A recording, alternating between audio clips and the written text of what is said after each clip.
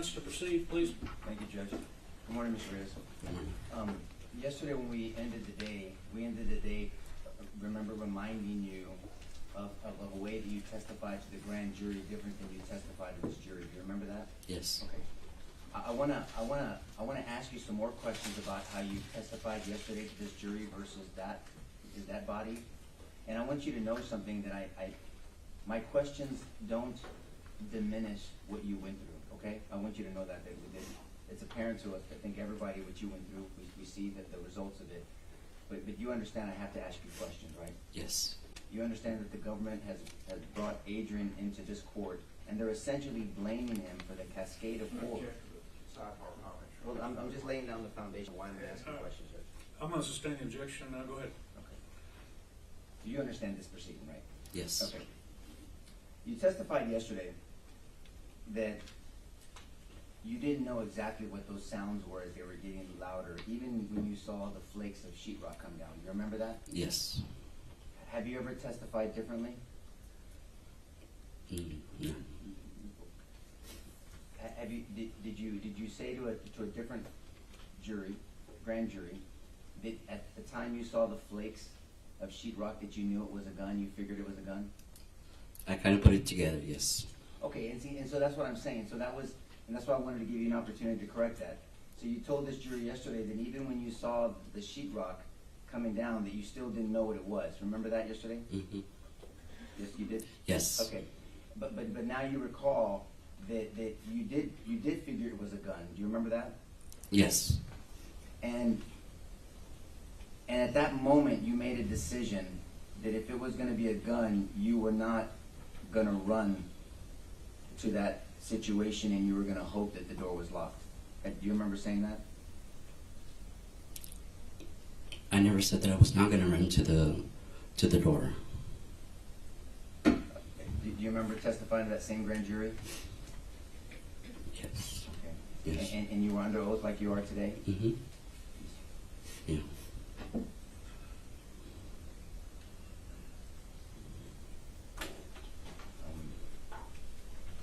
And you testified to the grand jury just similar to the way you're testifying before this jury, correct? Yes. I'm going to direct opposing counsel to transcript of the grand jury, page 54, lines 2 through 5.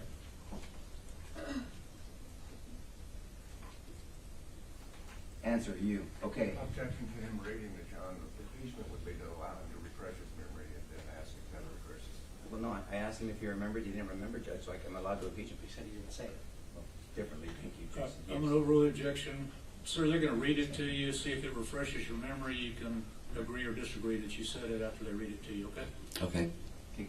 Question from a grand jury. You had already taken it, your words, upon yourself to do the lockdown. Turn off the light, secure the kids, but you never went or thought about locking the door and making sure it was locked? That was the question. Answer, okay, the reason that I didn't do all those because the lights were already off. And when I saw the sheetrock falling, I figured that it was something like a gun. So I told them to get in place, and seeing that I was not going to run to that. So I was hoping that my door was locked. Yes. And that's how you testified to the grand jury, right? Yes. But then you also took it a step further. You almost tied the fact that you weren't going to go running to the shooting to what you thought the officers weren't doing at that time. Do you recall that? No. Answer. Go ahead. I might have made that statement because when I got to the other side, I was shot already. So there was no chance for me to even run, and it happened like that. Well, I'm just going over what you testified to the grand jury, right? Would you like to look at it really quickly? No. Oh, you don't? Okay. So I'm going to read it to you, okay? Mm-hmm. If officers didn't want to go to the shooting, I didn't want to go either. Yes. I had the pencil to defend myself. Yes. So that's what you had testified before, and so you knew during the time that you were seeing this sheetrock chip off that you figured it was a gun, right? Yes. And you weren't sure if your door was locked, correct? Yes. But you weren't going to go check. I couldn't. Well, that's not what that you testified to before, right? You just weren't going to go. You were hoping it was locked. Do you remember that? We talked about that? I guess, yeah. I guess when I got up, I just had hope that it was locked. Right. Yeah. And I also want to direct your attention about something you testified yesterday about teachers at the school. You don't know what they knew about the magnets. Remember about that magnet system that was unofficially being used by teachers? Mm-hmm. Recall that? But you actually knew that almost every teacher had those magnets, right? I would say that most teachers have that kind of magnet because it's a manipulative, and so we do use them for math to do assignments. Yes. Okay. Well, two things I want to ask you what a manipulative is. But number two, yesterday you said I don't know what other teachers do. Do you remember saying that to this jury? Yes. Okay. But you did know. You knew that almost every teacher had those magnets, correct? Most teachers do have those magnets. Yes. And they used them in the doors, correct? Sometimes. Now, will you explain to this jury what a manipulative is? A manipulative is an object that is used to try to make the connection of. We use them mostly in math to make the connection. So, like, it would be like a small little toy. Like, we use a lot of bears. So that would be like adding 2 red bears to 2 blue bears, and that makes 4 bears. Okay. But they were used to bypass locks. Yes. Right. I mean, so because it was out of convenience, like you with the copier, but other teachers, because if kids needed to go in and out of the bathroom, because the school only gave keys, actual keys, teachers didn't want to go and have to unlock the doors. Yes. And then when it came to substitutes, though, when it came to substitute teachers, doors were left unlocked constantly because they didn't have even keys. Yes. So those doors were left locked whenever substitutes came in to teach. I think so, yes. Mm-hmm. Well, you knew so when you testified to the grand jury, right? Mm-hmm. Is that yes? Yes. Okay, sure. I mean, yeah. I want to talk to you about those tables that you directed the children to go under. The tables in your room were different than the tables in 112, would you say? In the sense of curtains. Your tables didn't have curtains. No. Right. No. And the tables in 112 did, to where kids could go under and then be covered by the curtains, correct? Yes. So when you say, and again, I say this respectfully, so when you say when children were hiding under the tables, the only way that would work is if somebody was looking up through a window for a moment. They weren't really hidden, correct? I guess if they look from that side, I don't understand what you're trying to. Okay, that's fine. May I stand up, Judge? Yes. If you're walking from this way, and let me present to you that there's an opening here. I don't know if you noticed it when you walked in. Mm-hmm. Right here. If my co-counsel and us get under this table, and I'm walking from the gallery here, we're not really hidden because we can see. I can see under the table, correct? Yes. Now, if there was a curtain here, then that would conceal us. So maybe if I walked by, I would notice and then keep walking. Now, do you understand my question? Yes. Okay. So your room didn't have those curtains, No.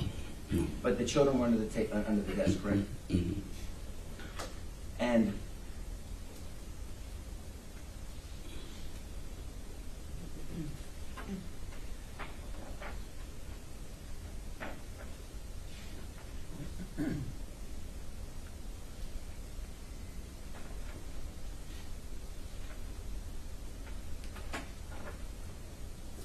And although I think you testified yesterday, although that your school was experiencing in the community a tremendous amount of bailouts,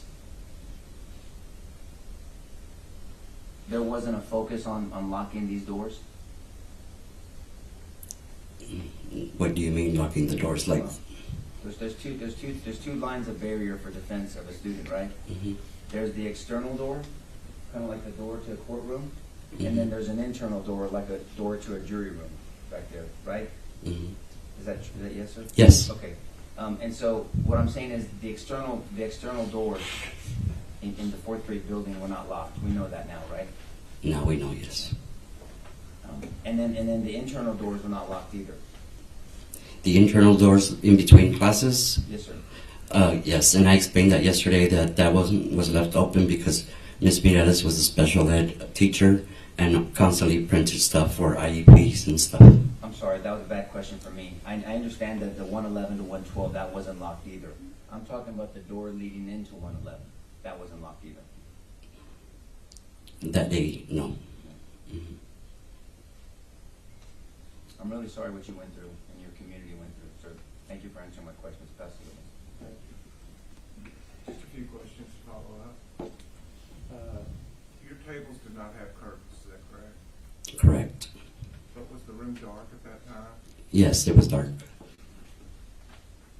And did that help shield where the children were? No, I mean curtains on the window. No, the fact that the room was dark. In my opinion, I say that it's out of view, and so I mean the curtains in room 112, that was a personal choice on her part. So I didn't have curtains on the bottom of my table. No. But the point of it is that the kids went where they were trained. Is that correct? Yes, sir. Even though there were gunshots going on, the kids had the sense to go where they were trained. Yes, sir.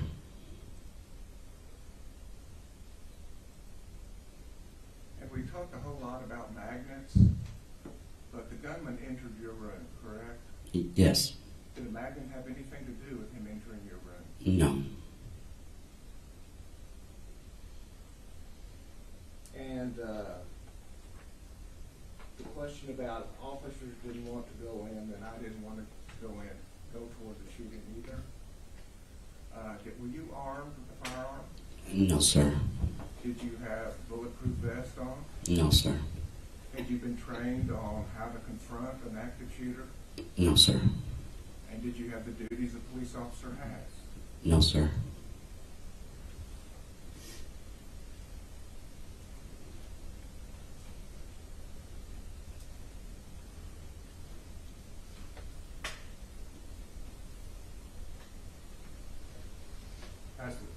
When you train on lockdown procedures, you're not trained to have a helmet or body armor or a long rifle, right? Correct.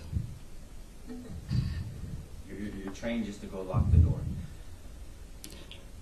And other things as well as to hide the kids. Yes. Yes, sir. Mm-hmm. But hiding the kids isn't as effective if that door is not locked.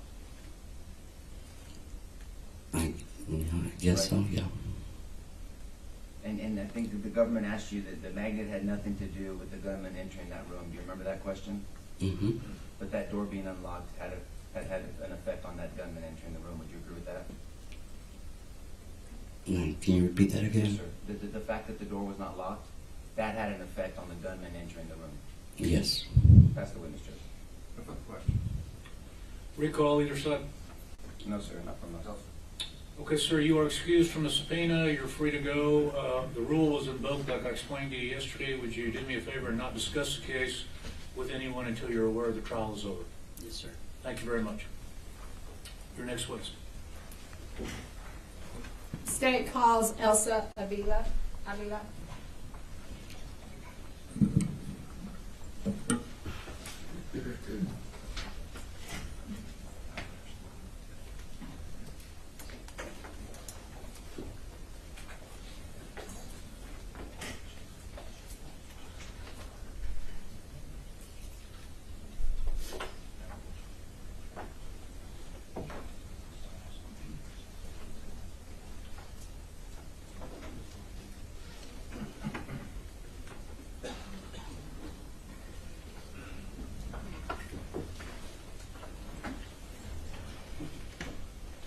Good morning, ma'am. You just come up to the bench here and raise your right hand.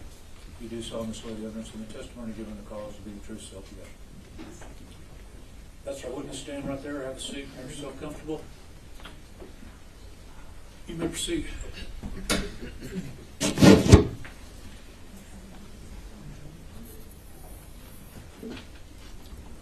morning. Good morning. Please state your name for the record. Elsa Avila. And Ms. Avila, where are you currently employed? I work at Sacred Heart Catholic School in Uvalde. How long were you employed with the Uvalde Independent School District? 26 years. And in May of 2022, where were you employed? What school? I was at Robb Elementary. And what was your job position at Robb Elementary? I was a 4th grade teacher. And how long had you worked at Robb Elementary at that time? About 8 years, and that was my 8th year. Okay. Did you work at other campuses with the Uvalde Independent School District? Yes, I did. What other campuses did you work I at? worked at Anthem Elementary. I'm going to ask you to let me finish the question. I know you're very nervous, and this is nerve-wracking. But just let me finish the question. Okay, I'm sorry. Okay. Did you also teach pre-K at some point? Yes, I did. And where was that at? I taught, that was not with the district though, I taught with community council. Community Council. Mhm. And for the jury and for The the Head Start program. Head Start program Yes, for the community. yes. Okay. As of 2022, how many years had you been teaching the 4th grade? From 2007 to 2022. Okay. And did you enjoy teaching the 4th grade? Yes, I did. Can you tell the jury why is that? Because the students were a lot more independent. You could reason with them. They, you know, it was just easier for me, and I enjoyed it. You enjoyed that grade level. Mhm. Now, for the school year of 2021 to 2022, did you begin that school year at Robb Elementary? Yes, I did. Now, can you explain to the jury what the Raptor system was at that time? The Raptor system was an alert system that the school district used. It was an app on our phones, and it was to alert us to any emergency at the school. Okay. And can you explain to the jury what is a lockdown as you understand it? A lockdown is when there's a threat at the school, so we need to lock our doors, turn off the lights, and get out of sight. Now, did you receive training as a teacher for the Uvalde Independent School District on a lockdown and the procedures of that? Yes. And who provided that training to you? We had it every year during our in-service before school started, and it was provided by police officers. Police officers for the Uvalde Independent School District? I believe so, or it could have been police officers from the city. I'm not quite sure. Well, do you remember who was the officer who provided the training to you? For that year, I remember that it was Ruben Ruiz and Ruben. another officer, but I don't remember who the other officer was, because it was always 2 officers that would come and do the training. And do you remember Ruben Ruiz being a police officer for the Uvalde Independent School District? I believe so. And his wife was a teacher, right? Yes, because I remember that year he was joking around with Eva there in the cafeteria when we were having the training that year. And when you mean by Eva, who are you speaking about? Eva Mireles, which was a co-worker. She was also a 4th grade teacher. Okay. And what room was she in? She was in room 112. Okay. And how often were you provided this training on lockdowns? We had it every year, like I said, during in-service before school started, every school year. Now, with regard to the children, how are they trained on lockdowns? The children, we practiced with them, and I believe we had a drill. We had the lockdown drills once every semester, one in the spring and one in the fall, or one in the fall and then one in the spring. And we would also, they knew we would lock the doors, turn off the lights, and get to our secure area out of sight, the furthest corner in the room away from the windows and the door. And who provided this training to the students? We did, the teachers. Now, when you are in training as to a lockdown, what are you trying to do as to the termination of that lockdown? When we're doing the drills, the admin or the principal will come on the intercom and say, our lockdown drill is over. But when we were trained that when it was a real lockdown situation, a real threat, then we would remain out of sight, stay quiet until law enforcement came and opened our doors. We were not to answer the door to anyone. If they knocked or they said, you know, we're here to open the door or open the door for us, we were trained that law enforcement would open the door because they would have the keys to our classrooms. Now I'm going to take you back to May 24th of 2022. What were your work hours that day? My work hours every day were from 7:30 to 4. And where was your classroom? What I'm going to do, we're going to show you State's Exhibit number 756.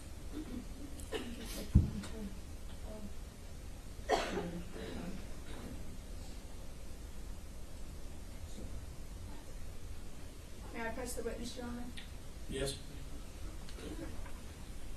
I'm going to give you a pointer, and I'm going to ask that you get up and show the jury where was your classroom on May 24th of 2022. I was in classroom 109.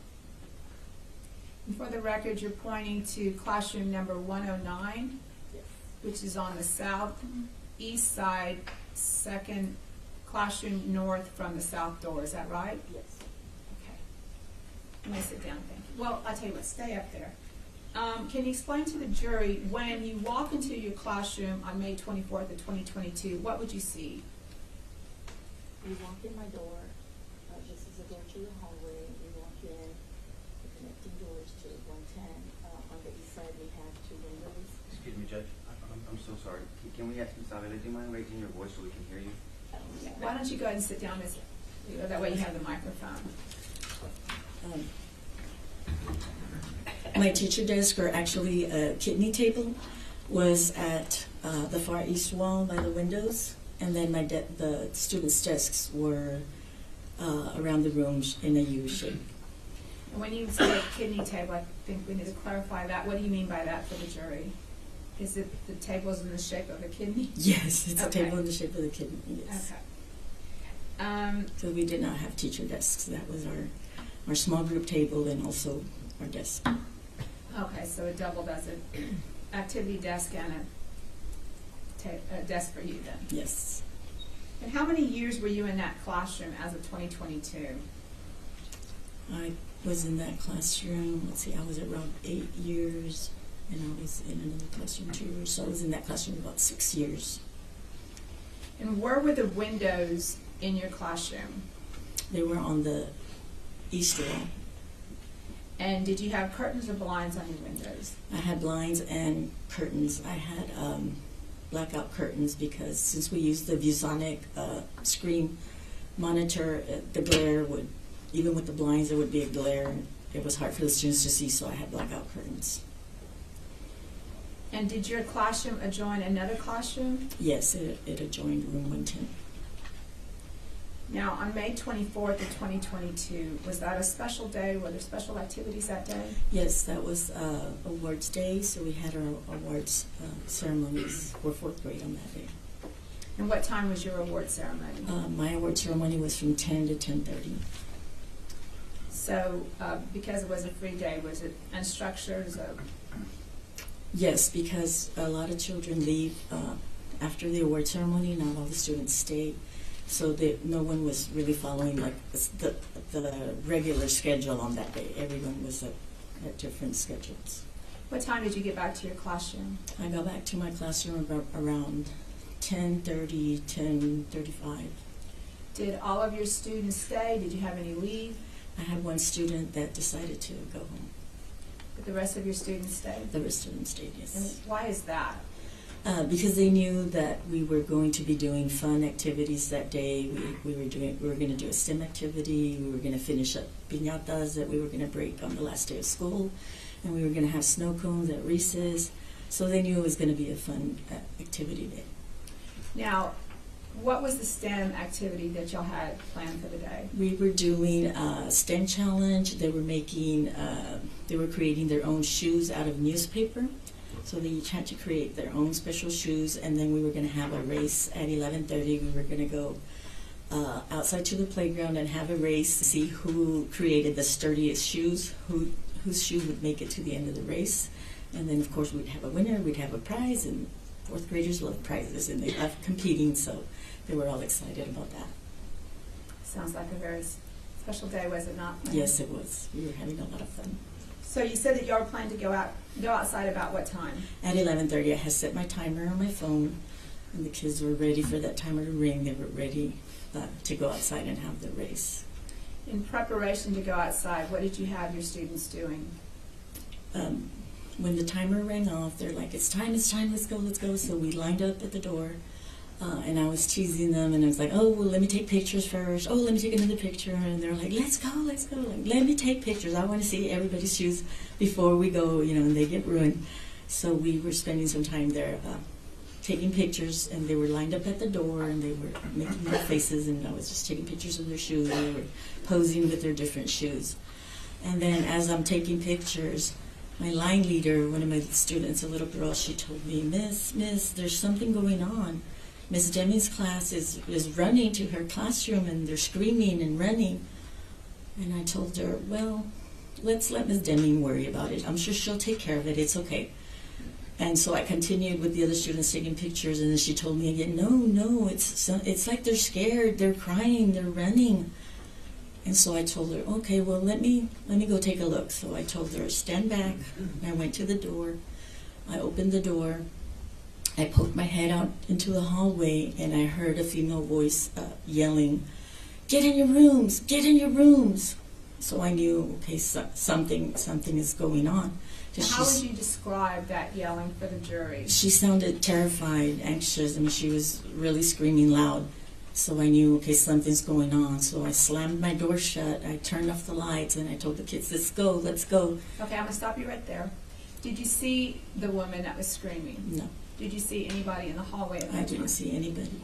So right now you have a woman screaming. She sounds terrified, is that right? Yes. Okay, so then what did you do? Like I said, I slammed my door, I turned off the lights, and I told the kids, let's go. And I mean, they know that that's... I'm going to stop you right there.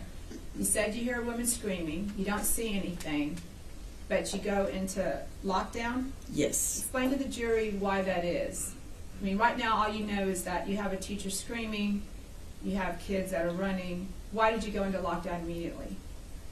Because I knew there was some kind of threat, there was some kind of danger, and we had to go into safety mode. We had to protect the kids. We had to be sure that everyone was safe. So what did you do then?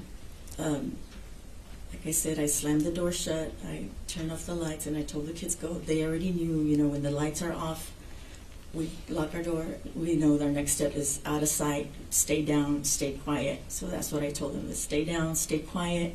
And I started directing them, but as soon as we started moving, we heard shots. We heard loud shots in the hallway. What were your students' reaction upon hearing these shots? That some of them started crying. They started moving faster towards the corner, getting under the counter,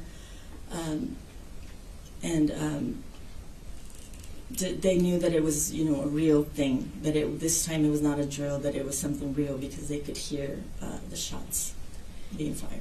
Now, what were you doing as the kids are getting down and hiding? What were you doing? I was directing them, to making sure that everyone was safe and out of sight, was down, and I saw that some kids had gone further down the classroom by the whiteboard, and they were getting too close to the window. So I stood up and was directing them to come closer, to the corner, to the west side, closer to me, where I could see everyone and where everyone was. And as I stood there and I was waving them over, that's when I felt, well, we were hearing shots, and I felt a shot on my left side. So you were shot at this point? At this point, yes. The moment that you're standing up directing the kids to get closer to you. Is that correct? Yes. So did you realize you were shot? I mean, what did you feel? Yes, because I felt the pain, I felt a burning pain, and I know I yelled, "Oh no, I'm shot!" And I fell to the floor. So yes, I knew I was shot, and I put my hand on my side, and I saw blood. When I took my hand away, I saw blood, so I knew that I had been shot. Once you fell to the floor, what happened next? I fell to the floor, and we kept hearing the shots. They were just going like that, just one after the other, one after the other, and it would stop, and then it would go, it would go, it would go, it would go. And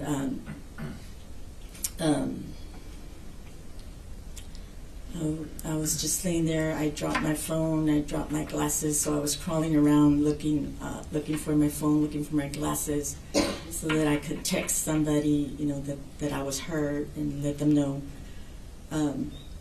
Were you able to text somebody to let them know that you were shot? Yes, I did.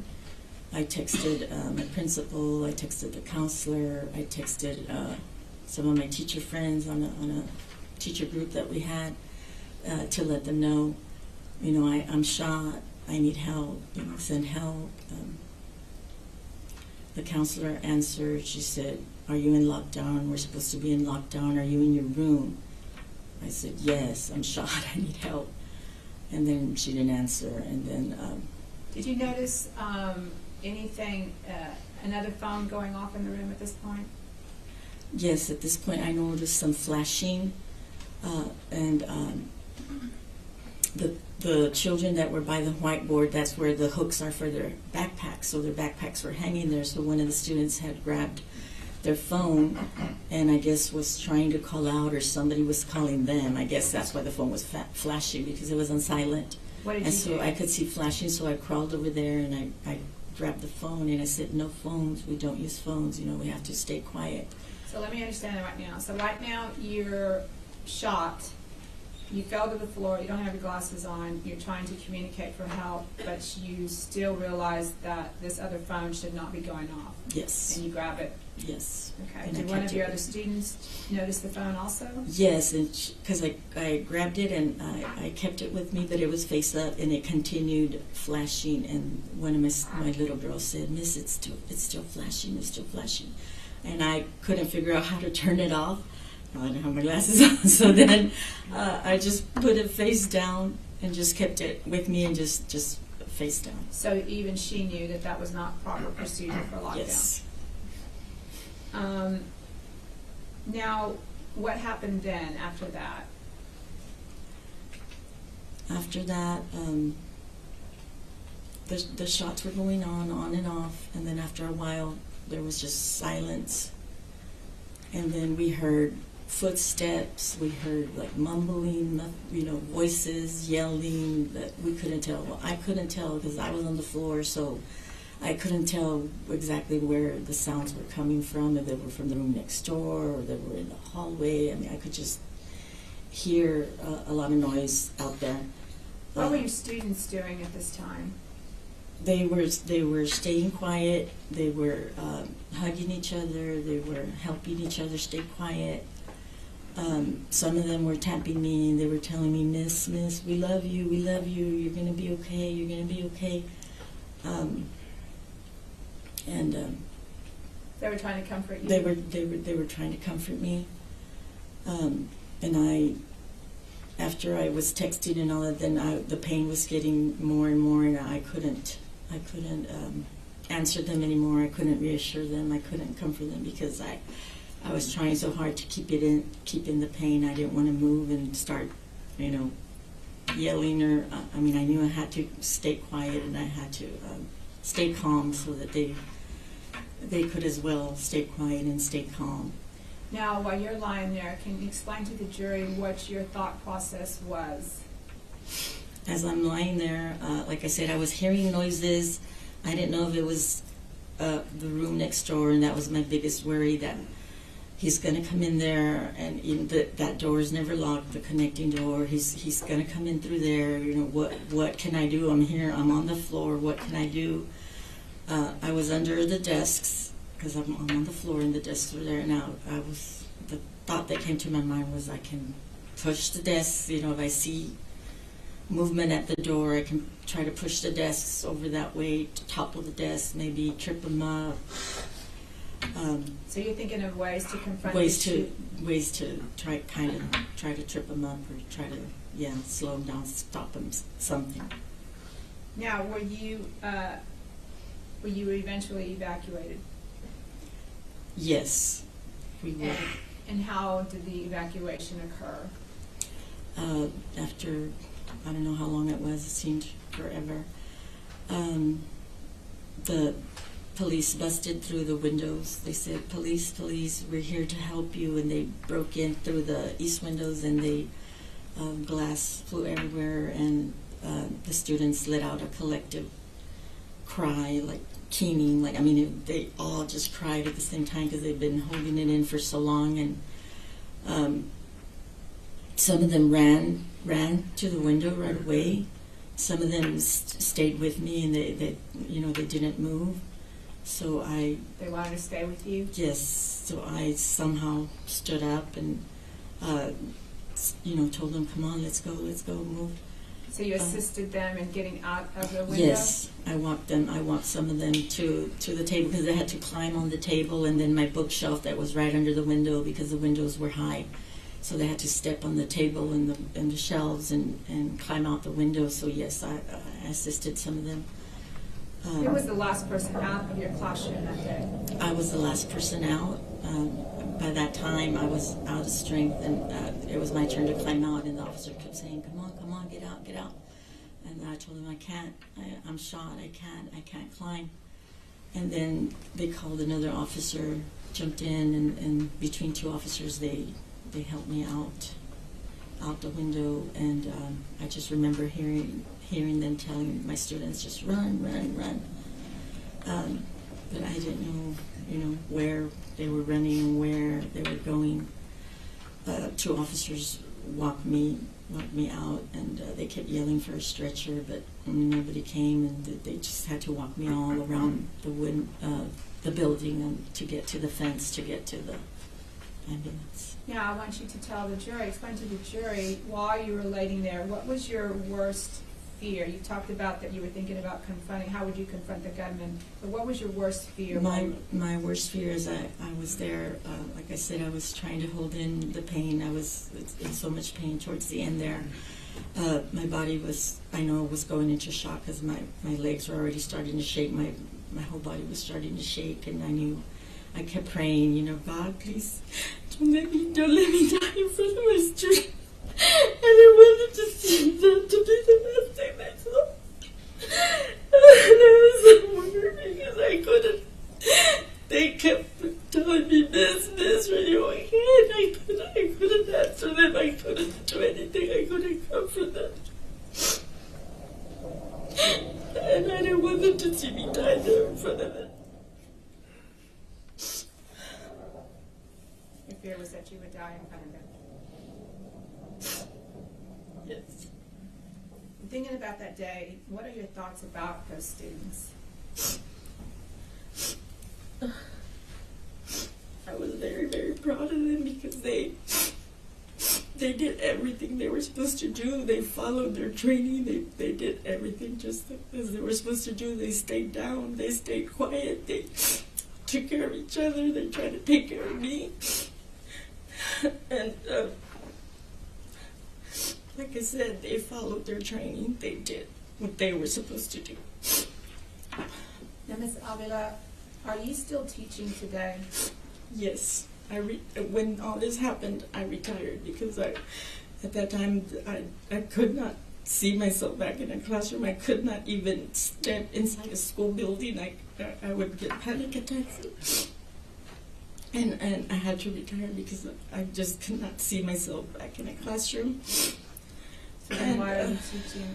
Well, I went through counseling, through PTSD therapy, and as I got better, medication, I got better. I missed it so much. I missed the teaching. So this year is my first year back. I was so happy to be back in the classroom. I love my students. We have a lot of fun. And so, thank God that I'm back in the classroom. Pass the witness.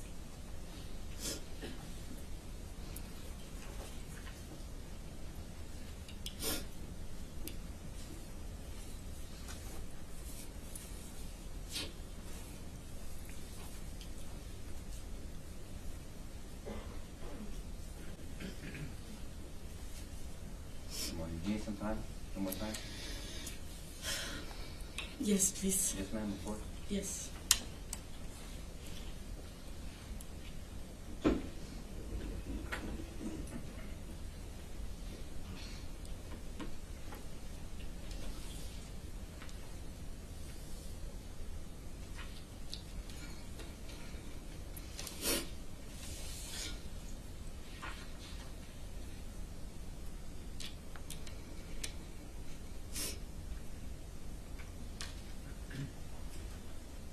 May I proceed? Yes.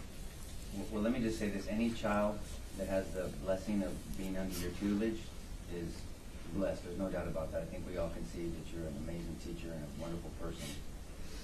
Congratulations on coming back to teaching. Sounds like it's a passion of yours. My name is Nico LaHood. I'm one of the lawyers that represents Adrian. Okay. Do you know what part of the trial this is? This is called cross-examination. Have you ever testified before? No. Okay. So you answered questions for the government. We get opportunities to ask you questions. I promise you I'm not going to be mean, and I'm not trying to trip you up. I'm just going to ask you some perspective questions, okay? Sure. If at any time you don't understand my question, just say, Nico, and you can call me Nico, please. Nico, can you repeat that, or whatever you want, just stop me and ask me to rephrase it, okay? And just for the court reporter, we have to say words like yes, no, just because she's typing it down. Okay? Yes. Thank you. So I guess we can start with like a Raptor system. I know that the jury's heard a number of times about the Raptor system, but is it fair to say, I think we've heard testimony that the Raptor system, no one got notifications on the Raptor system to this incident, right? Or do you recall? But I don't recall. I mean, I was holding my phone, but I don't recall the Raptor system going off on my phone. I don't know about everybody else. And was the Raptor system kind of something new that the school was trying out? Yes, I believe so. Okay. So it wasn't really refined yet, and teachers weren't using it as much as probably they intended it to. Is that a fair statement? Well, it was only for in case of an emergency, so we really hadn't had any emergencies, so we hadn't missed it. Okay. You didn't have emergencies, but there were quite a number of bailouts in that season of the school, right? Yes. And then the jury's heard this. Bailouts are where someone here, allegedly here illegally, is trying to get away from police. They ditch their car, they bail out of their car, and they're running, correct?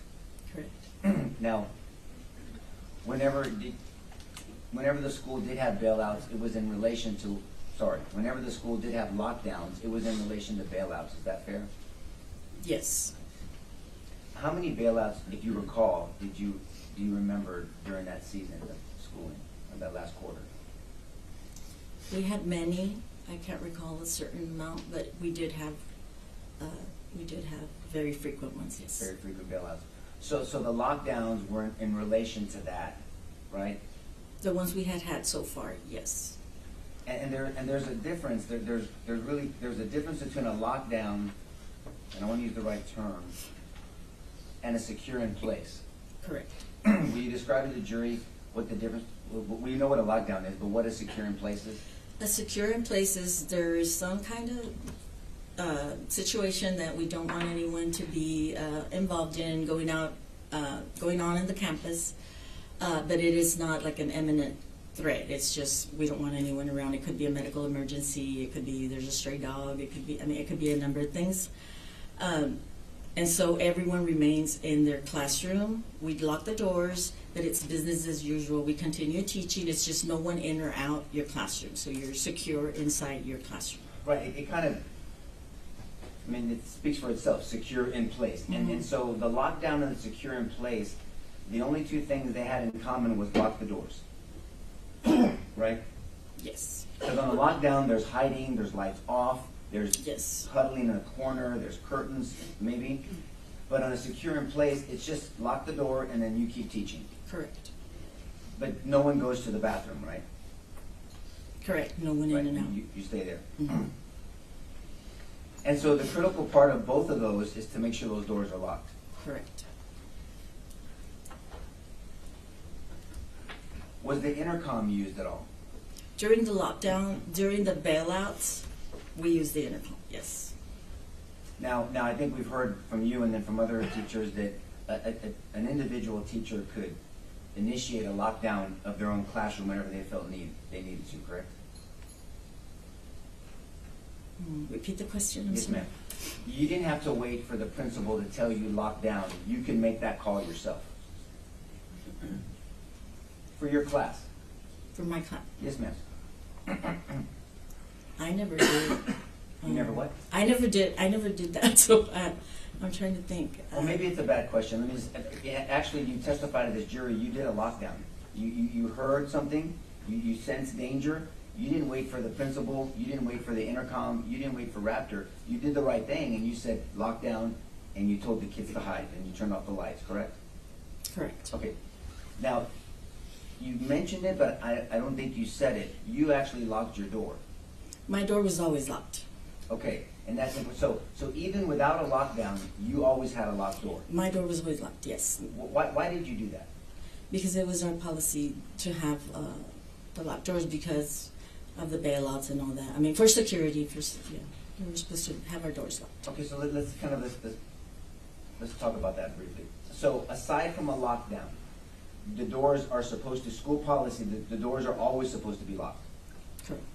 So when you come in the morning, you set up class, and your doors are locked. If a child has to go to the bathroom, would you go open the door for them, or were there kids designated to open doors for each other when they went to the restroom? The doors can be open from the inside, so I didn't have to open it for them. I mean, they could go out. But to come in, yes, my students knew. I had designated the students that were closest to the door. They were designated. They knew that they would open the door for the students going to the restroom.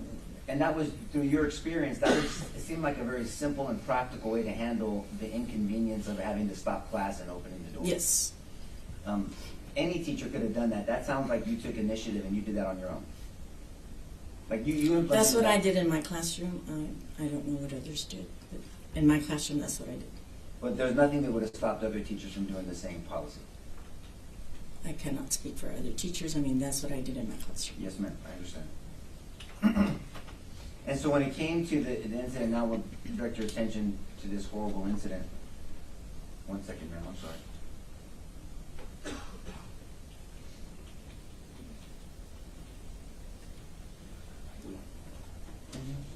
You mentioned the threats, the perceived threats from bailout. What did you perceive as a potential threat from a bailout?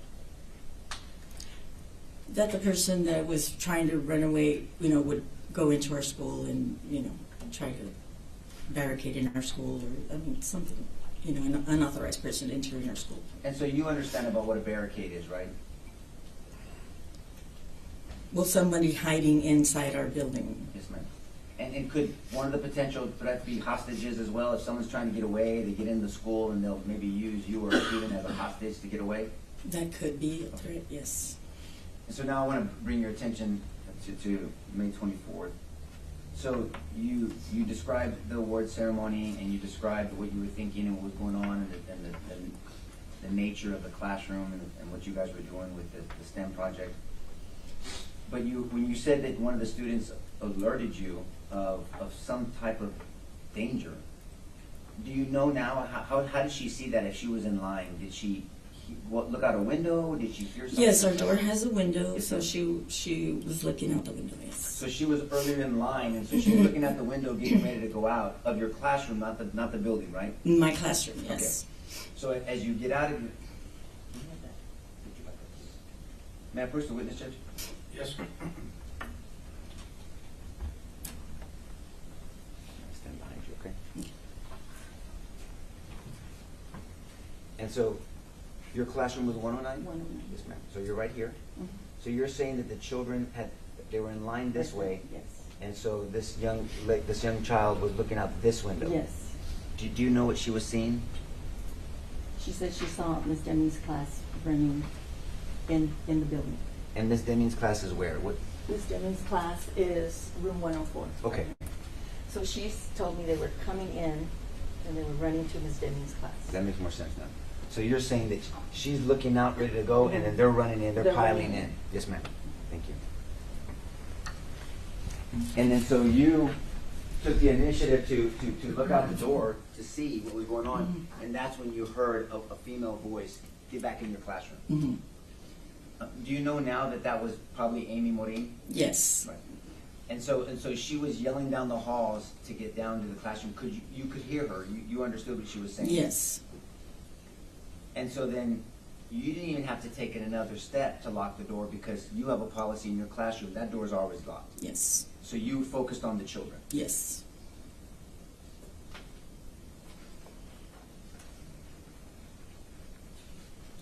And do you know now that the bullet that unfortunately hit you was shot from the outside going through the classroom across from you? I'm gonna object, cause for speculation. If she knows, Judge. I said if you know. No. If you know, you can answer, ma'am. No, I didn't know that. Okay, fair enough. But the shooter never got to your classroom down the hallway that you saw. I never saw him, no.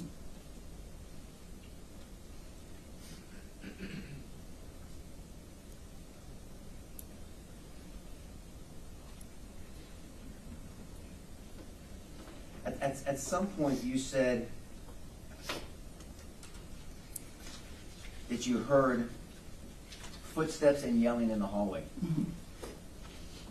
You now know that officers from the south door rushed into the building I'm early gonna on. object, cause for speculation. I don't think he's like the predicate for these questions. Well, and the predicate is you know now, and if she doesn't know, Judge. Okay, ma'am, just tell them if you know or not, and move on. Yes. You do know that officers came in the building, Yes. and early on in the process, earlier on. I'm not talking throughout the whole incident where there was 376 officers there. I'm talking about early on, a number of officers came in to that side of the south entrance. Do you not know that? Now do I know that? Yes, ma'am. After the fact, yes. Okay. But I'm just trying to correlate it, that those are the footsteps maybe that you were hearing and the talking, the yelling back and forth. That's all. I'm correlating it to that. I don't know. I just heard noises. I don't know where they came from. Yes, ma'am.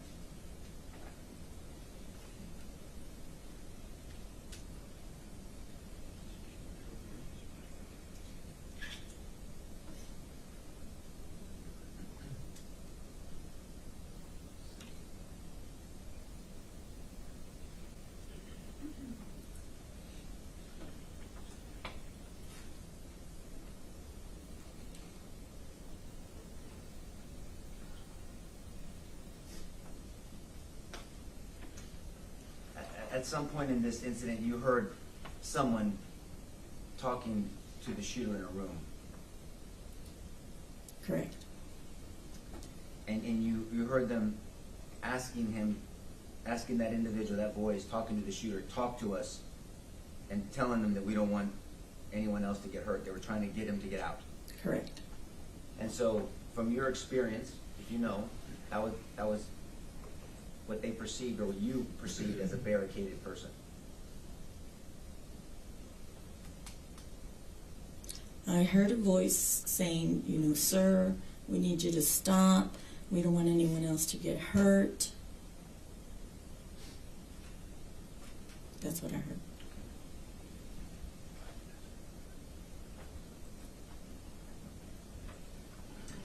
And do you know, are you aware of the policy of the doors to the building to even enter the fourth grade building, whether they should be locked at all times?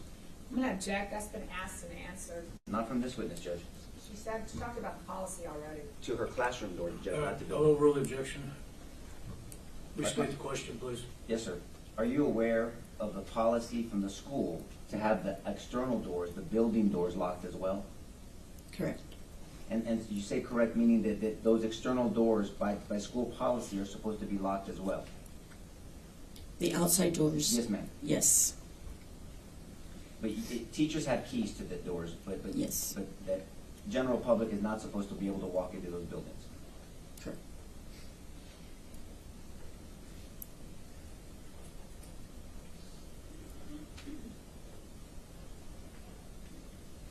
Ms. Alvet, thank you for your testimony, and I'm very sorry that you went through this incident. God bless you. Good. Yes, ma'am. With regard to your door to your classroom, you said it was always locked, but did you have to lock it from the inside or the outside? From the outside.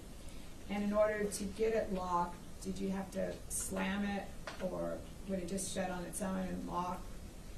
No, we had to slam it. Even the students already knew you had to slam it because sometimes the lock wouldn't catch. Even though it was locked, if you didn't slam it, the lock just wouldn't catch. So they knew to slam it every time we closed it.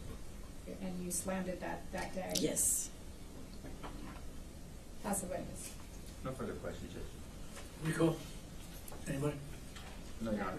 No recall, Your All Honor. right, ma'am, you are excused, released from the subpoena. However, the rules have been invoked in the case, so I would ask you not to discuss the case with anyone until you're aware the trial is over. Thank you very much. Your next witness, please. State calls Aaron Robin.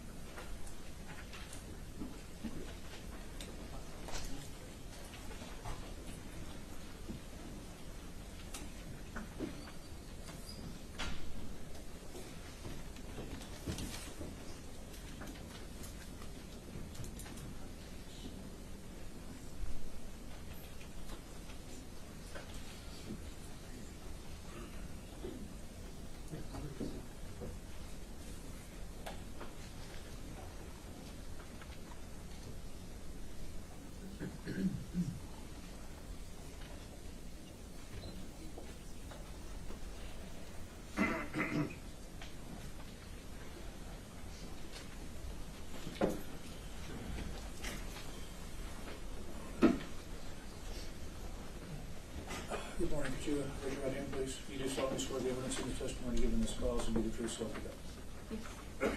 Just have a seat over here and adjust that microphone, make it comfortable for you. The state will proceed when they're ready.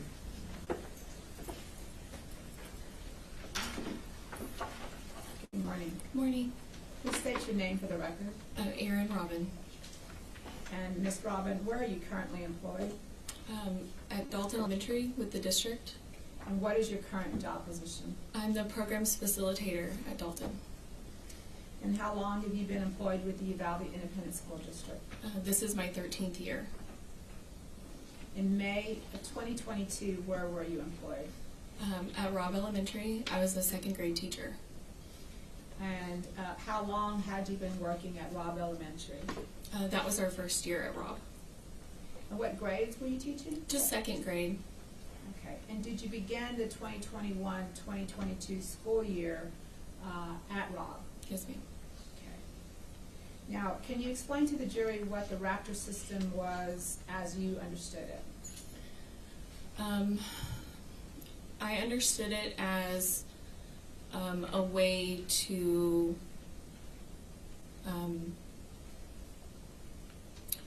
let all staff or faculty that are on the campus know of any kind of emergencies or anything like that. And can you explain to the jury what your understanding of what a lockdown is? A lockdown is when the procedures are simple, like lights, locks, out of sight. We usually have one drill, maybe two, the whole school year. That's an actual lockdown. We'll have monthly drills, but they're not always a lockdown drill. Usually at the beginning of the year, we go over what to do, and it's just lock the door, make sure the door's locked, turn the lights out, and hide. And who provides this training? The principals.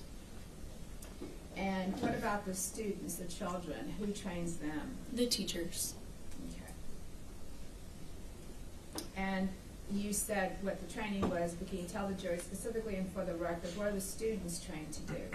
So when I train my students, we kind of have a very calm discussion beforehand, kind of prepping them of like when we would have this scenario, when we would do a lockdown.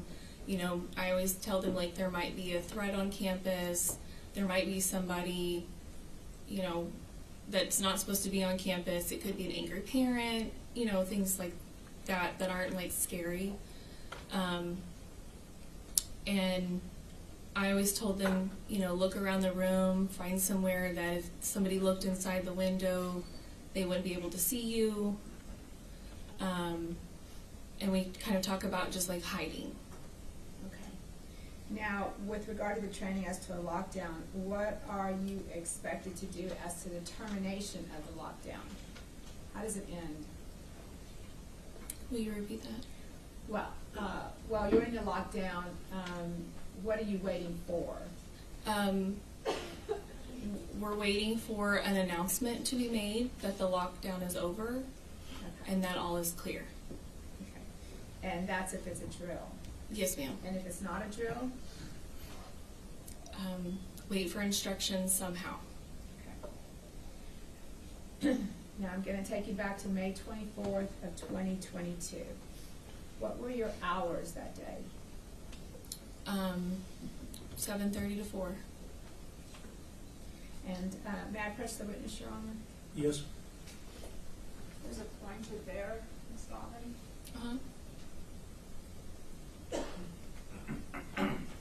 Let me show you what's been marked as State's Exhibit number 1. Can you explain to the jury where your classroom was on this map? So my classroom is right here on this wing, and it is next to the restrooms. This concrete piece right here are water fountains, and my classroom is right here between the bathrooms. There's a boys' bathroom and a girls' bathroom, and then my classroom sits right here, and then there's 2 more. And for the record, you're pointing down to the 4th building south, which would be the D wing. Is that what you said? Yes, if this is A.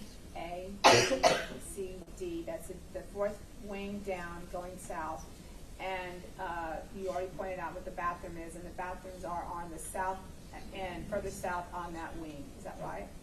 They're right here, yes. Okay. We just need to make a record. Okay. Now, is this part of the campus, this eastern part of the campus, is that known as the old part of Robb Elementary? Yes, ma'am. And what is this area right here? That would be considered the new building. And is that where the 4th graders were housed? Yes, ma'am. That's a 4th grade wing? Yes, ma'am. Okay.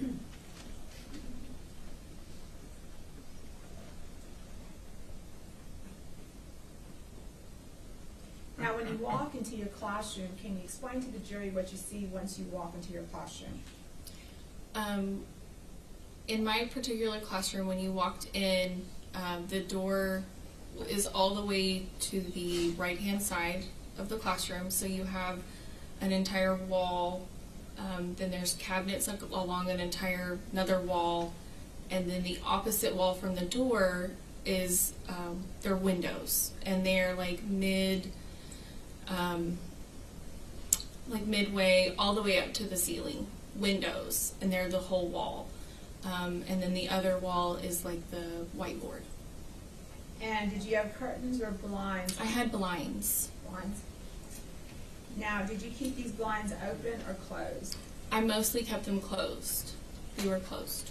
Did your classroom adjoin another classroom? No, ma'am. Okay. Now, on May 24th of 2022, was there anything going on special that day? We had award ceremonies that morning.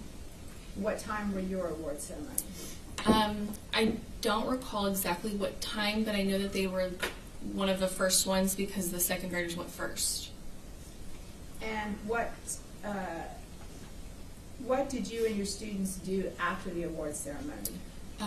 We went back to our classroom. I don't recall exactly what activities we did, but we stayed in our classroom until lunchtime. And what was the normal schedule for picking up your kids after lunch? At the time of pickup, it's all set in stone in the schedule. You picked them up in the grassy area near the playground. Okay. May I punch again? Yes.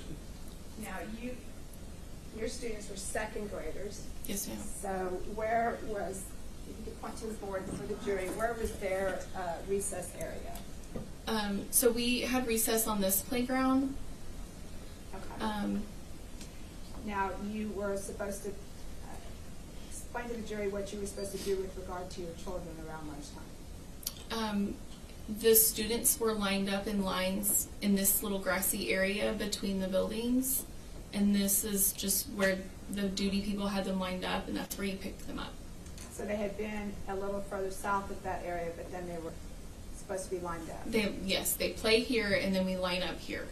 And what is your responsibility after they're lined up? To walk them to our classroom. And what time was that for that day? I was about 5 minutes late picking them up that day. I was making copies during my lunchtime, and I had a jam in the copier, and it took me a little while to get that ready and unjammed before I left the copier. So I was late picking them up. Now, when you pick up your students, what way do you walk? We walk on the sidewalk, down the sidewalk, and then down our wing. So that goes south, is that right? Mm-hmm. Okay. And did you do that this day? Did you pick them up? Yes, ma'am. Okay, then after you picked them up, what happened? We always stop for a restroom break, and so I had a student holding our classroom door open, and I was standing in front of the bathrooms, and I was just monitoring the kids going to the restrooms. Now, can you stand up and just kind of show the jury how you were standing so we can understand that? I'm just standing. Okay, okay. Did you have the door propped open or anything? A student was holding the door open. Okay. Now, what area were you facing when you were standing in front of the bathroom door? I was facing the fourth grade building, I guess, that area. The para that watches the kids was walking down that sidewalk. Okay, I'm going to stop you there. When you say para, what does that mean? She is the PE, like, paraprofessional. She's like an assistant. Okay.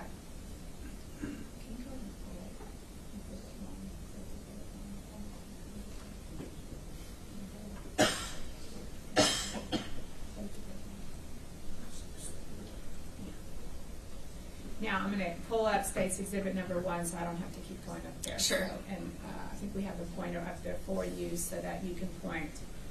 I want the jury to understand where you were coming from. So. Okay.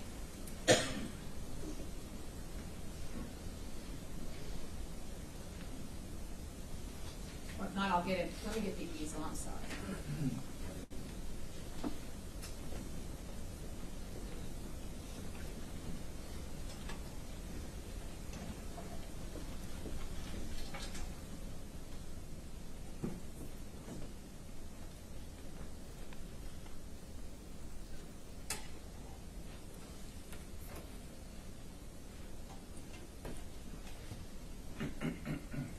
Ms. Robin, if you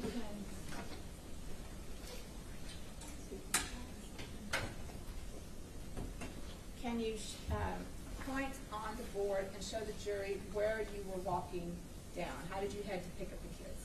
I picked them up here, and we walked down the sidewalk, and then there's a sidewalk right here in front of our building, and we walked down on this side. And you were facing the fourth grade building at this point? Yes, walking this direction, we were facing it. Let me return to my seat.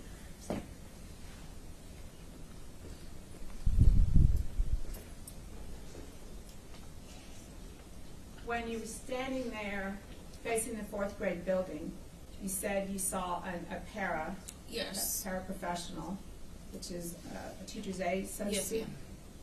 And what did you see her doing? She was walking normally, and she got, do you want me to point to the sidewalk where she Yes. was? She was walking down this sidewalk to the PE pavilion because there was like a next PE class. She got about right here. She turned around and ran back towards me. And what did she, did you see the look on her face, or could you see her? Yes, she was very panicked looking, scared, and she got to me and she said, "There's a man with a gun." I was surprised as well, and it kind of took me by surprise, and I'm like, "What?" and she repeated it, "There's a man with a gun, I heard it on my walkie." She carries just like one of our school walkies. You mean walkie-talkie? Yes, a walkie-talkie, yes, ma'am. Now, you're saying it very calm today, but was she telling you that in a calm voice? No, Explain to the jury her tone. just frantic, panicked. What else did she say to you?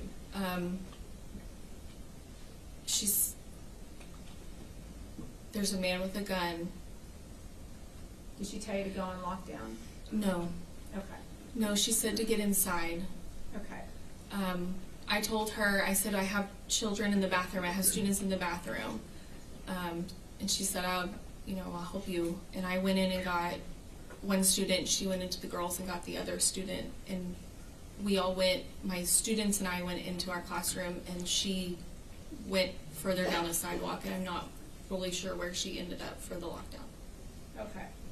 Now, at this point, all you know is that she said that there's a man with a gun, Mm-hmm. and so you immediately go into your training. Correct. Okay. So once you got all your students into your classroom, what did you do?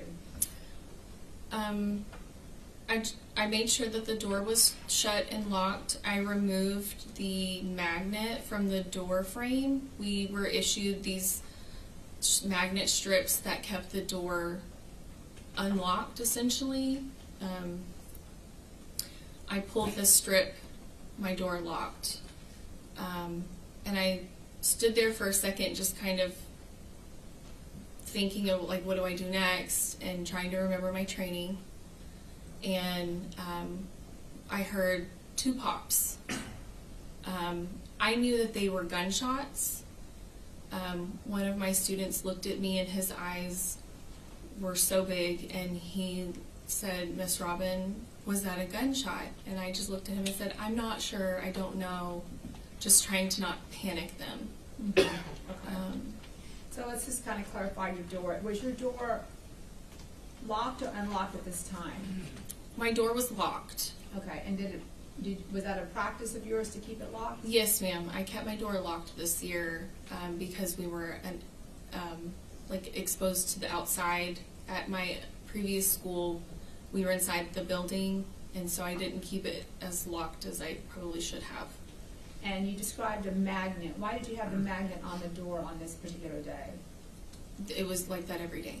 And why is that? Because kids go in and out to the bathroom all day long, or people, counselors, whomever need to come in. Okay. But you pulled the magnet and I did, and it was locked. Okay.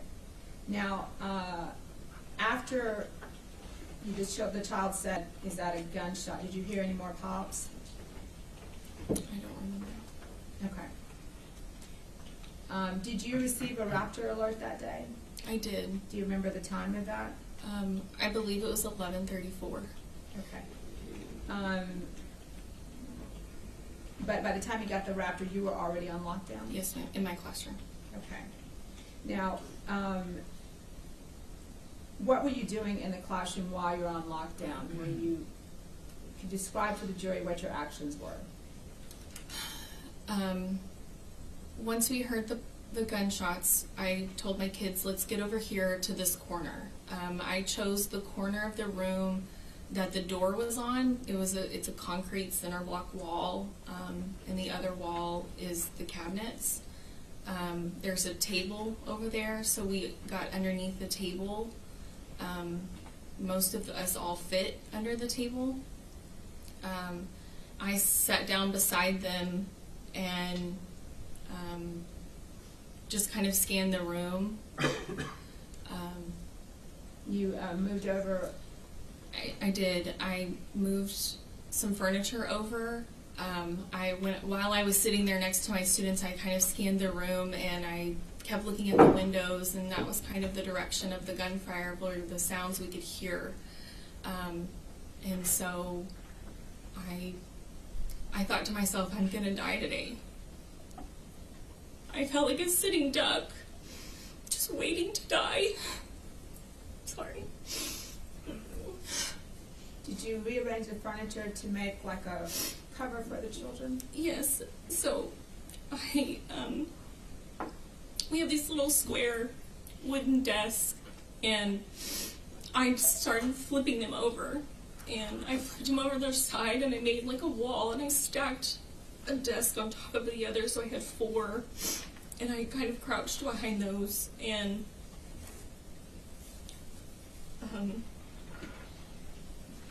I could see the door between the 2 cracks. I could see the window of the door. And we just sat there waiting. Did you keep your eyes on the door? I did. And can you explain to the jury why that was? While I was sitting there, my students complied with everything that I told them. They were very quiet. I did have some students crying.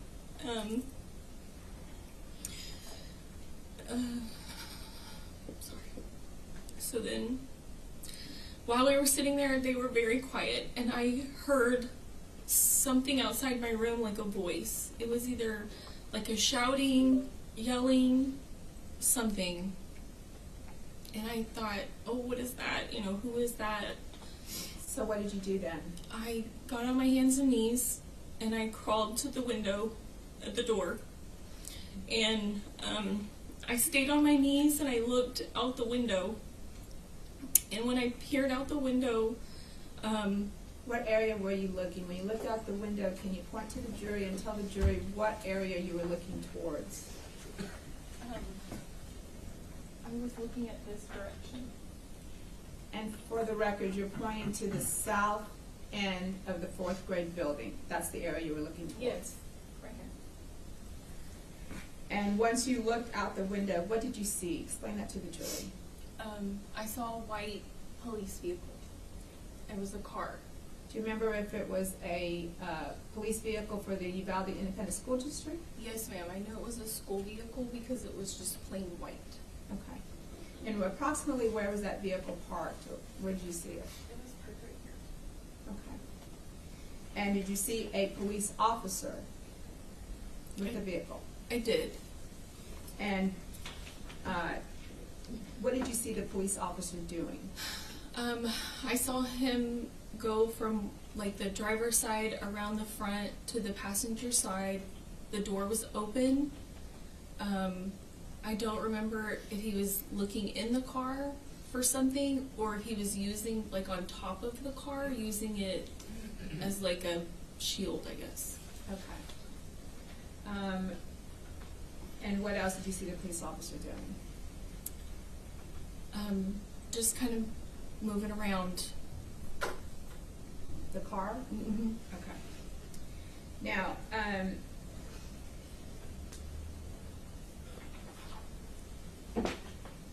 was he saying anything? I didn't hear anything. Okay. You didn't hear him yelling anything? No, not while I was looking out the window. Now, Ms. Robin, once you saw, let me back up, did you recognize the police officer? No, ma'am. Once you saw the police officer, can you tell the jury what your thoughts were at this time? My first thought was, the good guys are here. The police are here. We're going to be okay. You know, they're here. They responded. Now, after you saw the police officer through the window, what did you do? I got back on my hands and knees, and I crawled back to my students, and I sat with them, and I told them, you know, it's going to be okay. The police are here. I still sat there continuing to monitor through the crack between the 2 desks that I could see the window. Now, what was your initial thought process regarding where you had put the students? And I just want to clarify, where did you have the students along what wall? Along the center block wall. And did you question that decision of yours at some point? As to whether or not they would be safe there? Yes, and then I thought I need desks, I need more, so I moved more items closer to us. Okay. Now, were you eventually evacuated? Yes, ma'am. Okay, and how were you evacuated? We sat there for a while. I was I continued to look through the crack of the desk, and eventually a man stuck his face into the window of our classroom. And at the time he said, "I'm officer," and then I don't know what he said. I don't know if he said his name and then like who he was with, or I don't know. He identified himself as "I'm officer," and that's all I remember. And then he left. And so I got up from where I was sitting with the kids, and I went to the door. And when I looked out the window, I could see another officer that was like a cross in the grass, wearing a vest, and he had a gun. And I also saw another officer, and then I could see him going down to the other classrooms. Was this time that you saw these officers, was it a considerable amount of time after you saw that initial police officer with the car? Yes, ma'am. Okay. So can you tell the jury how you got your students out of that classroom? The officer did come back to the door, and so I went ahead and cracked open the door, and he came to the door, and he said, "I'm officer so-and-so with whatever agency." He said, "Prepare your students to evacuate." And I said, "Okay." So I'm just thinking back to, again, like our training, and, I'm thinking we just need to make sure we stay together. I went back to I closed the door, went back to my students, I crouched down, and I said, "Guys, we're going to be okay, we're going to evacuate, we're leaving." I said, "Hold each other's hands, and don't let go." And they did. They did exactly what I told them. Did you explain to them that they were going to see a bunch of police officers? I did. I said, "There's some people outside, they have guns." I said, "It's okay, they're the good ones." And at that point, you all were evacuated? Yes, ma'am. And in thinking about that day, Ms. Robin, what are your thoughts about your students that day?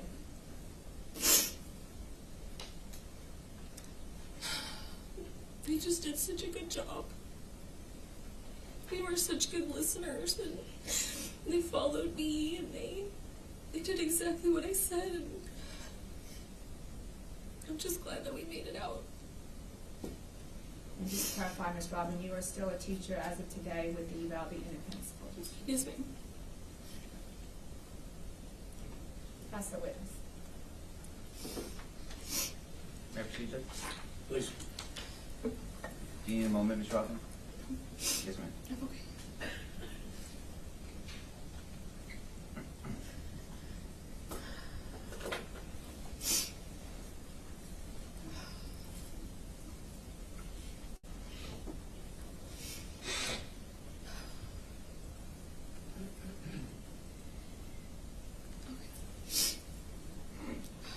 Thank you for coming in and testifying. And it's apparent it's very difficult for you and many other witnesses, so I think we all appreciate that. My name is Nico LaHood. I'm one of the lawyers that represents Adrian, okay? You've never testified before, I'm assuming? No, sir. Okay, so this is cross-examination. I've been explaining that to each witness. Okay. I'm not going to go at you. There's no trick questions. There's no gotcha moments. I'm just going to ask questions to bring context and clarity. And the reason why is because this was a stressful situation to you, obviously, right? Mm-hmm. And just for the record, you have to say a word, yes or no. Yes. Yes, that's okay. It's Okay. for the court reporter. And so the reason why we ask is because we're asking people something and kind of reminding them of what they said maybe previously. So, just for the jury's notice, you've said this, your experience to other people before, right? Yes, sir. And you I think interviewed with the Texas Rangers, Yes, sir. and you've also spoken with the government. Yes, sir. And have you spoken any other times before those two? Aside from those two? Not publicly, Right. maybe to my therapist. Yes, ma'am. But you and I have never spoken. No, sir. Or you've never spoken to anybody on the defense side. No, sir. So I want to talk about these drills. I think that the government opened up asking you questions about the lockdown drills. Mhm. And if I heard you correctly, and it seems consistent, that there was only one or two drills the whole year. Yes. It sounds to me like you felt there should have been more.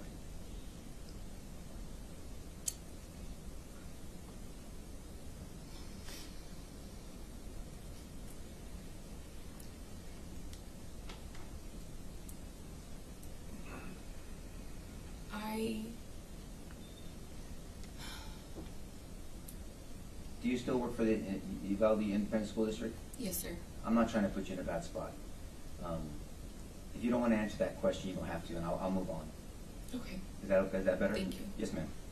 Okay, so, and it also sounds like you prepared your students yourself. Yes, sir. Okay, so there's some general, however many times a year, there's some general information shared with teachers, but then it sounds like each individual teacher, and you did a wonderful job of taking responsibility and you preparing your students yourself. Yes, sir. That's Yes. right. Because you're with your students every day. Yes. And so, it also sounds like you explain some practical things to them as well. Yes, sir.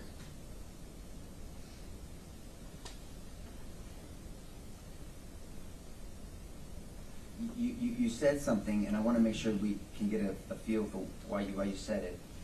You said you felt like you were a sitting duck out there. Yes. Is that because you were in a separate wing outside of a building, or is it because that the school did not have a designated police officer full-time? I felt like a sitting duck because of my room, of the wall of glass.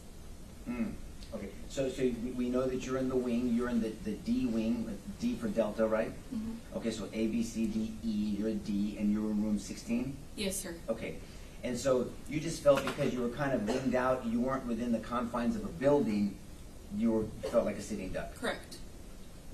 But I guess the second part of my earlier question was, it's also a fact that Robb Elementary, unfortunately, did not have a full-time officer assigned to it. Are you aware of that? Yes. And so the high school had a full-time officer, but not the elementary school. Yes.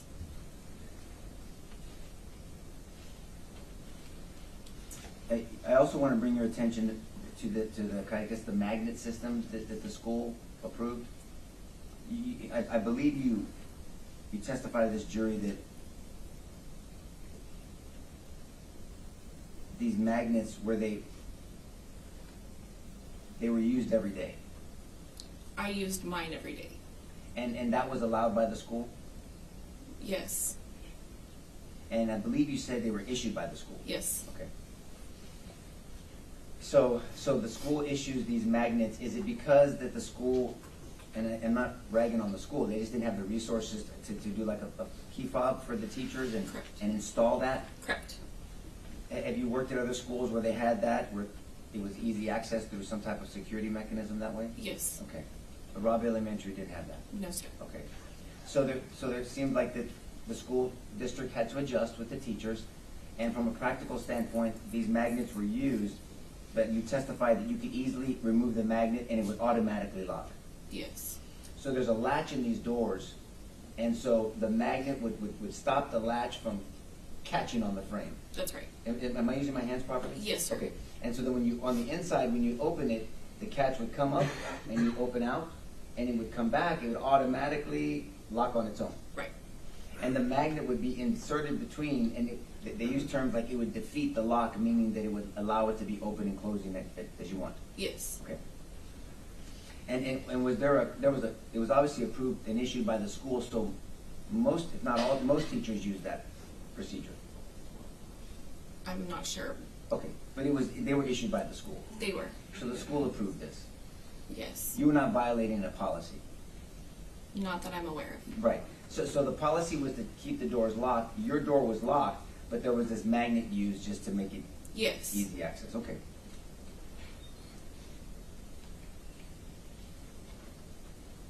Now, to bring your attention back to the incident, and when you got your children out of the bathroom and into your classroom, you didn't have to lock the door because your door was always locked. Yes, sir. You just removed that magnet. Yes, sir. Got it. And then you made a strategic decision to go to a certain corner of the room. Now, the government asked you on whether you second-guessed that decision. Was that the corner that you'd always practiced on those 1 or 2 times a year drill? Yes. But yet, at this time, once it was actually happening, you questioned on whether that was the best corner?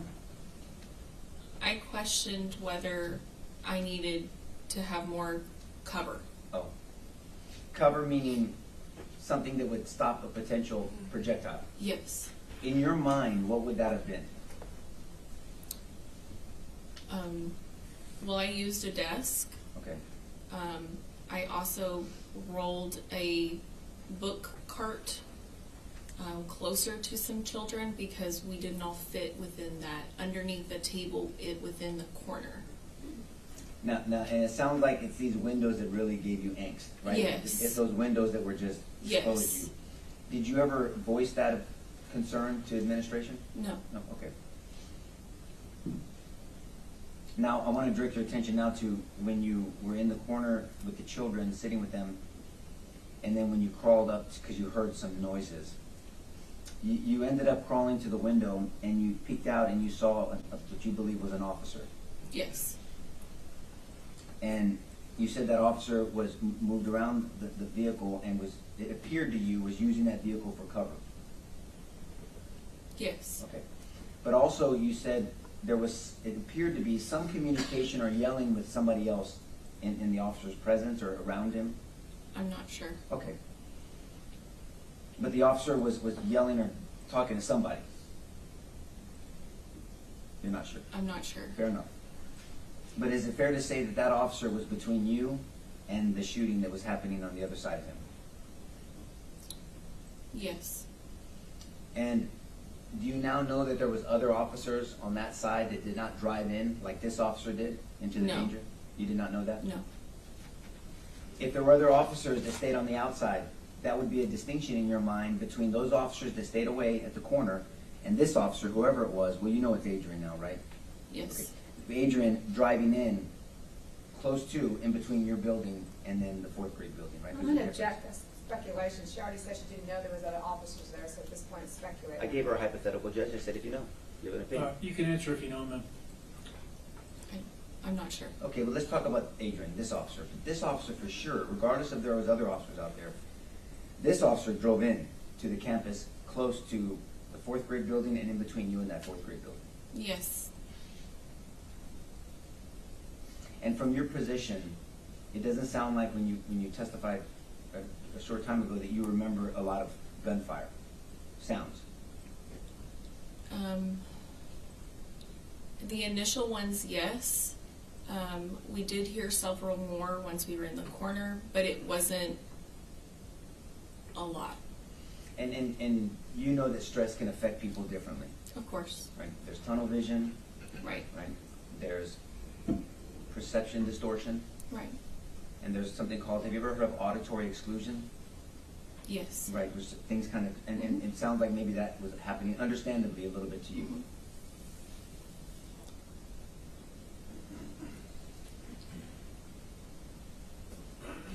You're a blessing to your profession, ma'am. Thank you for answering my questions. Pass the witness. No more questions, Your Honor. She may be excused.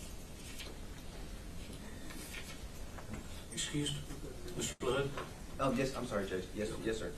You're released from the subpoena, ma'am, and you're free to go. Thank you for being here. We would ask, because the rule's been invoked, that you not discuss the case with anybody until you're aware the trial is over with. Thank you very much. Thank you. All right, ladies and gentlemen, let me go and give you your morning recess. Take about 10-15 minutes. We'll call you back in shortly. Would everyone rise for the jury?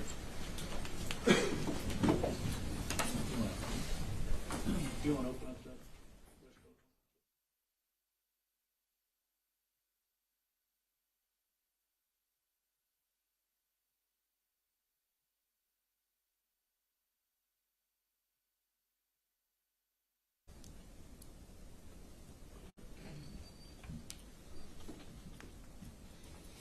And I'll direct your attention then, if we could, go to May 24th, 2022. You recall that day? Yes, sir. Were you on duty that day? I was off duty. And around 11:30, what were you doing? I had just finished up a run. I was on the way to the gym in my patrol unit. They let us take it off duty. What do you mean by I just finished up a run? I just ran. I was on the way to the gym. It was my day off. But I had my patrol unit. They let us take it to the gym. They don't pay you to work out, but they let you do it on your time off. So on your time off, you were doing running. I mean, just jogging, is it I had done a couple miles and I was on the way to the gym. to do weights? Yes. Okay. And did something keep you from getting to the gym? I got a text message. There's a group message with it's the sheriff, the chief, the deputies, and that's when I heard about an active shooter at, well, they said a school. I didn't know what school yet. So I turned around. You heard an active shooter and you turned around? Yes, sir. Where did you point your vehicle? I was going westbound on 57 towards La Pryor. I turned eastbound, headed towards Batesville to take 117 towards Uvalde. So the active shooter, you knew it was in Uvalde? Yes, sir. And is that your jurisdiction? No. Is it your county? No. And yet you went? Yes. And how long did it take you to get there?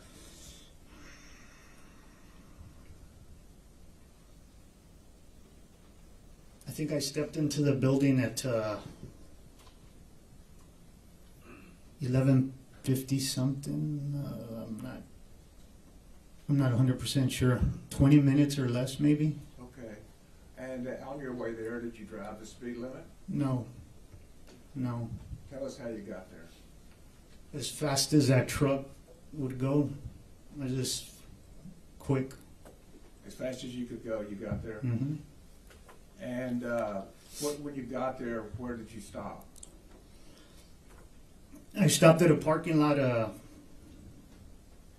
I don't know if it's the northeast, to the right of a cafeteria, to get my rifle and put on a vest that I had. Okay. May I approach your honor? Yes, sir. There's a pointer right there in front of you. Take you a second to look at Geraldine Street, Rose Street, and Robb Elementary. Okay. So this would be the cafeteria? There's people right here on the end. If you could just scoot that way just a touch, I'll scoot it over.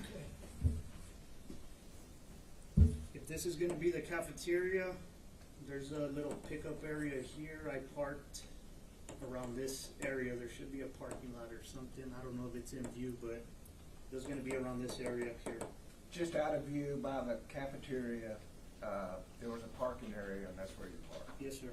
And that's on that far bottom corner to the right, far right. Yes, sir.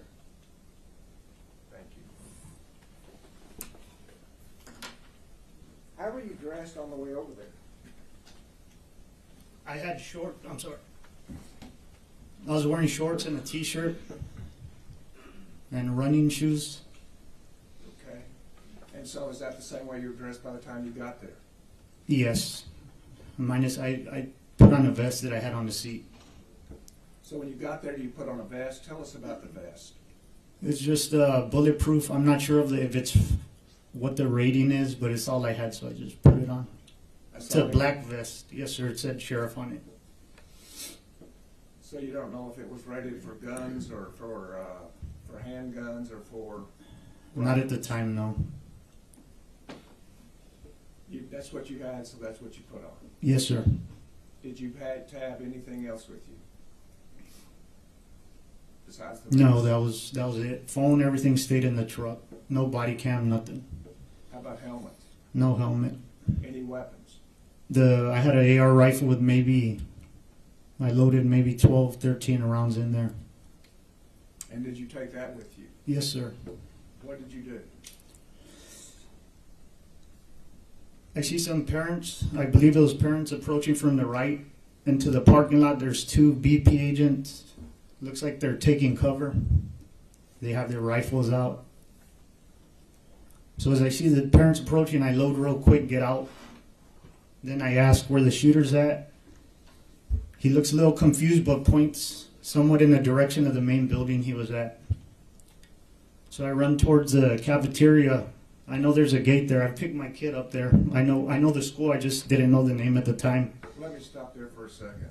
You said you picked your kid up there? Yeah, I picked my daughter up right there on the side of the cafeteria. There's a little driveway you pick up the kid. So I picked her up there before I know where the main office is at and the cafeteria. Other than that, I just know that location. So was she going to school there that day? Yes. Okay. So then what happened? So I know there's a gate right there to the cafeteria, so I make my way to the gate. There's a school, I think it was a school officer coming out. I think it was Mike Hernandez. he has something in his hand. He's walking away and ask him where the shooter's at. And same thing, he looks kind of confused, points. So I go past him. There's a parallel buildings after the cafeteria. Behind it, you have those parallel buildings and the main building. So I run in between those buildings. I think I don't know if it was county or those two officers. Same thing, I ask where the shooter's at, and they point towards the main building. Like, I don't know the direction. They say, be careful, he's shooting out of the window. So I make my way past that, and then next thing I know, I'm in the building. I don't remember if there was somebody at the door or not. And from there, I just remember linking up with Gonzales and whatever officers were there, pointing their barrels down the hall. Okay. Now approach again, Your Honor, to show.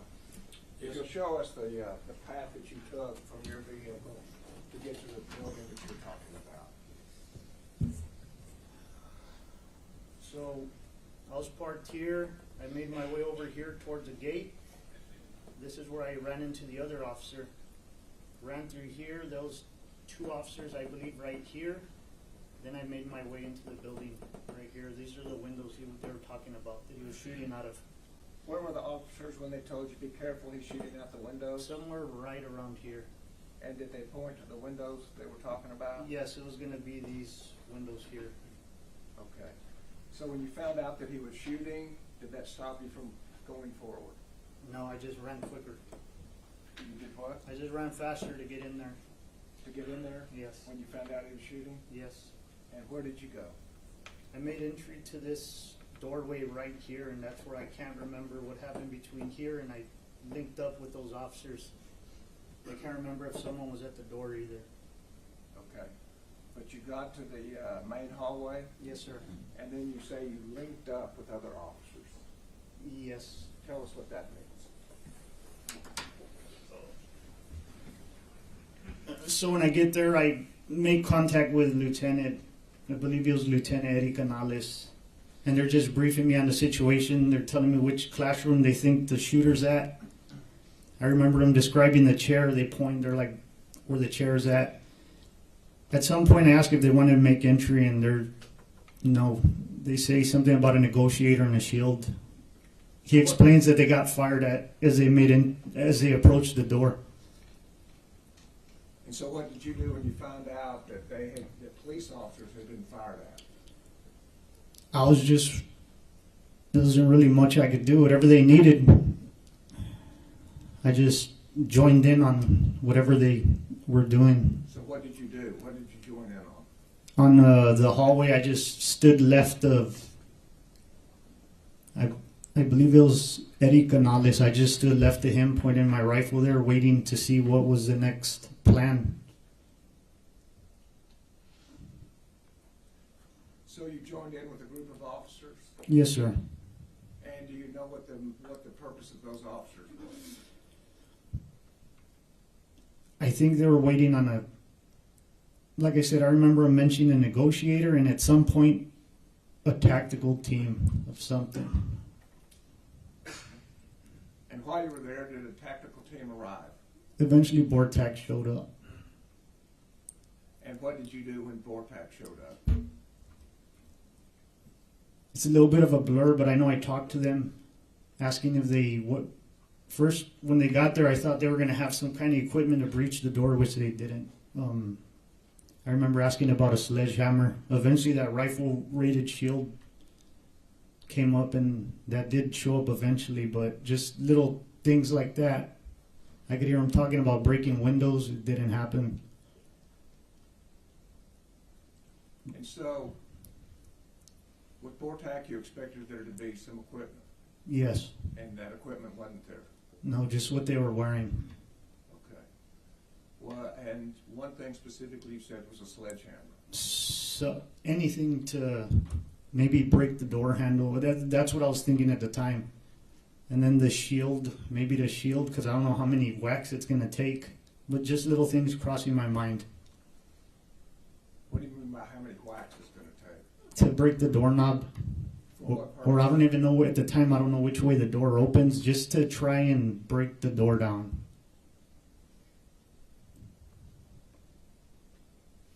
And how long did you wait there? I know I ended up leaving to make a call. I was still trying to find out where Ava was, if she was okay. And Ava, what grade was she in? I think it was second grade. And who did you call? My ex-wife. And did you get her? Not that time. On the way to the school, I had made contact, but she didn't know anything where she was at. She might have been at the school at that time, or by the time I got there. So you didn't know the condition or situation that your daughter may be in? No. And as you're standing in that line, what's going on in your mind? I don't know if she's in there.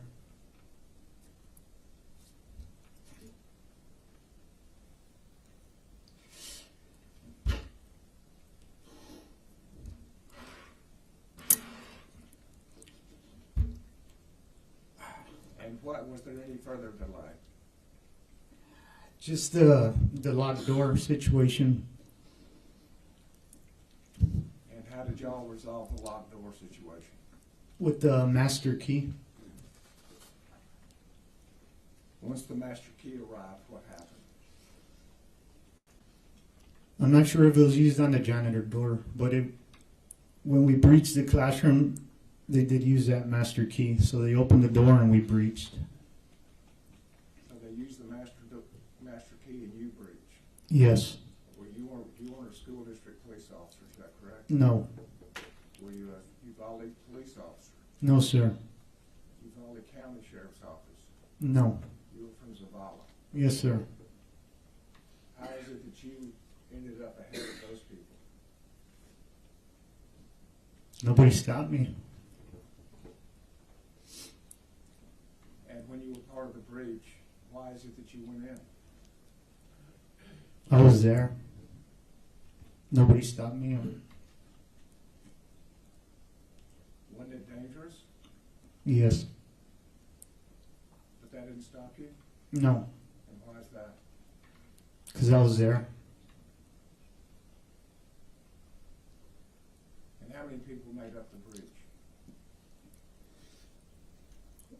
It was 4 or 5 that I remember, but the line could have been bigger because there was officers on both sides of the hall.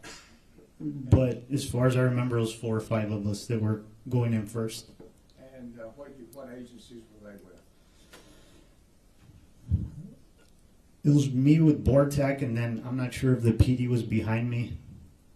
Across from me, there was a sheriff's office for Uvalde County, and then maybe some PD guys with him. Everybody was there. But no school district police officer? I don't know.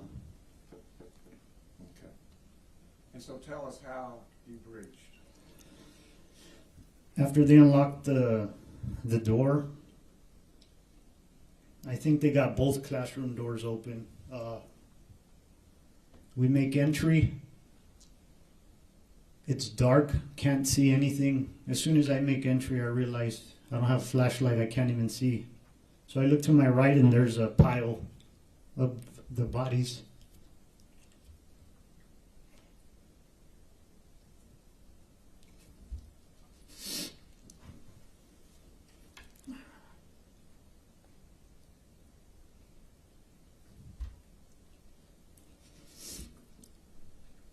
We didn't get shot. Excuse me? I was expecting to get shot.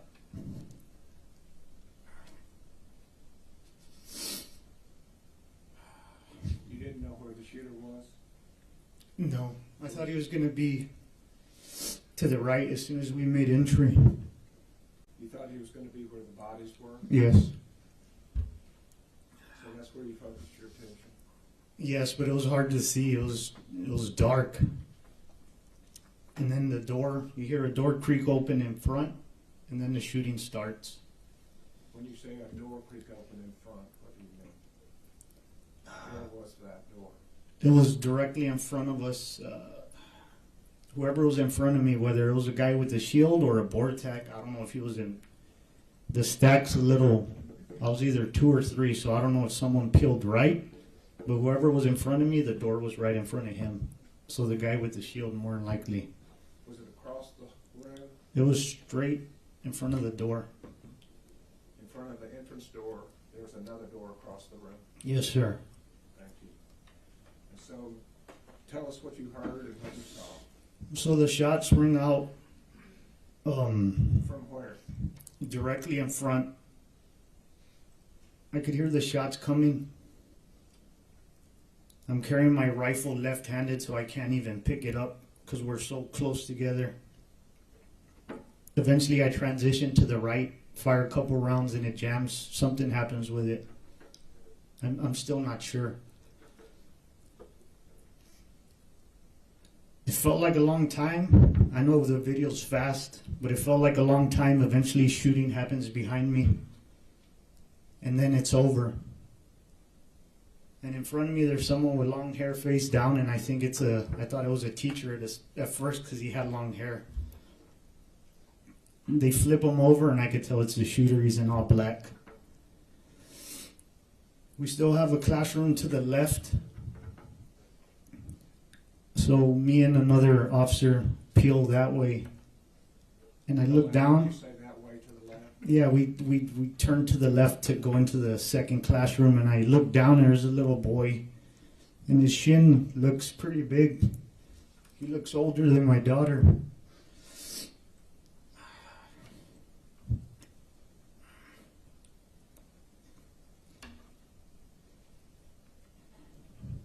So I think maybe she's not in here.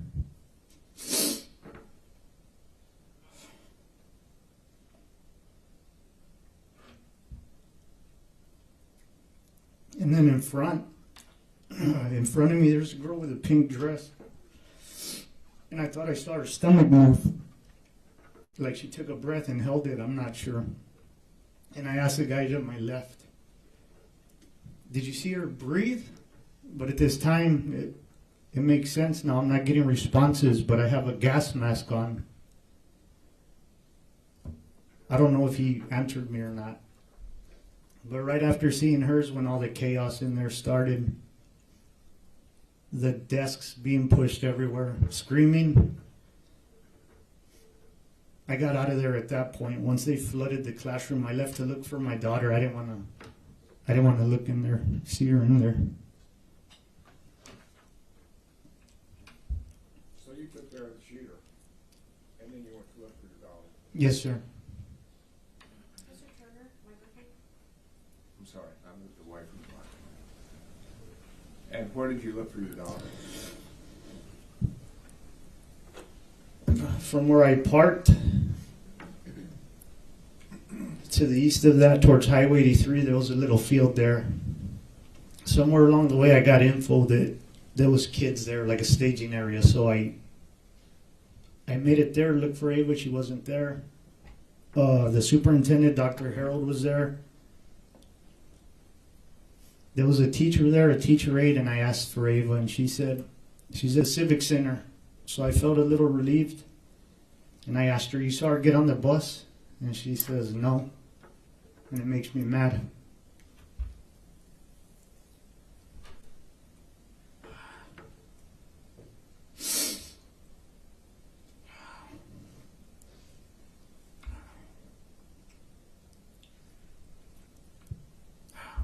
I got mad that she told me that. So I asked Dr. Harold if I can get on the bus and go to the Civic Center, and he says yes. So we get on the bus. We're near Highway 83, and on the way they say there's kids at a car wash. So I tell the bus driver to stop there. I don't know if she was already going to stop, but I tell her stop at the bus at the car wash on 83. Before we get there, more radio transmission comes out that they ran across the street. And sure enough, they're not there. So I asked the bus driver to turn around, and she's taking too long. So I have her open the doors, and I get off on the highway, and I run to the house. And you see the kids there. to your house? I ran to the house where the kids ended up. Yeah, I get off on the highway and I run, get to the kids, look through them, Ava's not there. They're in somebody's front yard. There's a lady at the door. I asked to use her phone. Same thing, no answer. So I don't know where Ava's at. The bus ends up getting there. We get on the bus, go to the Civic Center, get off, walk in there, and the kids are in rows, almost like a formation. And I don't see her at first. It feels everything leaves my body. And then out of nowhere, she like appears, and I hug her. We go towards a back wall, and then a teacher. Well, I don't know if it was a teacher, but she kicks me out of there because I have a rifle. So I leave my daughter with a relative there. He was looking for his kid. I asked him to give me a ride back to Robb because I fired my weapon. Pretty sure I had. So I knew I had to go figure out what they wanted to do with me. So I went back to the school. I met with a ranger and he took my weapon later on that day. Because it potentially had evidence of, since you had fired shots. Yes, sir. Is that standard procedure when there's a police shooting? Yes. So that's nothing unusual? No, they take your weapon.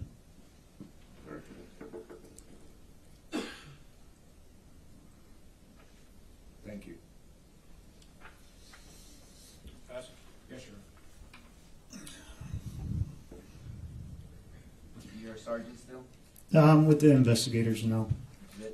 So you're investigator, not sergeant? Yeah, no, not sergeant, just You investigator. want me to call you investigator Vasquez or Mr. Vasquez? Or? It doesn't matter, however, whatever's easier. Well, my name's Nico, and you can call me Nico. Yes, sir.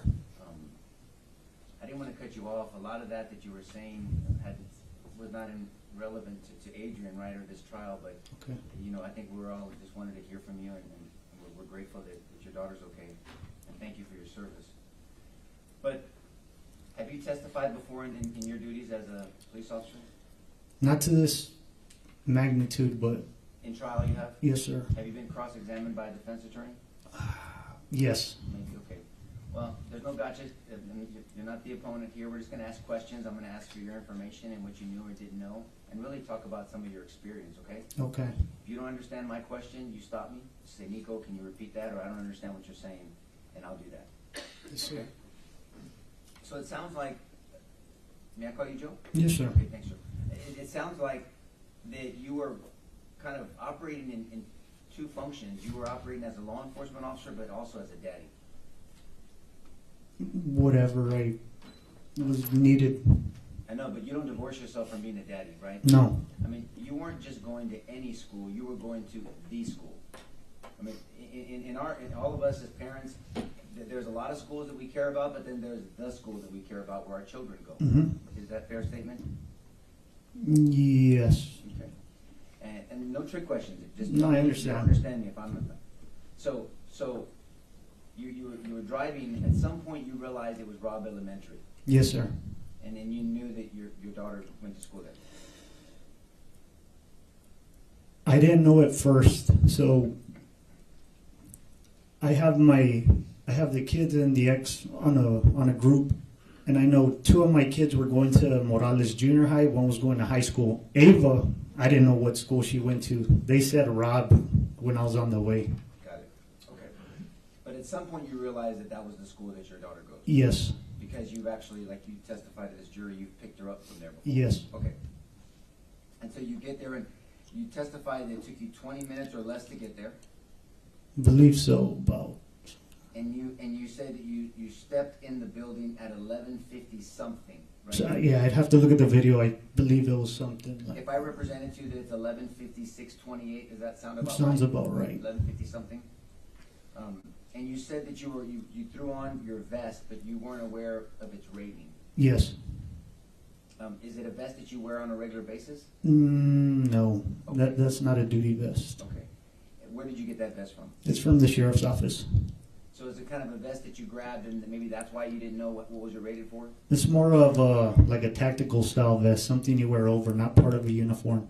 And for the jury's sake, for tactical, you mean people can put extra magazines in there, you can put a flashlight, a knife, something like that? Yes, sir. It's not necessarily for protection, No. right?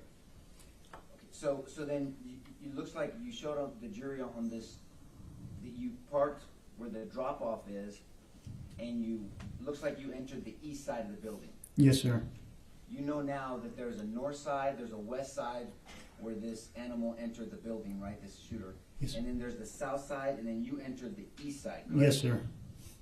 And so, as you were going by, you testified, it caught my attention, you said that there were officers, even when you first got there, they were taking cover. Yeah, it was Border Patrol agents. They were taking cover that far away? Yeah, they were. It's a parking lot, Right. so there's a drop-off area where you pick up the kids. The parking lot. Yes, sir. Yeah, I've been there. And so, but my point is, that's still some distance from the building. Oh, yes, sir. And they still felt the need tactically to take some cover. Yes, sir. And whenever there's a shooting situation, active shooter, especially with a high-powered rifle, you could be in danger from a long distance away from that. Yes. And so if you don't know where the bullets are coming from, it's reasonable and it's tactical to take cover until you figure out where bullets are coming from. Yes, sir. So you're not criticizing them, you just thought that was normal. No, yeah, it was normal. Okay. But you passed them up, and then you ultimately make your way into the east side of the building, correct? Yes, sir. And I believe you said you ran into, was it Eddie Canales? Yes, sir. Whatever officers were there in that group. And you said Mike Hernandez as well. So him, I'm pretty sure it was him. He was by the cafeteria after I passed the 2 Border Patrol, he was coming out by the cafeteria. May I approach, Judge? Yes. We're hearing a bunch of descriptions, so I want to make sure that the Yeah. jury understands.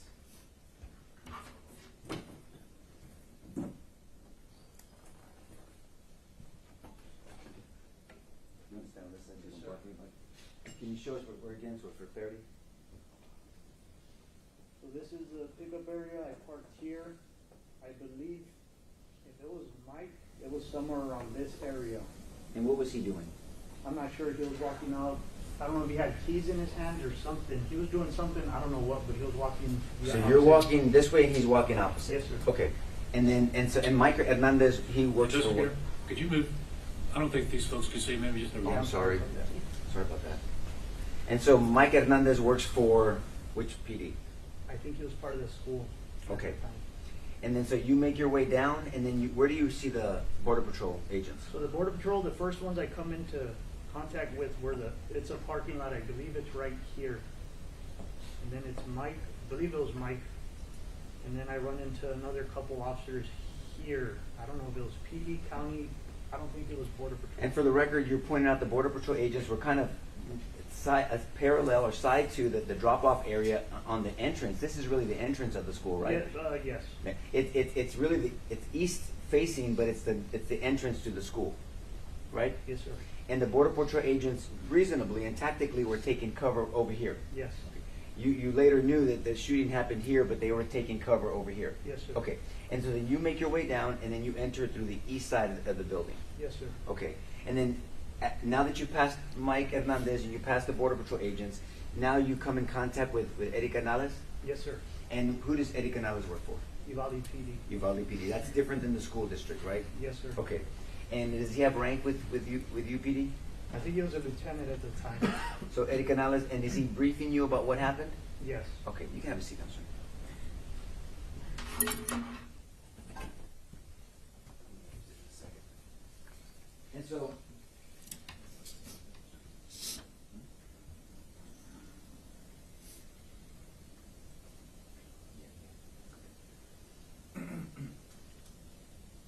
And so, you got briefed by Lieutenant Canales about the attempted breach, initial officers that had went into the building, and the fact that the shooter shot at those officers, and two of them were hit. Yes.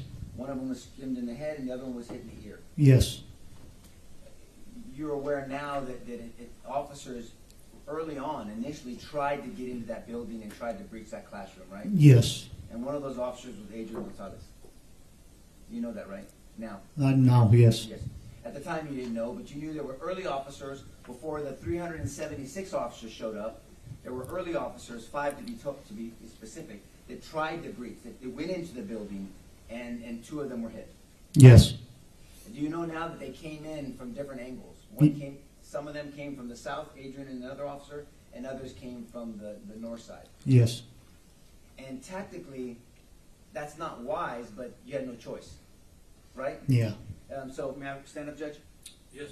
So if you and I are in this hallway, and you're standing over there, Joe, and I'm here with a weapon, and we're both going to a danger, what could potentially happen between you and I? Crossfire. Explain to the jury what crossfire is. Crossfire is pretty much as he explained it. I'm not going to want my partner on the other side of wherever I'm shooting. You got to keep in mind the backdrop, right? Make sure nobody's on the other side of the bad guy, pretty much. Stay out of the path of fire. But you later found out that those initial 5 officers, they didn't even think of their own safety. They went in and they subjected themselves not only to this shooter, but to crossfire. Correct? Yes. It's called friendly fire or blue on blue fire. Right? Yes. Okay. And that happened. And so that might not have been explained to you at that moment, but you were prepared to help out in any way possible. Yes, sir. And by the time you showed up at 11:56:28 roughly, there were numerous officers there. Yes, I'm not sure of the number, but those officers. Did you later find out that there were 376 total officers there? Yes. And so then you offer your help to Lieutenant Gonzales to go in, correct? Well, not me by myself, but I did mention making entry. So you suggested, are we going to try to make entry? Yes. But not by yourself. No, not by myself. Why?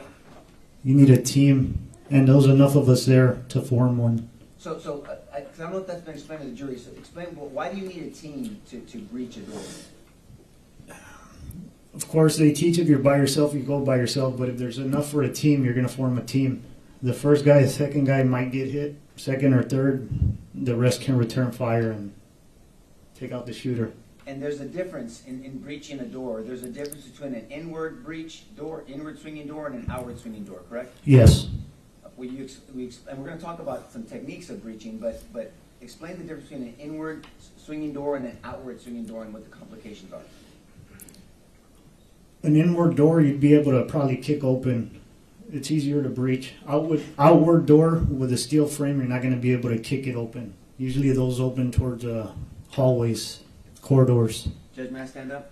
Yes. So if we have an inward swinging door this way, if this is our room we're trying to breach, this is the hallway, and you agree that a doorway is a fatal funnel. Yes. We explained to the jury, they've heard it before, but from your perspective, what a fatal funnel is. Fatal funnel is this is where you're gonna die at the door.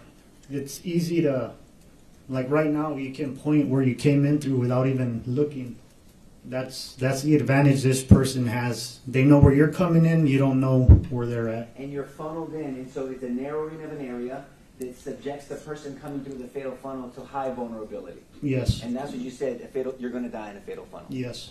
And so officers are taught to, at almost at all costs, to avoid a fatal funnel. Yes. Tactically. So an inward swinging door, you said you can either get a ramming device or you can kick open a door and then you can breach it. Correct? Yes. And then actually the inward swinging door tactically is to your advantage because if there's someone back here, it's used as distraction or some type of distortion so you can tactically Yes. react. But an outward swinging door is different. Mm-hmm. So let's talk about that briefly. So Judge, may I use the witness for a demonstration? Yes. Joey, do you mind coming here, please? Do you mind if I use you in my demonstration? No problem. Okay. So what is it called stacking if we're going to breach a door? Speak loud, please. So stacking is going to be me and 2-3 officers. They're going to line up behind me. That's a stack team. Do you need a shield to have a stack, or can you do it without? Without. But a shield is better. Shield's better. Okay. And so if you breach an inward swinging door, you go where you need to go and tell me where I need to go, because there's corners, and then you don't know where the thread is, right? Yeah, well, it depends. If it's without a shield, you're probably going to have the second guy peel right. The second guy's going to do the opposite of the first guy. Okay, so let's go. So you go first, and so peeling right would be as you go in, I would peel to this corner, correct? Yes, sir. And then I would clear the corner, you would clear the corner, and we would try to see where this thread is. Yes, sir. Okay, and so if you have, so one peels right, you would peel left, who would go for, who takes what role? So if, like I said, if it's somebody with a shield, you might stay behind the shield. Especially if you're going to get fired at, you're not going to really be able to peel away. So your cover is going to be behind that shield, and hopefully he takes care of it. And so the shield person, depending on the rating, and there's different rated shields, right? There's one for handgun and there's one for long rifle. Yes. The one for long rifle is much heavier. Yes. Right. And so usually the person covered with the shield, and then is it called the stick, the stack? Is it called kind of a stick sometimes, slang? And so people are back here, the person with the shield, and the person holding the shield, that's their duty. They don't have a gun. They're holding that shield. Well, yeah, it depends on the training, but there's some Right. that he's going to be in charge. He's going to be point, and his weapon's going to be out. Like if it's a haul, then the other guys will pop out. But it's different tactics.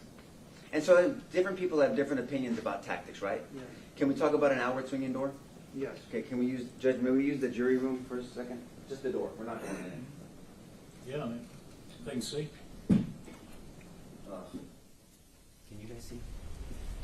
Okay, so this is an outward swinging door, right? Yes. And will you explain, if you can, I know that the jury's behind you, can you stand where I'm at so they can see you? Explain what the complications are to an outward swinging door in a breach. So the outward, like I said, this is something you're not going to be able to kick in. If you don't have a pry tool or something, you're not going to open that door. Okay, you mentioned something. So explain to the jury what tools are needed for an outward swinging breach. You said a pry tool. What else? What is that exactly? Why don't you explain what that is? So a pry tool is something you're going to jam in there, usually like a Halligan, but you're going to need a sledgehammer to wedge it in there and pry it open. So one step at a time. So a Halligan tool has two sides to it, right? One of them looks like a pick and the other one looks like a pointy thing. And so you get this Halligan, some people say hooligan, right? Yeah. A Halligan tool, you put it in there and you're going to want a sledgehammer or some type of battering ram to jam it in. Yes, sir. Right? Now the threat on the inside, as you're making all this noise, there's someone on the inside, if they have bad intentions, they can be shooting at you through that door. Yes. Or they can be attacking you, whether it's one or more attackers, correct? Yes. Okay. So you need the Halligan tool and then you need a sledgehammer as well. Yes. Then what happens once you do that? Is somebody covering you? Is there a shield? Or there's people at the door trying to wait for? Yeah, you're going to have some people lined up with you. Hopefully, they're going to make entry once you pop the door open. Who's responsible for opening the door?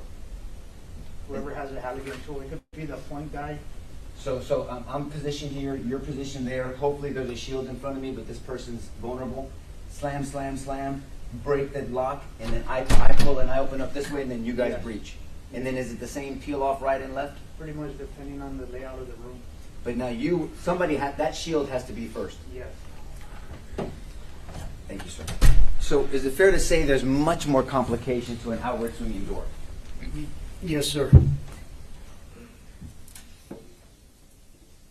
Do you know, I think you mentioned that they did not have the tools needed? No. Did you later find out that they were working on getting the tools? I remember somebody saying I have a sledgehammer in the bed of my truck, something like that, and they went to get one. I don't know. It might have been Bortec. I'm not sure. Do you know, and we're going to talk about Bortec in a second, do you know if anyone had a reeded shield for high-powered rifles? I just remember that getting there towards the end. If it was there before, I'm not sure. But yeah. And whether at some point when you have a fatal funnel and a high-powered weapon, may I stand up again, Judge? Yes. I'm sorry. I didn't know if you want me to ask every time, but I will. Now, do this. If you want to approach the witness, you want to use the well, just do it. Thank you for that permission, Judge. In some scenarios, and a fatal funnel, the reason why it's so dangerous, if the threat has a lot of magazines and a high-powered weapon, it doesn't matter if there's 1,000 officers on that side, right? I mean, if you have enough rounds, they're just going to pick them off as they come in, correct? Yes. And that's why this equipment is so critical. That shield is really critical, because even if you have 1,000 officers that are willing to go in, I mean, they're all going to be picked off eventually if attacker inside has enough firepower. Possibly. If you had a choice, have you ever been in a gunfight? Not before that. Okay. Well, thank you for subjecting yourself to that. If you had a choice, this is kind of like a blue gun. It's an orange gun for training. Not real. If you had a choice to pick a handgun or an AR-15, which one would you choose? The rifle. Why would you choose the rifle over a handgun? It's more accurate, easy to shoot somebody. A pistol, any little deviation and it goes off feet. Right. And also you can shoot a target at a long distance with a rifle versus a handgun. Yes, sir. Now a handgun, you can shoot a certain amount of distance, right? Yes. But now, would you agree that combat shooting or training tactically with a handgun, you usually train within 2 to 5 yards, 7 yards, right? Up to 20 at the range. Right. And so when you pull, when you draw, you can do a fast draw. You usually at a high rate is pop, pop, pop, double tap, triple tap, and you're doing rapid fire. Correct? Yes. But after a certain distance, a handgun is not as reliable, right? Right. And so you're typically gonna, if you're gonna shoot with a handgun from a distance, you're going to really take your time, sink down on your grip, make sure your sights are aligned, take a deep breath, and slowly squeeze that trigger. It's not going to be a fast shot, right? Right. But with a high-powered rifle, you can pick up a rifle and you can shoot a lot quicker at longer distances because it has the power and the velocity. Yes, sir. So now I want to ask you about potential activity by officers outside the building. So you now know where some of the early officers were in this incident? Yes.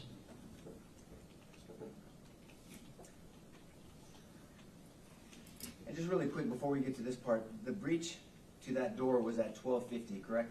Yes. It was almost an hour after Yes. you guys, everyone got there. Yes. Okay. And that wasn't your decision, by the way. No. I'm going to direct your attention to Defense Exhibit 10. So, are you orientating yourself now? This is Robb Elementary. Oh, yeah. Yeah. So, Geraldine, Okay. right? Groves over there, and this is the east entrance is over here. Okay. West entrance where the shooter came in. South entrance. Yes, sir. You now know that Adrian Gonzales drove all the way into this incident early on, and the jury will hear about the dispatch later, and he was parked over here. Do you know that now? Are you telling me now? Yeah, now you can. yeah, now you can. And so we can see that. Yes, sir. Let me start there so you can see. Yeah, give me a different view. Thank you very much. Thank you.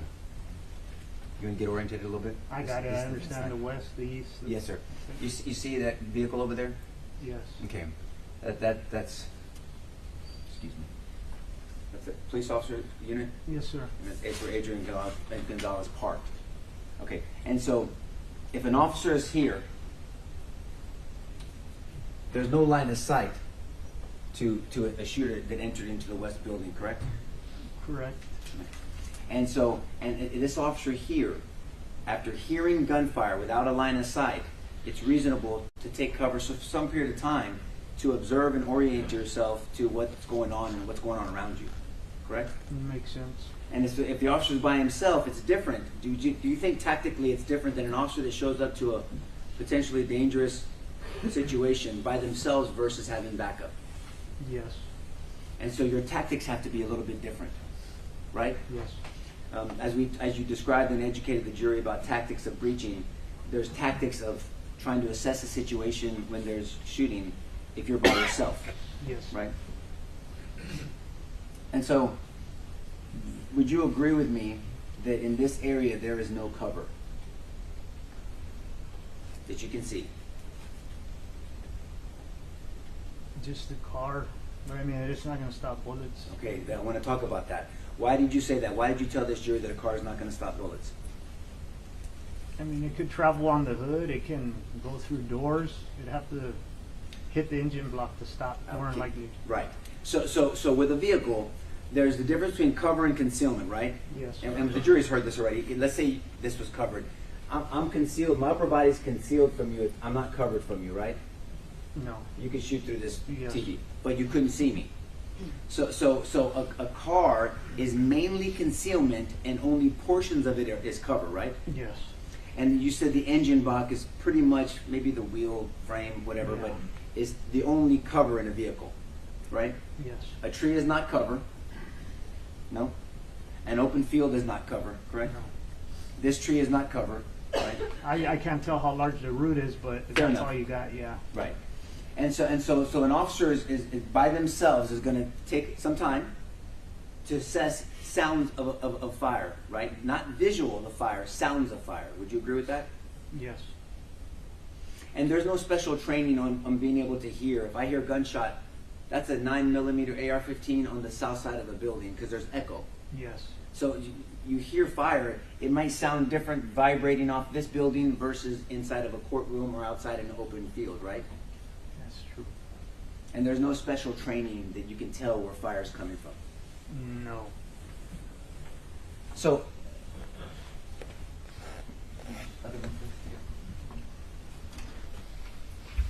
there it is.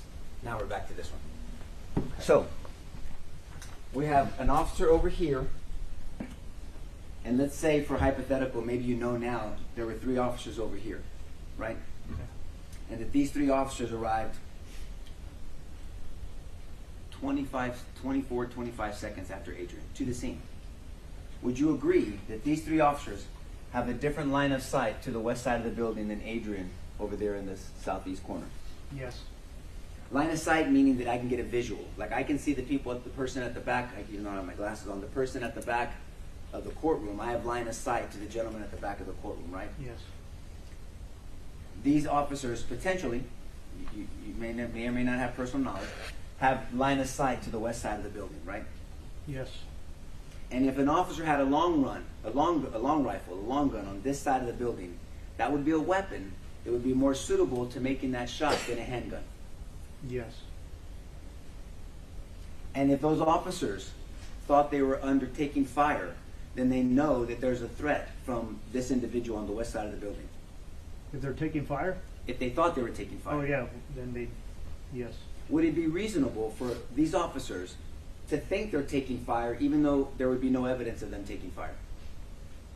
Could it be reasonable? If they're hearing gunshots coming from directly in front of them? Yes, sir. Yes. I'd wonder if I'm getting shot at. Okay. What would verify that for you? If you're taking fire, you're wondering if you're being shot at, but then at some point, what would verify that to you? Someone with a gun? Maybe you'd hear or you'd see the Oh bullets? yeah, if bullets are bouncing off the road or Right. either that or you see somebody with a gun, then you know. And are officers trained to ask for permission before they need to shoot? I don't know of any. No, I've never. So if one of these 3 officers says, I see him, can I shoot? He didn't have to ask to shoot. No, you don't ask for permission. Well, I don't know what the policies are with whoever that was. Let's but just talk about the law. Yeah, There's a difference between law and policies, right? Yes, sir. Under Chapter 931 and 932 of the Penal Code, you have a right. Every citizen, including officers, have the right to self-defense and defense of a third person, correct? Yes, sir. If somebody, and this applies to everyday citizens as well, if somebody is is carrying a weapon and they see someone being attacked with deadly force, I don't need to ask permission to use deadly force to stop the use of deadly force against that third person. No, you don't. And so if this officer felt they were being shot at, saw an individual with a weapon, and had the time to ask for permission to shoot, that officer didn't have to ask for permission to shoot. I wouldn't. I don't. He shouldn't. He didn't have to ask. And you wouldn't have asked for permission No. to shoot. And you know that because you have training and experience. If you felt you were being fired upon and you saw someone on the west side of a school building and you heard through dispatch that there was someone at the school with a gun, discharging the gun, and you heard those discharges thinking you were part of the subject, you would take that AR-15 and you would put rounds downfield, right? I wasn't there, but I have to believe I would. That's such an honest answer. Thank you for that. Only one other officer answered that way. Everybody else answered like if they knew they were going to do something. Thank you for saying it that way. You would like to believe that you would put rounds downfield to try to stop that attacker from going in that school. Yes, sir. But there's nothing legally that would have stopped one of these 3 officers from doing that, right? No. Let's say that they didn't shoot that officer. That officer did not discharge that weapon. And this, as we know, this animal made it into this door. Do you have any knowledge of school policies of whether that door should have been locked? So the chief, Arredondo, the town that I live in, Batesville, it has a school district that's part of Uvalde, and Yes, sir. and we had done a walkthrough where he walked us through the campus and he showed us that the doors were locked. So I would have assumed that They should have been locked. they should have been And locked. so other officers would have assumed that as well, maybe? Yes. Right? Okay. But this door should have been locked. All school doors should be locked. Right? Yes. But if, for some reason, if these 3 officers saw this shooter get into this door, in your training experience, you would agree that those officers should have driven to that west side door and breached and gone into that door following this shooter, right? If they saw someone with a gun going in there, yes. Would it make any sense to you, practically, legally, tactically, why they would drive all the way around to this side of the building and enter the other way? Does that make any sense? No. So out of the 4 officers, the 4 first officers at the scene, between Adrian Gonzales over here, there's no evidence, and he did not see this shooter, and these 3 officers, who had a better line of sight of this shooter? It would have been over here. Who had a better opportunity to stop this shooter? It would be the 3 on this side. If they actually saw the shooter, then it would be them. Who had the ability to stop this shooter? Whoever had a rifle. And someone on the southeast side of the building could not see when this person entered the building, correct? From where their vantage point was. Well, from over there, you wouldn't be able to see anything around that corner. Right. So out of these 4 officers, who would have known, from vantage points, who would have known when that shooter entered the building? From These that- 3 or Adrian? It would have to be those 3. on It would that side. have to be these 3, right? And so if it has to be these 3, whose responsibility would, because they know, to chase this animal from going into this building? It would have to be whoever saw him on this. Whoever had visual of him. And can you think of any reason why they wouldn't run and chase into this west building? Can you think of any reason why they wouldn't do that? Tactically. I don't know. I don't either.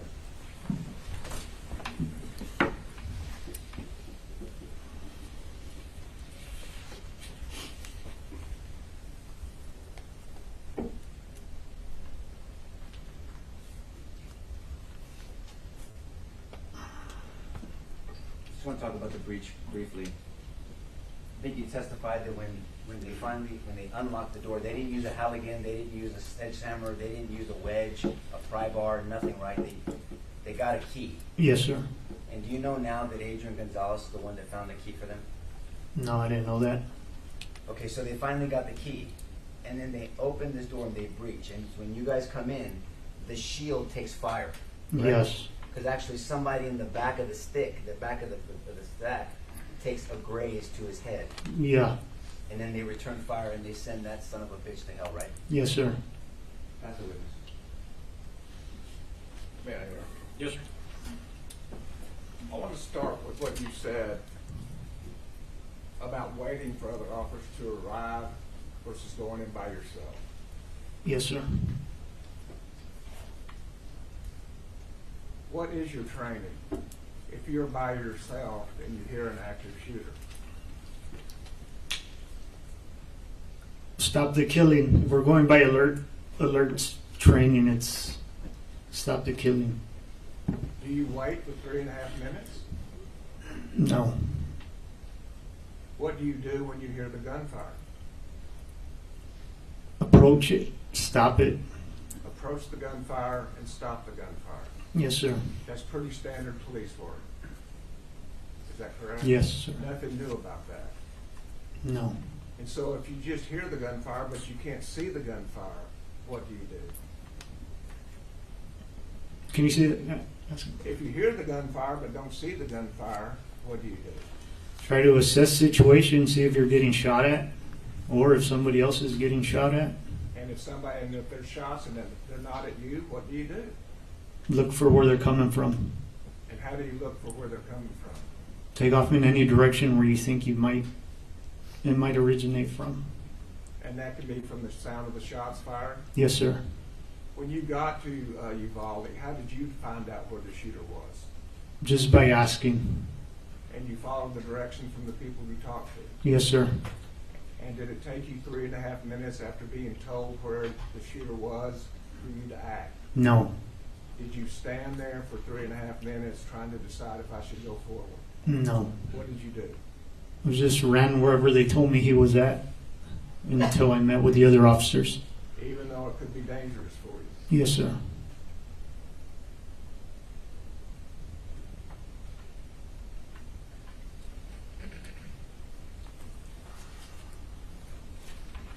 You also said that you walked with Chief Arredondo. I want to make sure we're clear on that. Chief Arredondo, the chief of the Uvalde Consolidated School District. Yes, sir. The chief of the school district where this happened. Yes, sir. And why were you with him? So the town I live at, that school is part of the Uvalde School District. He was a fairly new chief at the time, and I'm not sure if we reached out to him, he reached out to us, but we were going to do a school walkthrough so the deputies could become familiar with that school. So we did a walkthrough. I'm not sure if it was a year before that, months, but it was shortly after he was hired, and that's where we went through, and he checked all the doors. Not every single one, but every door he checked was locked. And what was his response to that? He was proud. He was the security for the school. Yes. And he was proud that his people did as he, the security chief, had said. Yes. And when you say you wanted to be familiar with the school, tell me about that. Well, I was familiar with the school. I grew up there. So unless they renovated, added an extra room, other than that, I knew the whole layout. But the other deputies, they needed to become familiar with it. So before something horrible happens in a school, the people that are going to be in charge of responding to it go familiarize themselves with the layout of the school. Yes, sir. Because that school don't have security. There's no campus police there, or wasn't at the time. But if there were campus police, you would expect them to get familiar with the school before something horrible happened. Yes. That's consistent with what police work is all about, right? Yes, sir. And did you know Adrian Gonzales? I don't know if he recognizes me, but I mean, I know that he worked at the PD, and I remember he worked at one of my kids' daycares. Okay. And did you see him in the hallway that day? No. I don't remember anybody on the other side. And if you hear gunfire and you're by yourself, what do you do? You have to, if there's active killing going on, of course, you're supposed to stop it. And so what does that mean? What do you do? Find the source and eliminate it. Is time of the essence? Yes. If you wait longer, what happens? Possibly death. More people die. And you're trained on that. Yes, sir. The time is of the essence. Yes, sir. Every second counts. Yes, sir.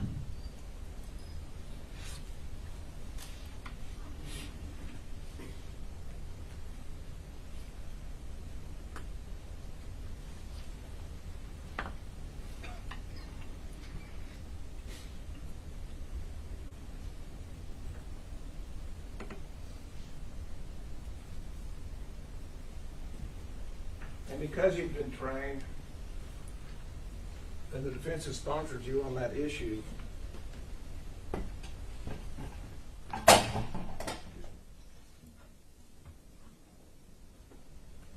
if there's a police officer in a vehicle here, by this 1, 2, 3, 4, 5th building, in front of the 5th building, okay, and you hear gunfire over here, and you're by yourself, what do you do? You have to head towards the gunfire. And so what direction would you take? The direction where I heard it. Would you show us with the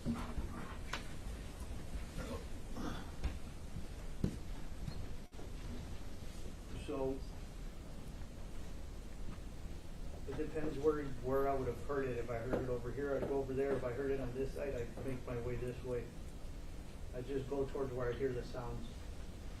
Would you go on the other side of your car? If I didn't know where the shots were coming from or if they were directed at me, the first thing I do is probably take cover to make sure I'm not being shot at. And then from there, if it's not at me, if it's somewhere else, then I'd approach that. And if you heard a repeated fire? Yes, I'd be under the understanding that somebody else is being shot at. So it's time of the essence at that point? Yes. And then you move? Yes, sir.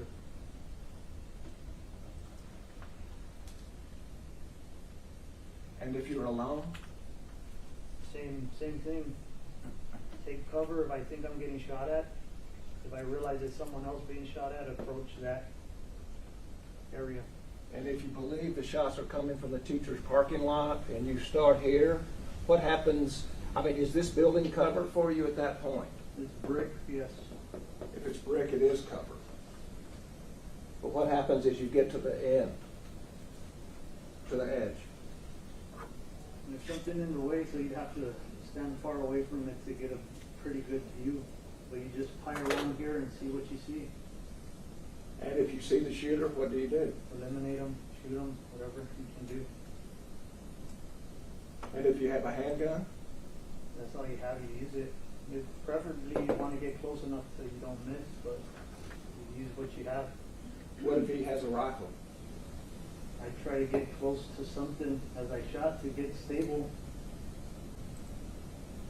But you would still shoot? Yes. Even if you had a handgun and you knew he had a rifle? Yes. Especially if there's other officers over here, they'd probably follow suit if I started firing, and maybe they'd have a better chance. And you might be able to distract him? Yes, suppress something. And fire, you could delay him? Yes. Even if he missed? Yes. Is that correct? Yes, sir. So just engage. You would engage. If I see someone with a gun as I cross that corner right there, yes, I have to. And would you distract? Either or. Or delay? Yes. Or eliminate? Yes. But you do what you could do to do one of those things. Yes, sir. And do you know how full the parking lot was that day? With cars? I made it out after, I didn't come out of there till it was over, so 12:51, 52. By then it was flooded with everybody. So I don't know before how many cars were there. Thank you.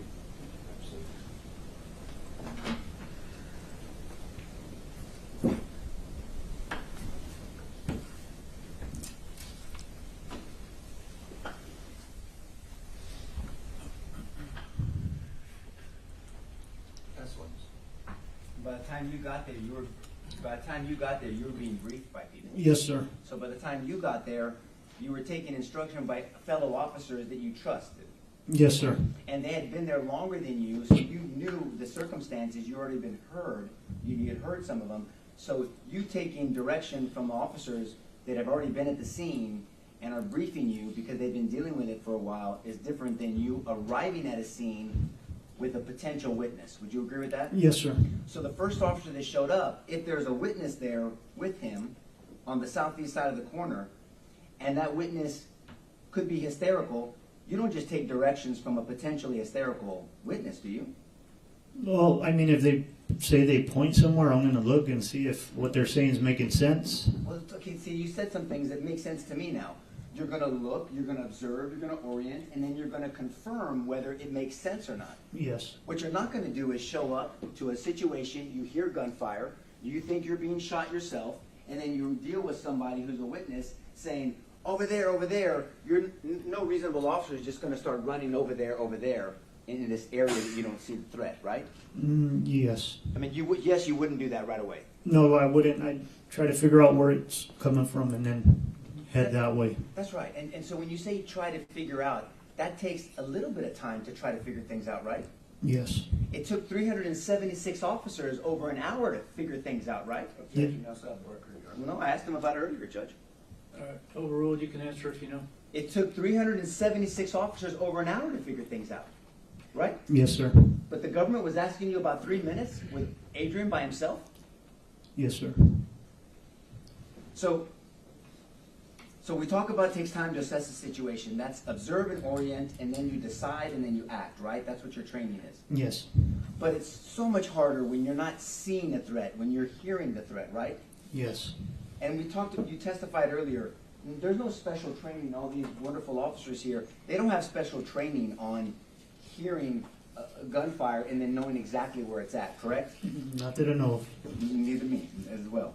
And so now I want to direct your attention to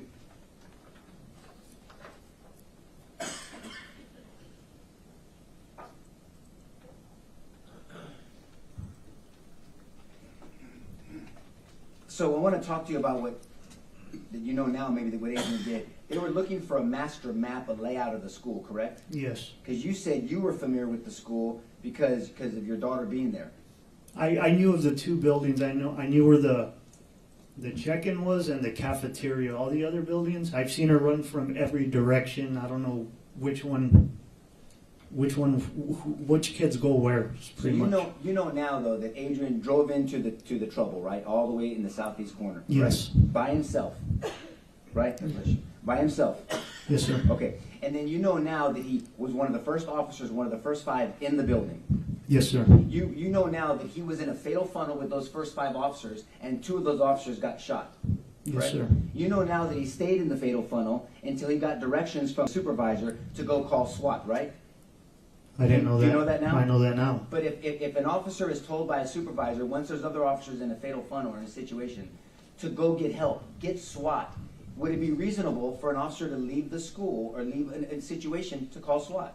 If the supervisor tells you to, you're going to follow his instructions, more likely. Right, and that's reasonable because other officers are there covering and containing, right? Yes. And you would agree that animal that was in room 111 and 112, he was contained, right? Well, he couldn't leave without us That's my point. shooting him. So Yeah. he was contained, right? Yes. And if it wasn't for those first 5 officers, let's forget the 376 for a second. If it wasn't for those first 5 officers, that shooter potentially could have walked through the whole school and done the same thing to all those other precious children. Yes. Potentially. Yes. Because without those first 5 officers to contain that animal, there would be nothing stopping him from going to the other rooms, right? Yes, sir. So those first 5 officers played a key role in containing, which is part of your training, containing the threat. Would you agree with that? Yes, sir. And then so you also know that Adrian ultimately, not only did he go to the danger initially by himself, not only did he go into the school as one of the first 5 officers, not only did he stay into the fatal funnel, not only did he take instruction from his supervisor to call SWAT for backup, he ultimately found the map of the school so they can make further assessments. You know that now, right? Now I know that. And you also know that he's the one that found that master key to give to them to breach, so you guys could breach. Correct? Now I know that, yes. And you also know that he, with other officers, once he saw that hallway was covered, they are the ones breaking the windows and helping those other children get out. There's pictures and video of him getting out, Yes. right? You know that now. Yes. So Adrian wasn't just standing around for 3 minutes doing nothing. You would agree with that now that you know this, right? Yes. Would you think that's a mischaracterization of his behavior? Everybody Standing has. around for 3 minutes? Everybody says different things. What I say doesn't matter. They're going to have their own opinions. That's right. And really what ultimately matters what these 12 people think. But what I'm saying is everyone has an opinion, and we're trying to talk about some of the facts, Okay. right? Do you agree that facts matter over people's opinions? Yes. We have to analyze the facts, and so I'm presenting facts to you, and you're just sharing your thoughts with me, right? Yes, sir. 1 second, Joe. Did you have knowledge, did you come to find out that radios were not breaking in the school? Do you know what I mean by breaking? No, I understand. Yeah. We have that problem in my town, but I found out about it later. Yes. Okay. Will you explain to the jury, because that's a term of art, breaking, if a radio breaks, will you explain to them what that means? It's pretty much if you don't have signal, like inside a building, it's hard to make communication with dispatch or anybody else who has that radio. It's just a brick. It doesn't work.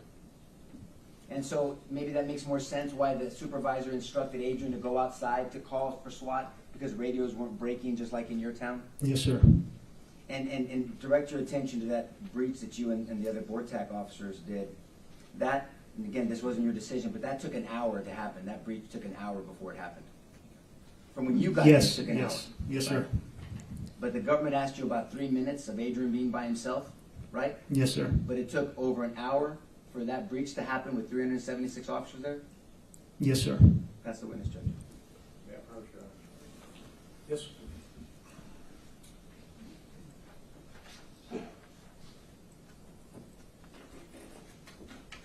Officer, if we could, once again, we have a police officer in a vehicle at this spot, correct? Yes, sir. And he hears shots fired in this area, correct? Yes, sir. And there's a witness there, I believe, has been the representations, correct? Yes, sir. When the officer hears the shots fired and a witness gives you information, what do you do? I'll follow up on the information. For what purpose? If there's shooting going on, to stop it. To stop it, eliminate the shooter. Yes, sir. Don't you go get a map?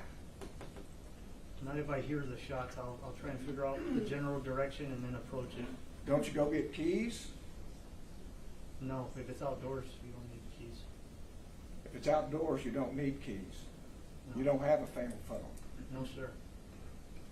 You don't need a map. You don't need to go get keys. Do you need to stop and evacuate people? No.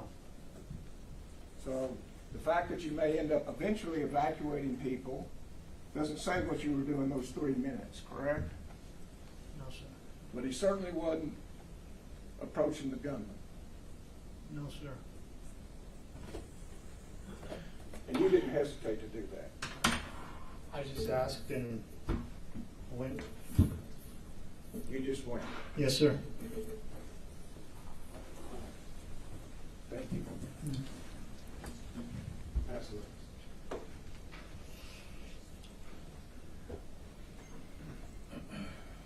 You asked about there's no fatal funnel outside, right? Yes, sir. You ever heard of a fatal field?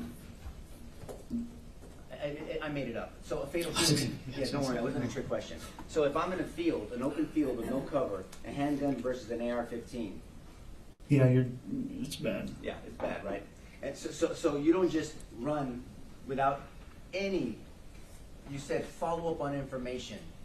And follow up on information means assess and figure out, right? Yes, sir. And listen and observe. Again, in that scenario, there's still been no line of sight. A shooter is not in your view, in Adrian's view, right? Yes, sir. No, sir. I mean, and then we can see the distances. These are long distances, right? Yes. And so you talked about taking that corner. It's called cutting or slicing the pie. The jury's heard about that. Yes, sir. But you also acknowledged that AC unit with that fence changes the tactics on that corner, right? Yes. First of all, we know now, and they're not even contesting this, Adrian does not see this shooter, correct? Right? Yes. And Adrian can't tell if it's on the west side or the north side. He just hears shooting, right? Yes, sir.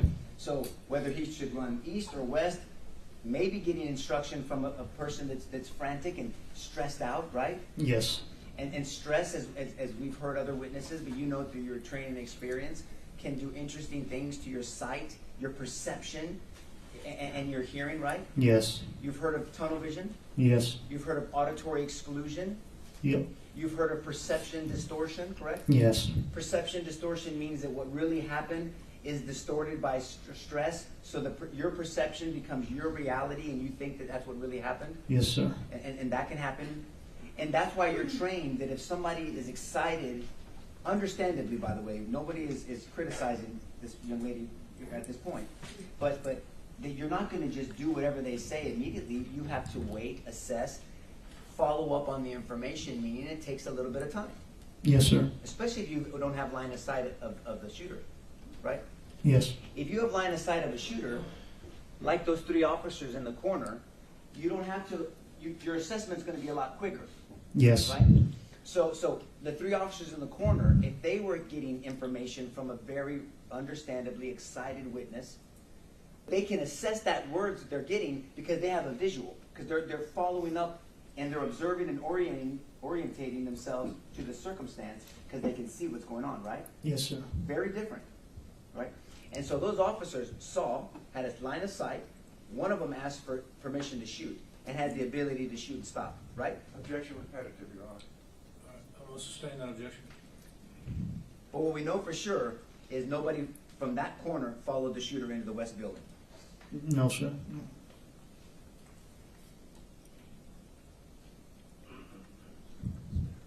What else we got for this witness? No, no. Well, I'm doing one, That's what check I'm one asking. thing, Judge. Yes, sir.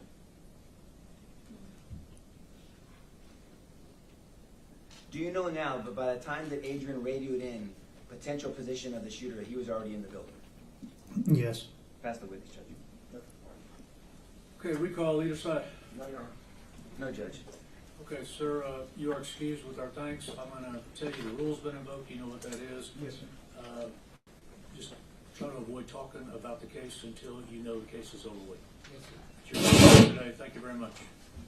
You know who went into the fatal funnel? My Ma'am? sister went into Yeah. the fatal funnel. Ma'am, Did she need a key? Why do you need a key?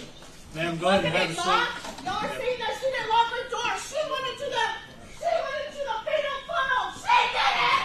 Not you, bastard!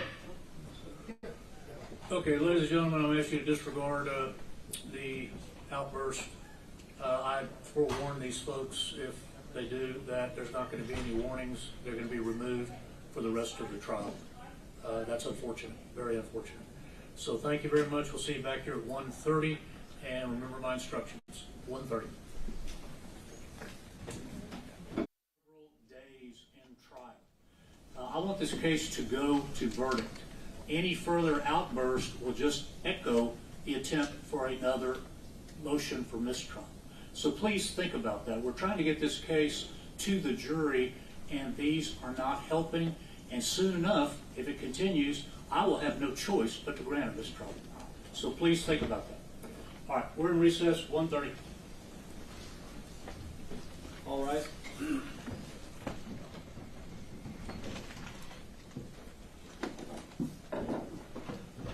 Okay. If the lady's gone, yes. I'll make her disclose the screen.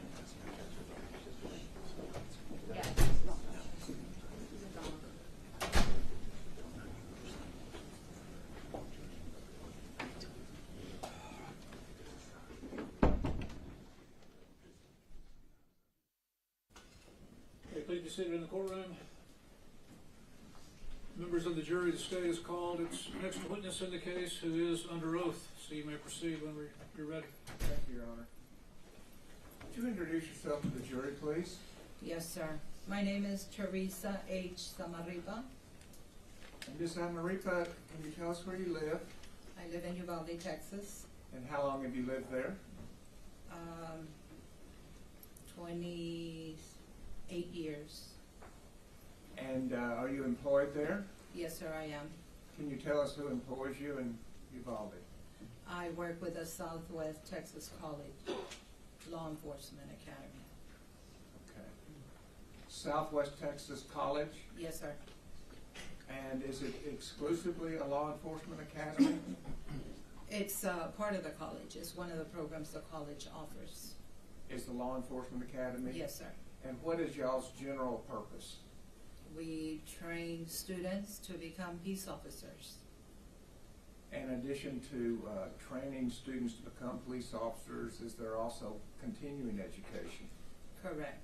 There is additional training for the officers in the surrounding areas to take additional trainings to keep up with their 40 hours per 2 years. Okay.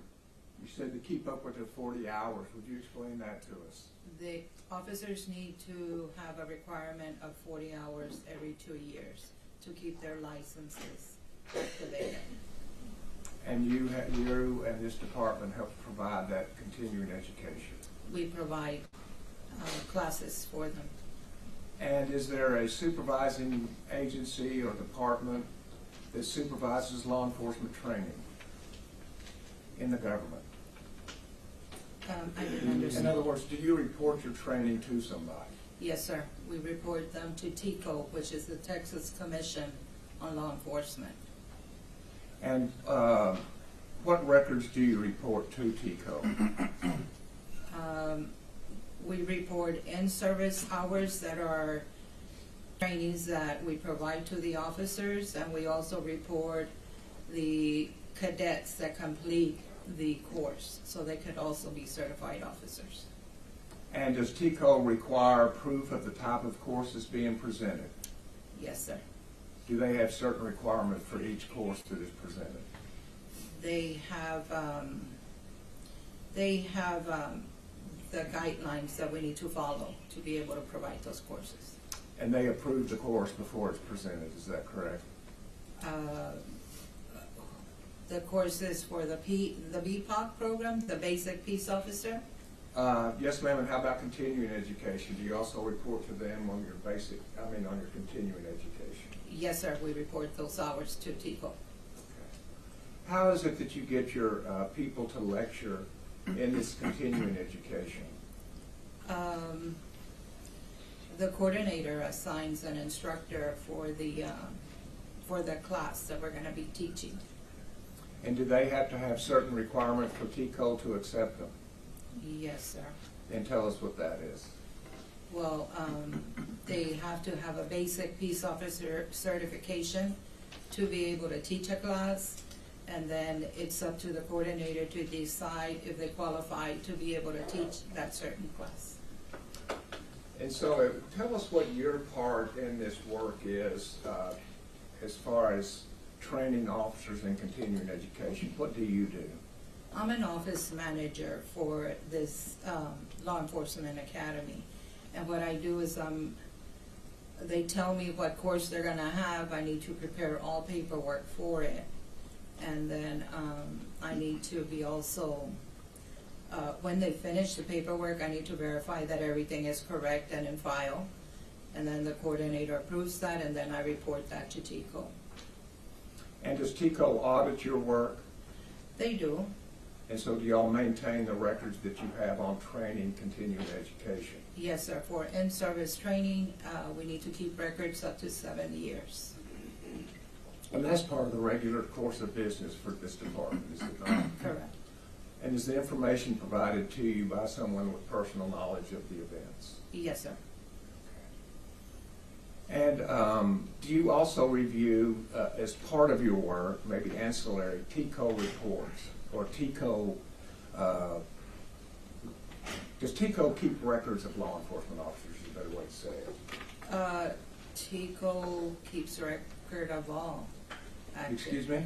TICO keeps records of everyone's certification. Every police officer certification? Yes. And that's where you go to find out if somebody is certified or not? That's, yes. And if they're a basic police officer or not? Yes. As well as their training? Correct. And you review those kind of reports a number of times? Yes, sir. If the coordinator says we're going to have a certain class, he asks me to run their PSR, which is their personal status report, and it indicates all the classes, all their licenses, what they're certified in, and then all the classes they've taken. And have you done that kind of running the PSR, the personal status report, for Adrian Gonzales? When I was asked to, yes. And does Adrian Gonzales, did he train also for your school? What happens is that the departments sometimes request that we need a certain class, and it's up to the coordinator to say we have the class or not. And in this case, the school district was requesting to have a certain class, and the coordinator said, yes, we're good to have this class. So he gave me the paperwork, said, let's get started. We started posting, and then we started getting all the paperwork ready for that training. And was the trainer that was selected Adrian Gonzales? On record, yes. And do you know Adrian Gonzales? Yes. And is he the man sitting at the far end of the defense table? Yes, sir. We'll stipulate. Thank you, Your Honor.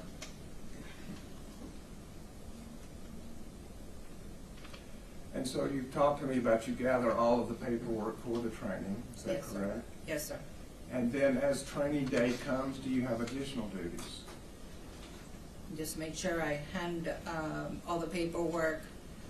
If it's in-house in the office area, I make sure I give the paperwork to the instructor, or if it's off our area, out of our area, I give that to the coordinator so he can take that over to wherever the training is taking place. And how do you keep up with who attends the course? I see the sign-in sheets. Excuse me? I see the report of training and the sign-in sheets. That paperwork is all given back to you as well? Yes, sir.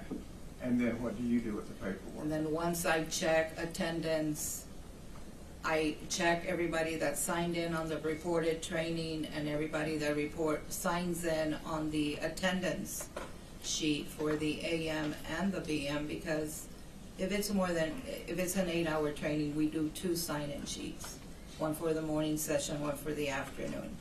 So I just verify all the attendance signatures are on all paperwork. Okay. So is it safe to say that you take care of the paperwork for the continuing education for law enforcement from start to finish? Correct. May I approach, Your Honor? Yes, sir. So in showing you exhibits 1027 through 1035, do you recognize what that document is? Let me get my other glasses, please.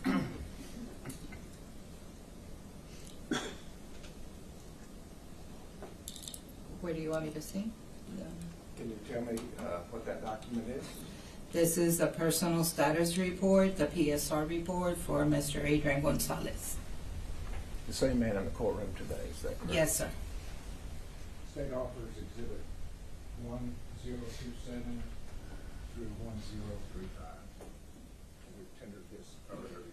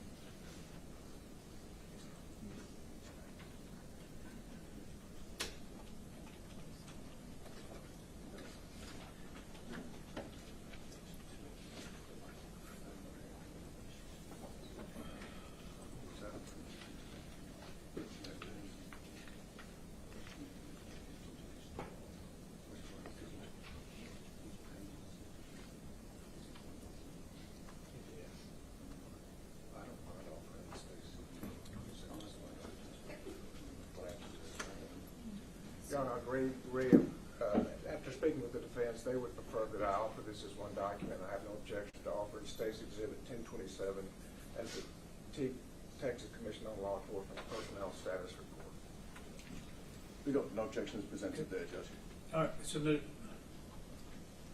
May we display that to the jury, Your Honor? Yes.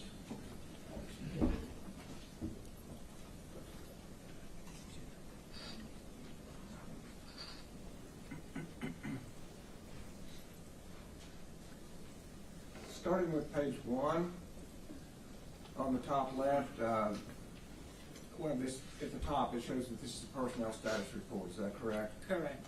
And it's for Adrian Gonzales. Correct. And the next section, could you tell us what career and professional training is?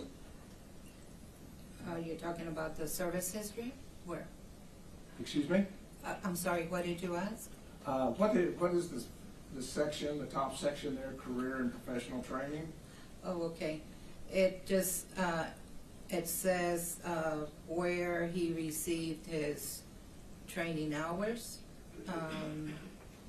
It's got institution, it's got Southwest Texas Junior College. He has 83 college credits. The total higher educational hours are 83 hours. And then it says total higher educational points, 1,660 hours. Total military hours is 0, so the total is 1,660 hours. Okay. So there's a difference between education hours and total higher education points? Mm-hmm. Is that just TCOL assigns a number of points to each educational credit hour? It means that he submitted his college, Southwest Texas College transcript to TCOL, and they recorded 83 hours.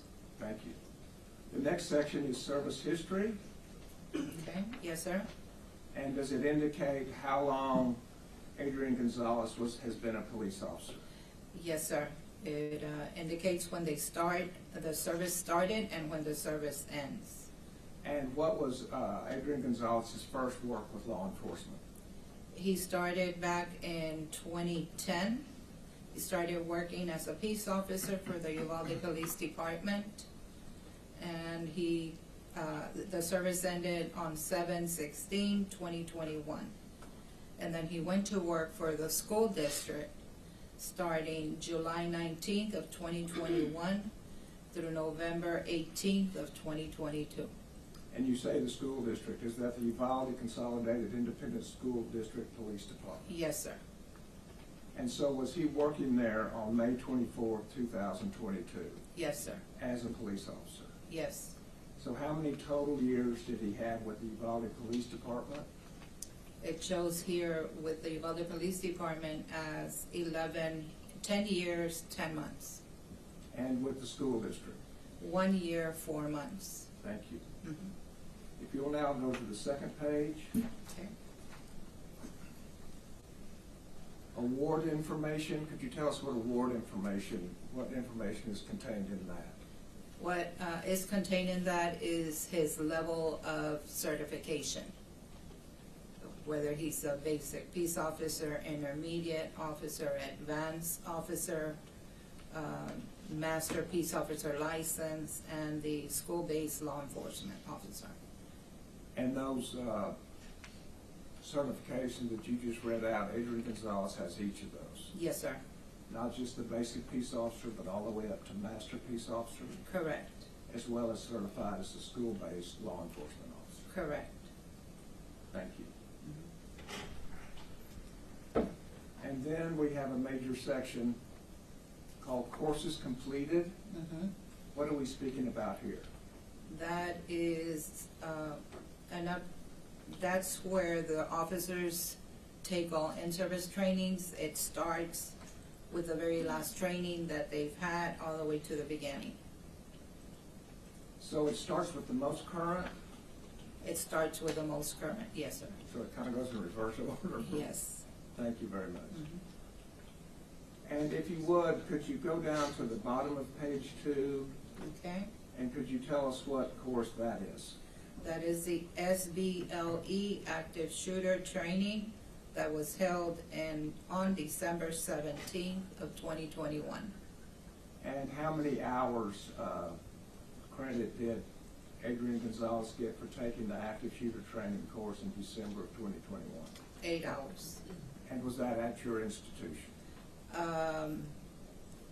No, well, we reported it, yes. Oh, so But- this just means you reported it? Yes, sir. I believe that, yes, that's what it says, Southwest Texas Junior College, LEA. And that's your group? Mm-hmm. Thank you. And on the next page, page 3, Okay. at the top, school-based law enforcement training. Mm-hmm. Is that also at your, No, sir. okay, where was that? That was taught at the Texas State University Texas School Safety Center. Thank you. And then, to finish out 2021, is there a total number of unit hours that he took that year? Yes, sir. And how many was that? 101. Thank you.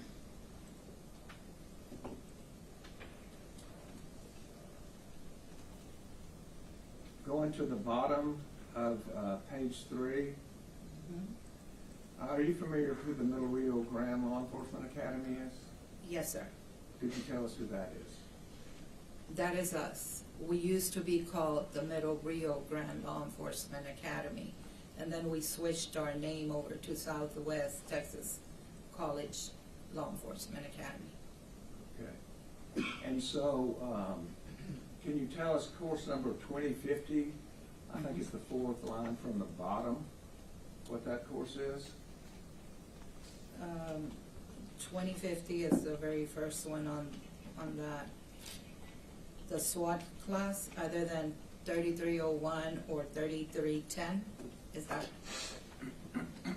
The class is 2050. That's the course number, 2050. And what is SWAT? SWAT stands for, I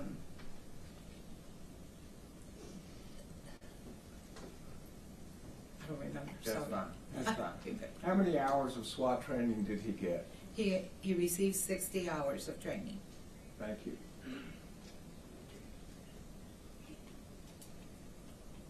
And the next page, about halfway down, I'm looking for course numbers 3305.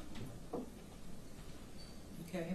Do you see those? Yes, sir. And could you tell us what the first 3305 states? It's active shooter response. First class was on 4/13/2018 for 40 hours with the Middle Rio Grande LEA. And was there a second training for active shooter response? Yes, sir. There was an active shooter response on February 27th of 2018 at Texas Department of Public Safety, LEA. And the 3310 just below that? It's a SWAT in-service training on January 30th of 2018 for 8 hours at the Uvalde Police Department. And what is in-service training? In-service is the trainings that we do for the officers. Thank you.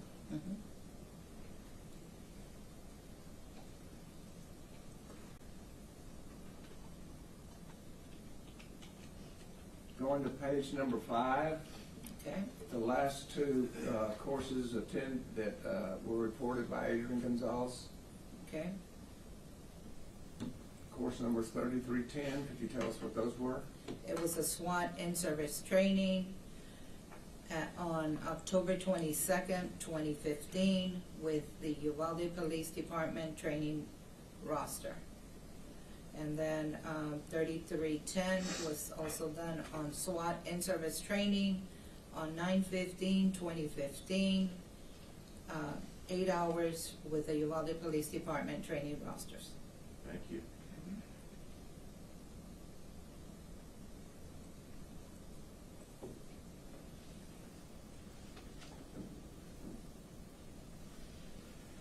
Turning next to page 7, toward the top. Is there a course entitled 2050? Yes, sir. And could you tell us what that was? That was the SWAT class, SWAT, other than 3301 course or 3310. And when was it taught? This was done in November 22 of 2013 for 60 hours with the Middle Rio Grande Law Enforcement Academy. 60 hours? Mm-hmm. Thank you.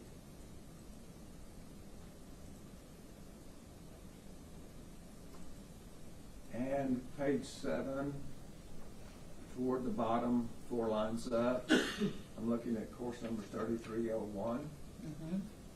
Could you tell us what that was? Yes, sir. Basic SWAT course on October 12th of 2012 for 60 hours by the Middle Rio Grande Law Enforcement Academy. Thank you.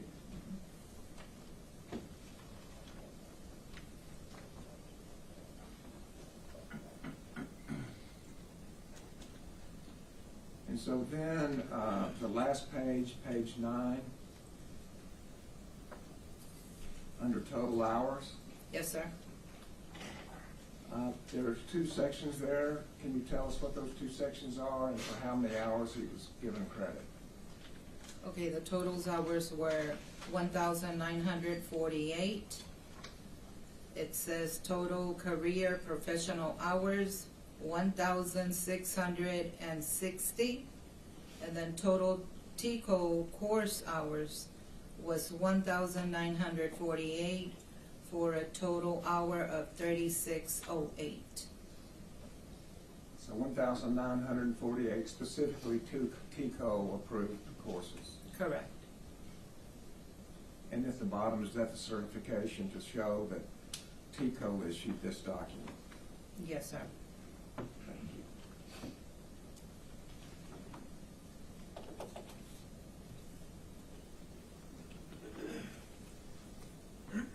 So in addition to Adrian Gonzales taking some classes from y'all, I believe you testified earlier that he also trained for y'all. Is that correct? He was an instructor in one of our classes, yes. And did you provide us the paperwork for that class that he trained? Yes, sir. And I'll show you State's Exhibit 927 and ask you if this is the instructional lesson plan that Adrian Gonzales provided.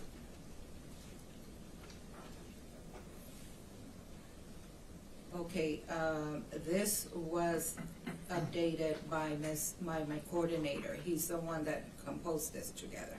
Okay, and who was the instructor of this course? It shows here instructors were Adrian Gonzales and Mike Hernandez.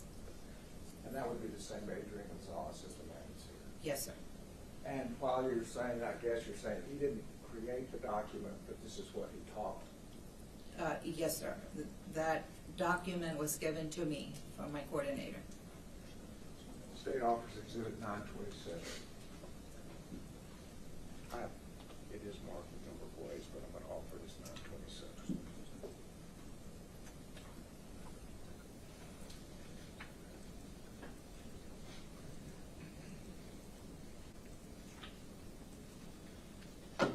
Your Honor, I'd take the witness very briefly on board, Okay. Good afternoon, ma'am. Good afternoon, sir. My name's Gary Hillier. I've got a couple of questions for you. Yes, sir. We'll, if I'm speaking too fast, just let me know. I was going to ask you a couple of questions about this document Yes, that sir. the prosecutor just handed you. Did you get a chance to review it? I didn't review it right now, but I believe that's the lesson plan objectives for that class. Your Honor, may I approach the witness very briefly? Yeah, that's correct. Now, in the interest of fairness, I just want to show it to you. Okay. Right. So I think it's been marked as various numbers, but I think the intention is to enter it as 927. As you Okay. understand it, that's Sure, fine. not at all, no problem. So I think, Bill, is that right? We're not doing individual pages? That's correct. So it's just been marked as this number. So I believe you said this is in a lesson plan, right? Yes. So is it your testimony that you had anything to do with putting this together? I did not put that together. So you've got, when I say that, I mean putting the information on the pages? No, that is something the coordinator does. Right, okay, that's what I wanted to. So you've got no personal knowledge of any of the contents of this document? Correct. It's just that it exists? Yes. In that case, Your Honour, we have no objection to 927 as labelled. Submitted. And so just to be clear, this is part of y'all's official business records, correct? Correct. Y'all keep these records because it is something that TCO will be auditing, Yes. and so you maintain the accuracy of it, Yes. and it is presented by people who do have personal knowledge. Yes. Thank you. You're welcome. And I'm going to do the same thing and hand you State's Exhibit 927 so you can refer to that. Okay.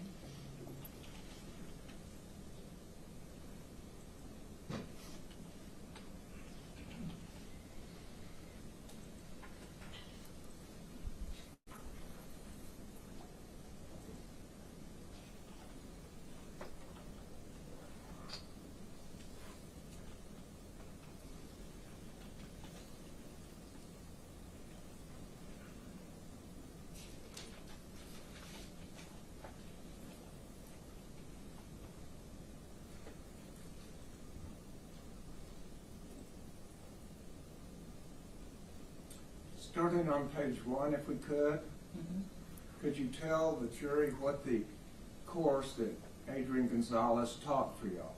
It was the active shooter for school-based law enforcement, number 2195. And did he have a co-teacher? Yes, sir. It was Mike Hernandez. And how many hours did he train in active shooter? It doesn't indicate here. It says the course is a limit of 8 hours to 10 hours. Thank you. And on that same page, does it state what the purpose of the instruction is? Instruction materials, prerequisites. It does. And would you tell us what the 6 goals and purposes of the instruction were? The first goal was history of active shooter events and training requirements, priorities of actions for school-based law enforcement. Number 3 is stop the killing, solo response to active shooter events. Number 4 is unified response. Number 5 is stop the dying, transitioning to first aid and evacuate of the injured. Number 6 is active shooter scenario trainings and evaluations. Thank you. And then, can you tell us what the next topic is found on page 2? This one is, the subject is the active shooter response for school-based law enforcement. It's got the learning objectives to each area that they will be working on. And the third learning objective is what? The student will be able to compare, contrast an active shooter event and a hostage or barricade crisis. And then the 5th learning objective, 2 down? Is the student will be able to identify expectations of school-based law enforcement officers during an active shooter event. And the next learning objective? The student will be able to identify response prioritized during school shootings. And then the very next one, please. The student will be able to explain the need to potentially adopt a solo response to an active shooter event. Thank you. And then from there on, does it talk a lot about tactical operations that are the learning objectives in addition to what you've just discussed? Yes, sir.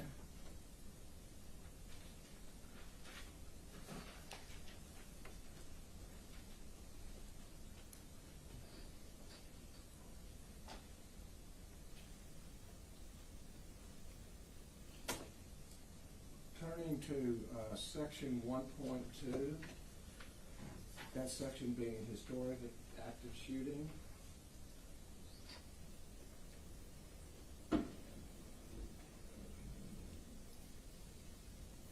What is the first historic active shooting that was discussed?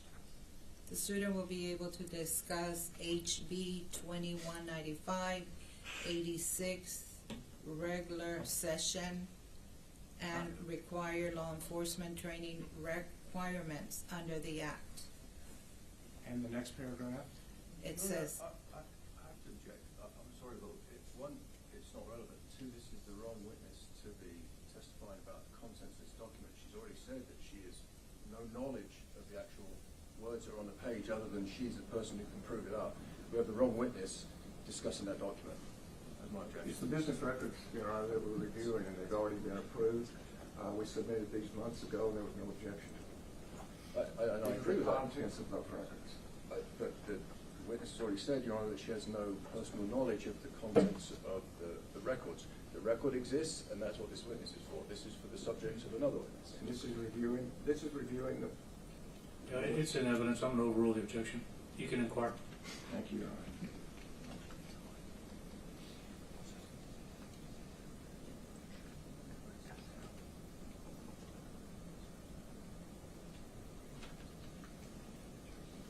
And moving to 1.2, the Columbine High School shooting.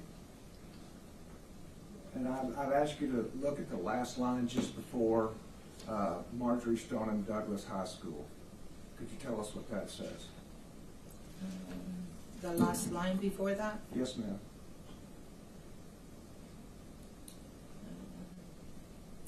It says organizations such as the National Tactical Officer Association, which stands for NTOA, and Texas Tactical Police Officers Association, stands for TTPOA, started developing and delivering first responders based response tactics for active shooter situations.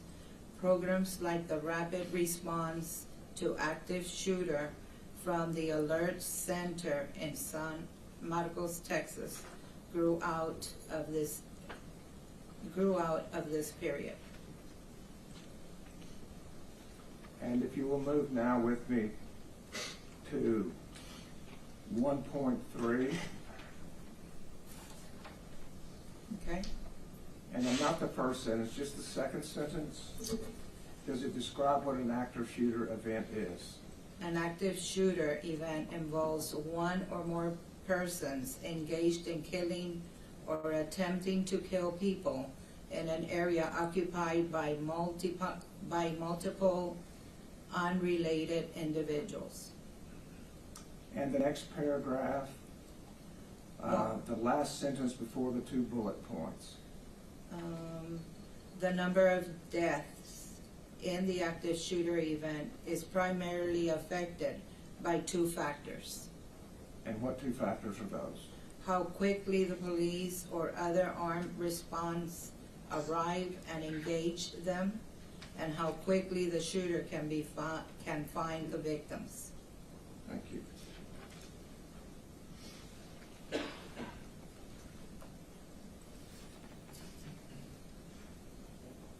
Turning to the next page then, priority of action. Okay.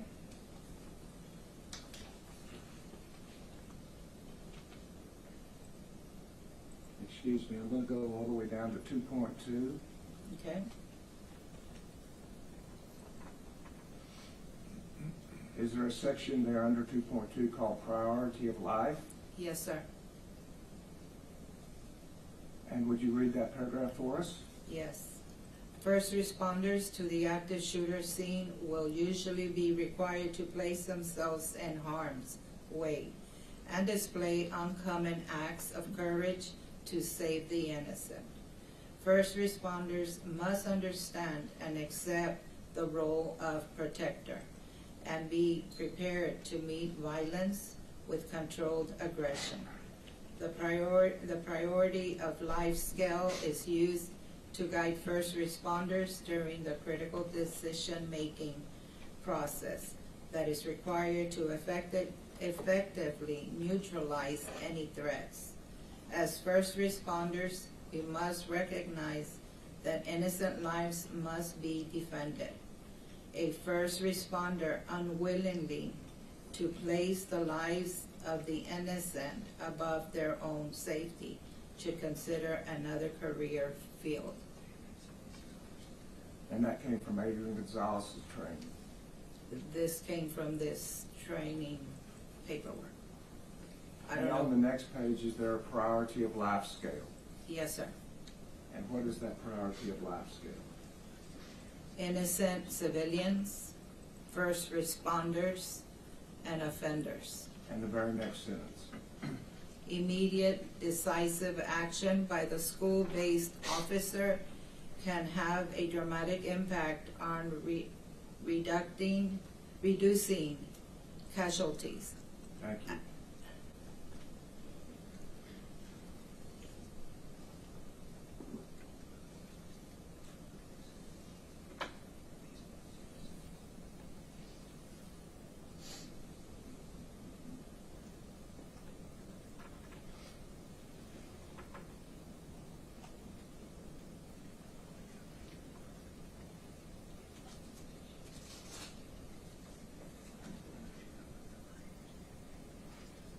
And the paragraph right after that, It begins with "in the event."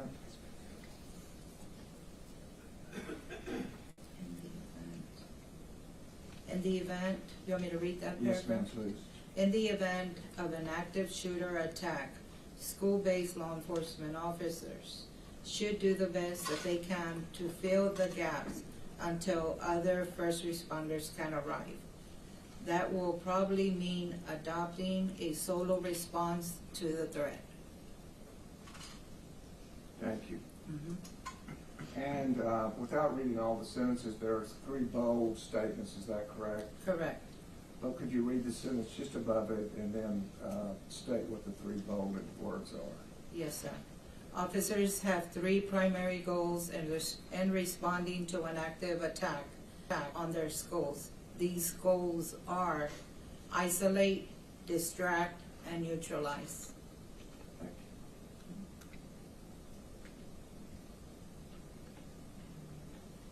And just a couple more, but on the page 7, 2.3.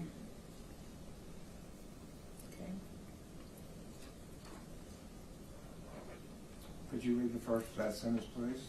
The student will be able to identify responders' priorities during school shooting. And the next. Respond to an active event, be working during the following priorities during an event. And the first priority? Stop the killing. What does it say about stop the killing? Officer, first priority is to move in and confront the attacker. This must include bypassing the injured and not responding to cries for help from children. And the next priority? Stop the dying. And what does the first sentence say there? Once the threat has been isolated, distract or neutralize, they should begin providing medical aid to those most seriously injured. And the third priority? Evacuate the injured. And when do you evacuate the injured? As soon as the scene can be secure, every effort should be made to quickly evacuate the severely injured to medical facilities where they can be properly treated, where they can get proper treatment. And finally, Unit 3. Stop the killing, solo response to active shooter events. And the first sentence of 3.1. The student will be able to explain the need to potentially adopt a solo response to an active shooter event. And finally, the last paragraph on that page.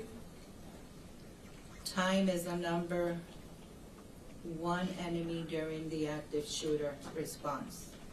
The short duration and high casualty rates produced by these events require immediate response to reduce the loss of life. In many cases, the immediate response means a single solo officer response until such time as others can the best hope that innocent victims have in that officer's immediate move into action to isolate, distract, or neutralize the threat, even if that means one officer acting alone. Thank you. And from there, we move into muzzle discipline and tactics. Is that correct? Correct. Pass the witness. Mayor, Proceed. hi again, Matt. It's me again. Have you ever testified in a trial like this before? Never. Have you testified in court before? Never. You haven't? Okay. And how are you feeling right now? Okay. A little nervous, but okay. No, that's understandable, and you're doing good. Again, my name's Gary Hillier. I've got a couple of questions for you, okay? Yes, sir. And I'm going to have to ask you a couple more because of some of the things that I objected to and the prosecutor asked you. But so I'm going to start generally with your role, Okay. if that's okay. Yes, sir. Right. And if I'm speaking too fast or you don't understand me, please say, Gary, hold on, and I'll slow down. Okay. Because I've got a habit to do that, all right? So you've been employed at Southwest Texas College of Law Enforcement Academy. Yes, sir. Right now. Yes, sir. And because on the records, some of the evidence that's gone back to jury, it's got different names in it. So that was formerly Middle Rio Grande Law Enforcement Academy. Correct. So when we see those two names, Bill, is the exhibit up there, by the way? Is the exhibit up there? Yeah. May I approach the exhibit judge and just retrieve it? Yeah. Thank you. Sorry, I'm just going to come and grab the first. This is what I'm going to talk about, then we'll be Okay. in a second. So when the jury sees those two notations for this learning institute, it's the same thing. Right. Yes. It just changed its name. We changed our name. Yes, sir. I mean, like, is there a reason it changed its name? Or? I don't know. It doesn't matter. So either way, so your role, I believe that you said is, so you're the office manager for the Law Enforcement Academy, right? Correct. And so basically you are the person who is in charge of the records. Correct. And so like I said, that's, you don't know the contents of these lesson plans. Correct. I mean, you can read them if the prosecutor asks you to. Yes. But you're not testifying to say you have any knowledge of the subject matter in here. Right. Similarly, you've got no knowledge of any of these classes that are in this TCOL report. But other than numbers and titles, that's it. That's what I mean. Other than the title, and TCOL is a Texas College of Law Enforcement, Texas Commission of Law Enforcement, right? Correct. And that collates for the whole state any training that a police officer does. Yes. That's reported. Yes. There's a section on it, and the jury can see it because it will go back with them. It says any awards. If they get awarded a certain certification, yes. Yeah. They're the ones that. And have you ever seen you've seen a lot of TCOL reports before? Yes. Have you ever seen any with disciplinary action on them? No. But I don't remember. But if an officer is disciplined, it can go on the TCOL report. It will. It should go Right, on and you reviewed Adrian's? there. Time back. Judge, I'll approach the witness again, Right ma'am. now. I'm going to give you the Okay. exhibit back. I know that you have that. You see, there's no. You'd agree with me. There's no record of Adrian having been disciplined for anything in his TCOL report.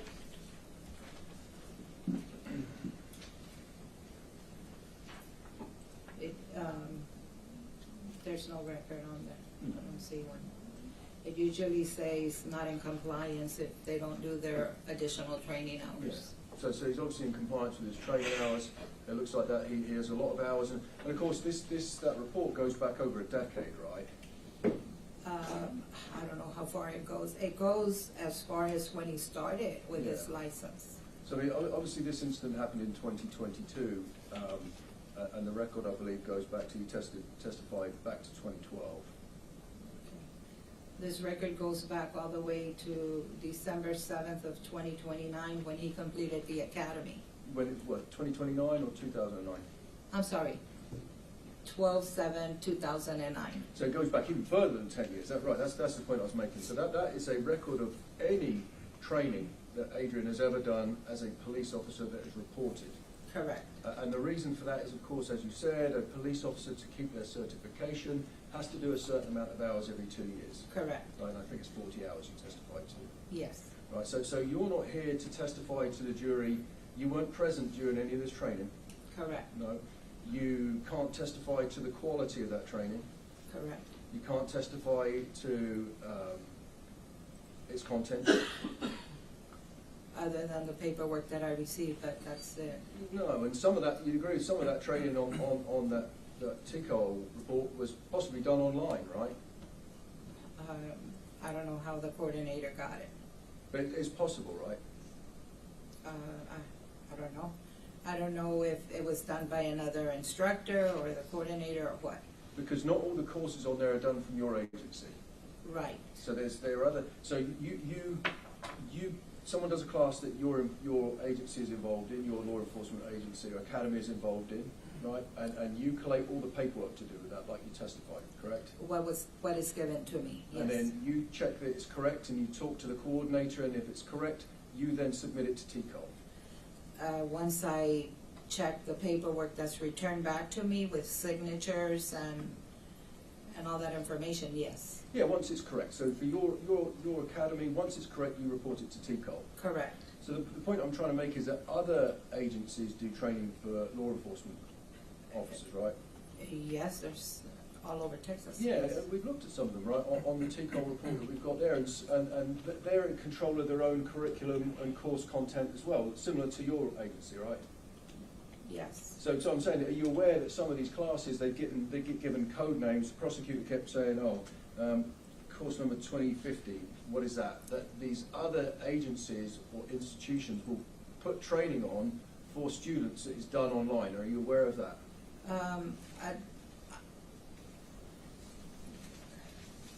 Some of these trainings must be done in person, and some can be done online. Right, okay. So, I wanted to talk to you very briefly about how a person gets to be an instructor for one of these classes. In order to be an instructor, to teach a class for us, they have to have a basic instructor certification. Right, and so precisely, so that comes from TCOL itself.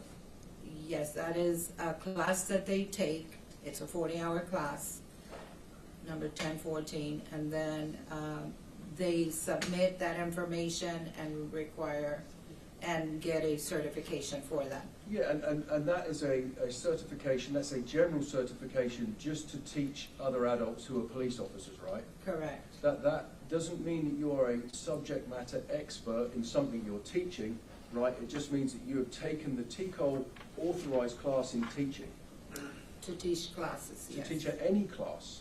I don't know about any class. The coordinator's the one that says he's qualified to teach a certain class. I don't. And let's talk about that, because that I wanted to talk to you about the coordinator, because you said the coordinator a couple of times. Now the coordinator is in your agency, right? Yes. So, because we've got two things going on here. We've got the training that's done through your law enforcement academy, and other training that gets reported to TCOL, right? So just to straighten that out. So in order for a police officer to be able to teach a TCOL sanctioned or authorized class, they have to do the TCOL 40-hour instruction class. Correct. And we've already had some testimony before the jury. It's almost like train the trainer, teach the teacher, right? And it's like, this is how you make pancakes. And this is so you then can teach people to do things. Correct. Right? And that could be teaching an officer about investigating sexual assault, right? Right. Could also be about reporting a crime. Correct. Right. And it could also be at the other scale, firearms tactics. That's what we've got here.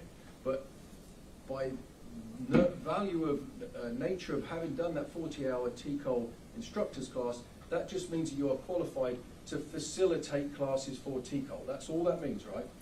Right. And then going on from that, in your institution, because that's what you've got knowledge of, right? The coordinator is the person who decides if an instructor has the qualifications to teach a specific class. Correct. Right. And in this case, we've pointed out there's a couple of notations in there that Adrian has taught some active shooter classes for your academy. So I don't think you mentioned, who is the coordinator in your organization? We have a different coordinator at the moment that this class was taught. This was updated by Mr. Johnny Field. He was our coordinator back in 21. So Johnny Field, do you know who's working now? He's working at the Uvalde County Sheriff's Office. He's not the constable? He's not a constable anymore. He was the constable. He right? was a constable. So your testimony is that, going on from what the prosecutor said, that Johnny Field, who used to be the constable, was your training coordinator. He was also my academy coordinator. And Constable Field also taught classes for your academy, right? Correct. He didn't teach this one with Adrian, but he's taught others with Adrian. I don't know about that, but I know that he oversaw this class. All right, and so so it would be, because again, I know it's not you, right? It's Constable Field who was doing another role for the agency. You're academy would see whether or not this person has the prior requisites to be able to teach this class. Right. So a lot of that is based on Mr. Field or Constable Field or Deputy Field's judgment and decision making, right? Correct. Okay. And you have no idea whether Adrian was qualified to teach these classes or not. Constable Field said he was, so he got a chance to do it. Yes, sir. All right. And so, and I appreciate you clearing that up. So, and these, I'm going to, very briefly, we'll finish with the TCOL thing, then we're going to go on to the next exhibit. Okay. And so what we're looking at is the PSR. It's called a Personal Status Report, right? Yes, sir. And that is it. So that if it's not on that PSR, it didn't happen for that officer. Correct. Right? So if they've had training that is authorised by any law enforcement academy or agency in Texas, it goes on that report. Correct. Right.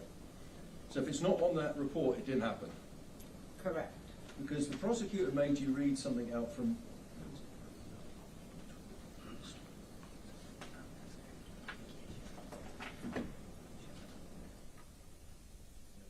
May I approach the witness to retrieve? It's 927. Yes. Actually, 927. If I may, now. This one right here. Okay. If I may inquire, so Mr. Turner asked you to read some things out. And we're going to visit about it in a second. So the prosecutor, I'm going to ask you, I'm going to draw your attention to page 3 of State's Exhibit 927. I'm sorry to make you do this again, but I'm going to ask you to read a couple of things out, if I may, ma'am. Okay. Okay. I'm going to ask you to read, and I think Mr. Turner asked you to read this out. I'm going to ask you to read, and I'm pointing your attention to the bottom of page 3, the last sentence of 1.2, which discusses the incident at Columbine High School. If you could just read that last sentence out. Okay. It says programs like the Rapid Response to Active Shooter from the Alert Center in San Marcos, Texas, grew out of this period. Right, thank you. I appreciate that. And I'm going to leave you with this because I would like you to have a look at the Adrian's PSR, which is his very detailed training record. So alert, are you aware that stands for Advanced Law Enforcement Rapid Response Training? Yes, sir.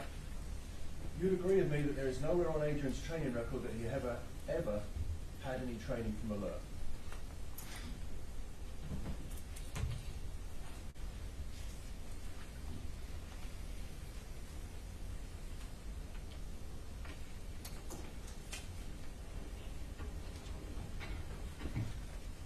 I'm looking at the list of classes that he has taken.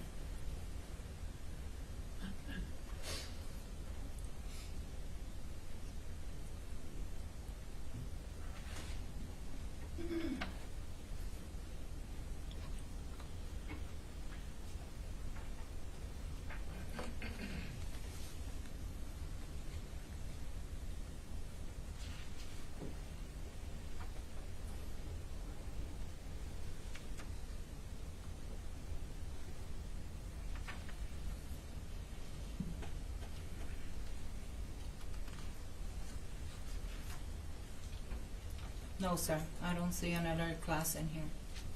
We don't see an alert class in there. That's because, and again, like we said, I know I've asked this already, if a police officer, a licensed police officer, has training, it gets put on that record. Correct. If it's not on that record, that means that someone hasn't had that training. That's what it indicates. So we can conclude and we can say to this jury here today that Adrian has never had any training from the Alert Center in San Marcos or any alert training according to his record, right? Yes, sir. So you'd agree with me, if anyone was to judge him by alert standards, that would be inappropriate, right? If anybody, what, I'm sorry? Judges him by alert standards, that would be inappropriate because he hasn't had any training. Correct. Right. Thank you. So I want to move on to, and I think I might have left the exhibit up there. If I may approach again, Judge, I want to inquire about an exhibit. We've made a blanket rule for this trial. If you want to approach, you want to use the well, just do it. Thank you, Judge. And I'm going to come up there, ma'am, and I'm going to talk to you about the next document. And again, it's, I'm going to talk to you about State's Exhibit 927. right? And we've already, that is an instructor lesson plan that was prepared by someone in your agency, correct? No, I don't know who that person is. But it was updated by Mr. Field, Yes. Constable Field, right? Yes. So this lesson plan and these documents and these materials are provided to an instructor to facilitate to a class, right? Correct. Right, and so in this case, I mean, we've already established that Adrian Gonzales and Mike Hernandez facilitated this class. Correct. An 8-hour class. Yes. And that would be to fellow law enforcement officers who are school-based, right? Yes, it says active shooter for school-based law enforcement. Yeah, and so if Adrian wasn't, let's pretend for 1 minute that example, let's say I was instructing this class, these materials would be provided to me if I was a peace officer and I was chosen to do it. I would be facilitating the same materials. Correct. It's not my materials. Right, it's what was provided. By Constable Field.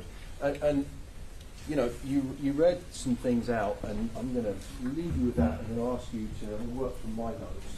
The prosecutor asked you to read some things out to the jury, right? Yes. And again, we've already established you're not a firearms instructor. Right.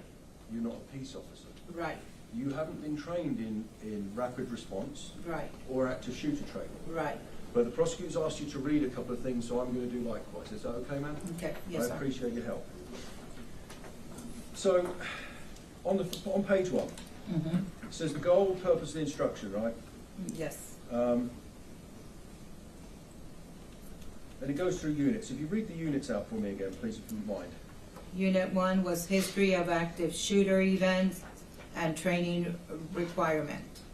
Number 2 is priorities of active for school-based law enforcement. Of action, for school-based law enforcement. Unit 3 is stop the killing, solo response to active shooter event. Unit 4 is unified response. Number 5 is stop the dying, transitioning to first aid and evacuation of injured. Unit 6 is active shooter scenario training and evacuation. Thank you, ma'am. And I promise you I'm not going to make you read the whole document out. There's like 15 pages, right? But I'm going to focus on a couple of things. If we turn the page over, we see that it says lesson objectives, and then we're going to go into it later on, whether or not those objectives can be met by the materials provided. Okay. But if we look at the objectives, and don't read it yet, because otherwise you'll lose your voice, because there's a lot of it.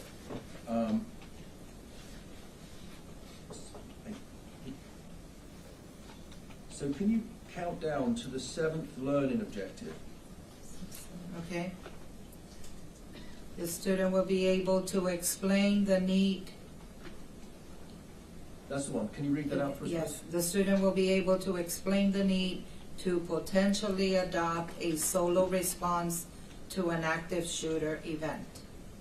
Correct. Thank you, ma'am. So now, and you don't know how that is done, right, in the training, but the learning objective, so the objective to be filled at the end of this training is for a student to be able to explain something, right?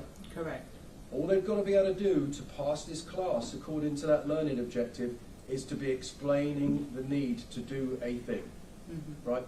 It does not say that they have to be proficient in a tactical skill. Right. It doesn't, does it? No.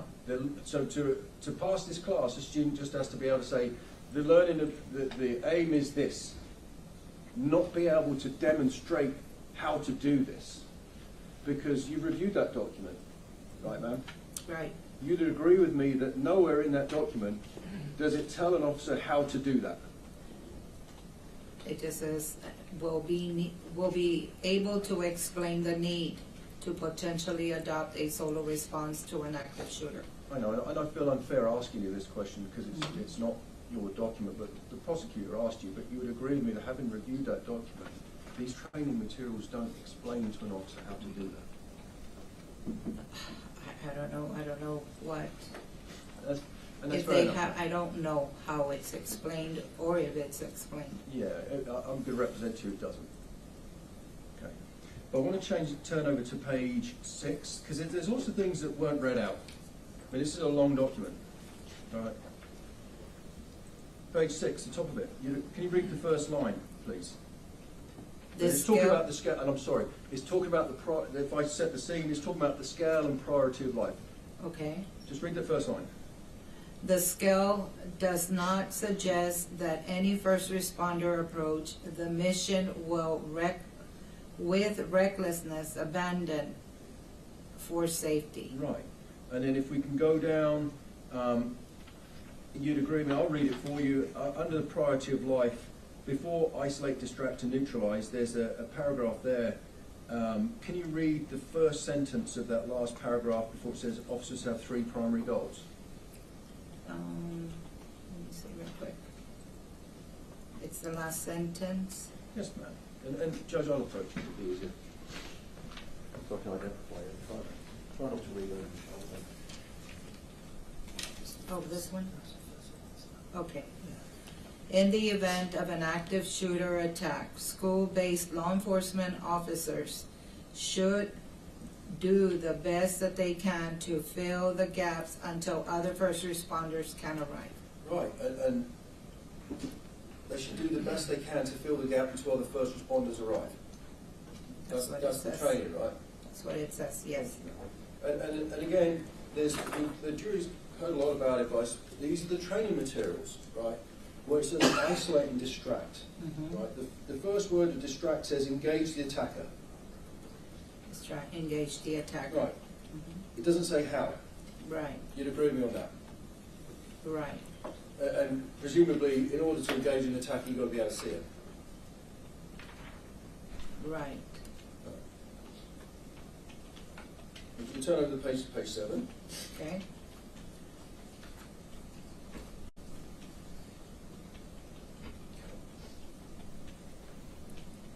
And it says stop the killing. Can you read that first sentence?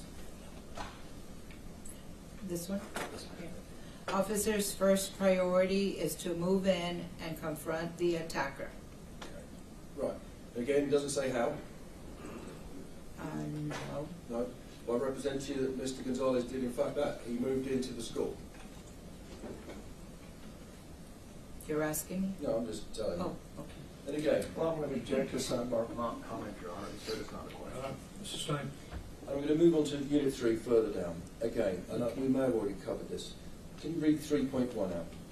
The student will be able to explain the need to potentially adopt a solo response to an active shooter event. Now, and these are the training materials, right? This is it. This is lesson plan, yes. It does not go on to explain how that should be done. You'd agree with me on that, ma'am? I don't know what all this has in there. I know. I'm sorry to talk over your shoulder, it's just so I can see it, but Okay. the prosecutor got you to read things out, and so I'm just doing the same thing, right, in the interest of fairness for Adrian, right? And I'm going to ask you, the last thing I'm going to ask you to read is this paragraph here. The prosecutor didn't ask you to read that. Can I ask you to read that for me, ma'am? Yes. Most response to active shooter training has been based on team tactics that normally leverage 4 or more officers operating as a cohesive unit to search for and neutralize the threats.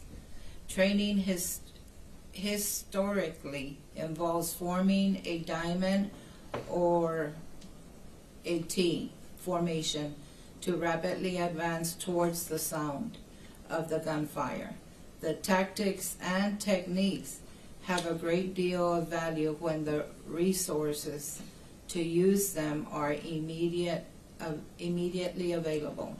It is obviously safer to deploy teams with overlapping areas of responsibilities. More eyes and more guns pointed at the problem would be preferable. Thank you, ma'am. I'll pass the witness. Thank you, Your Is State Exhibit 950, is that the flyer that went along with this training? Yes, sir. And does it have, the state office Exhibit 950? No objection, Your Honor. Submitted.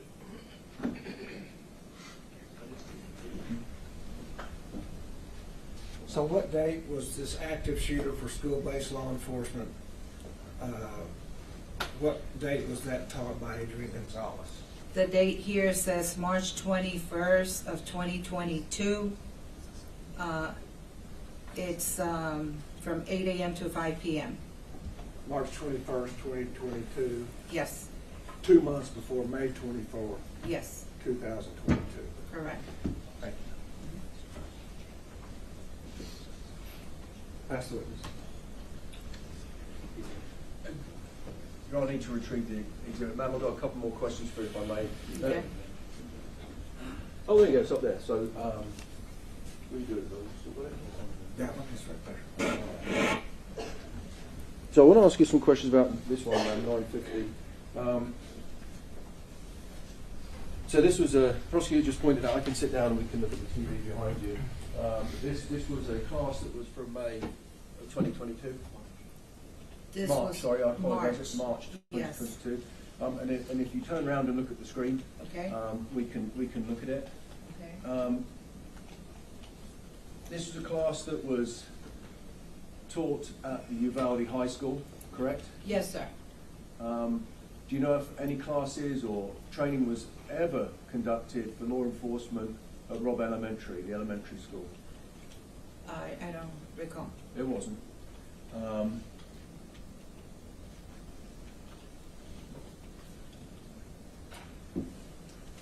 Thank you, ma'am. We've got no further questions.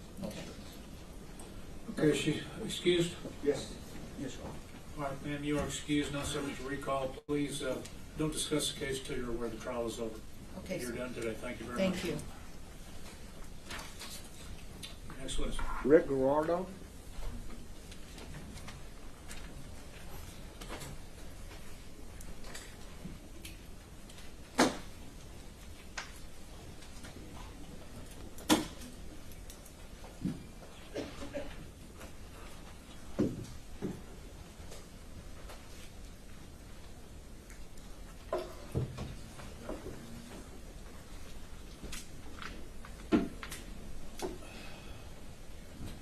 Raise your right hand. You solemnly swear the evidence and the testimony given the cause of the truth self you got.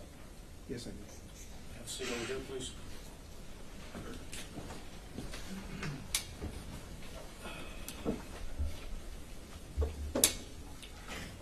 You may proceed.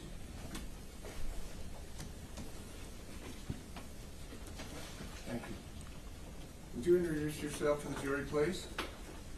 Ricardo Guajardo, Texas Department of Public Safety, Texas Rangers Division. And how long have you been a Texas Ranger? 5 years. What did you do before you were a Texas Ranger? I was a special agent with Criminal Investigations Division for 6 years with DPS.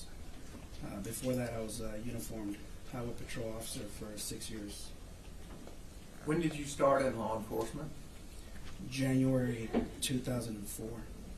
2004? Yes, sir. So now you're sitting on over 20 years, is that correct? 22 years, yes, sir. And so has that time been with DPS, or have you been with other agencies also? For 5 years, I was Eagle Pass police officer.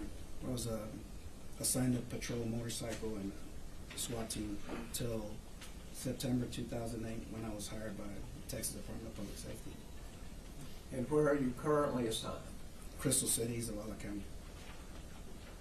And back on 2022, May 24th, where were you assigned? I was assigned to the Cotulla office, which is in LaSalle County, but my secondary county was Zavala County. So you had two counties? Yes, sir. Okay. And why is it that are all rangers assigned to a county, or how does that work? Most of the rangers are assigned to, they have an office in a certain county. Some rangers cover more than one county, often up to 3 counties at one time, depending on the terrain. And you were assigned 2 counties at the time. Yes. So how far was your home base from Uvalde?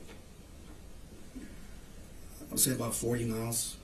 Okay. On May 24th, 2022, did you go to Uvalde? Yes. For what purpose? I was told by my lieutenant that we were responding to an active shooter in Uvalde. And how long did it take you to get there? I don't remember. Okay, fair enough. Well, when you got there, were you given assignments to do? Yes. Can you tell us what assignments you had? When I arrived there with my lieutenant, one of the first things I was assigned to was we had children that were leaving the Robb Elementary through the south side of the school. So we were assigned to keep them off the street and get them to a vacant lot so that they could be later transported by school buses for accountability purposes.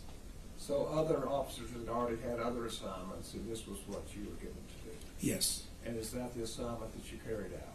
Yes. And how long did that take?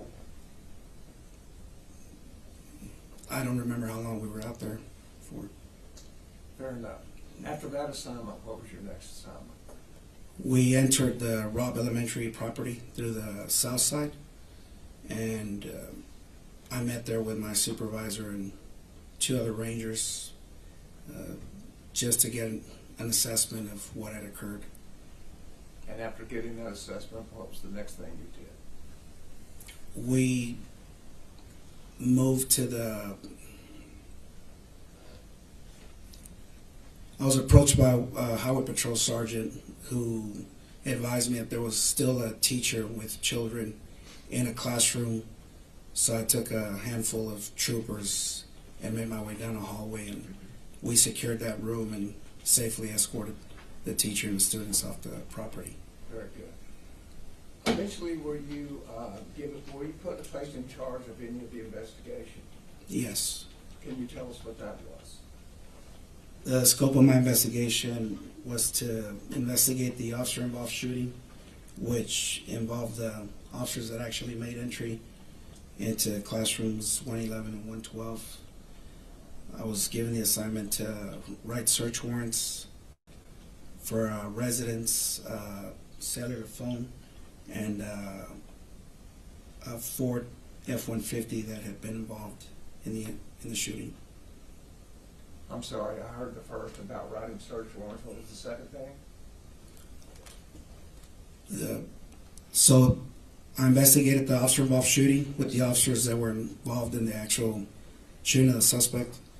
And the other assignment was that I was to write search warrants for residents 552 DS Street, 2008 Ford F-150 that was next to the school property, and a cellular phone. Okay. So the Ford F-150, the truck that we've known to be, is in the ditch, is that correct? Yes. And I believe earlier it was referred to that 522 DS, that's where the grandmother was shot, is that correct? Yes. Thank you. Eventually, after securing search warrants and getting that out of the way, did you begin questioning witnesses? Yes. And what was the purpose of questioning witnesses at this point? To gather as much information as we could as to the accounts of what had occurred at Robb Elementary. And so, how did you develop a list of who you were to question? We started by attempting to identify the officers that first responded, and throughout the weeks and the months of the investigation, we had to view. I didn't view it, but there was audio and video, body cam footage attempting to identify officers in the hallway, so we could get statements from them too. Okay. And so, how did you pick where to begin questioning witnesses? My supervisor brought us all together and basically gave us a list of officers and witnesses and victims on a daily basis. So we'd cut them up between however many rangers were working that day, and then we'd go down the list and just start calling witnesses or the officers or victims to get statements. At that point, had any suspects been developed? Yes. As to the officer-involved shooting?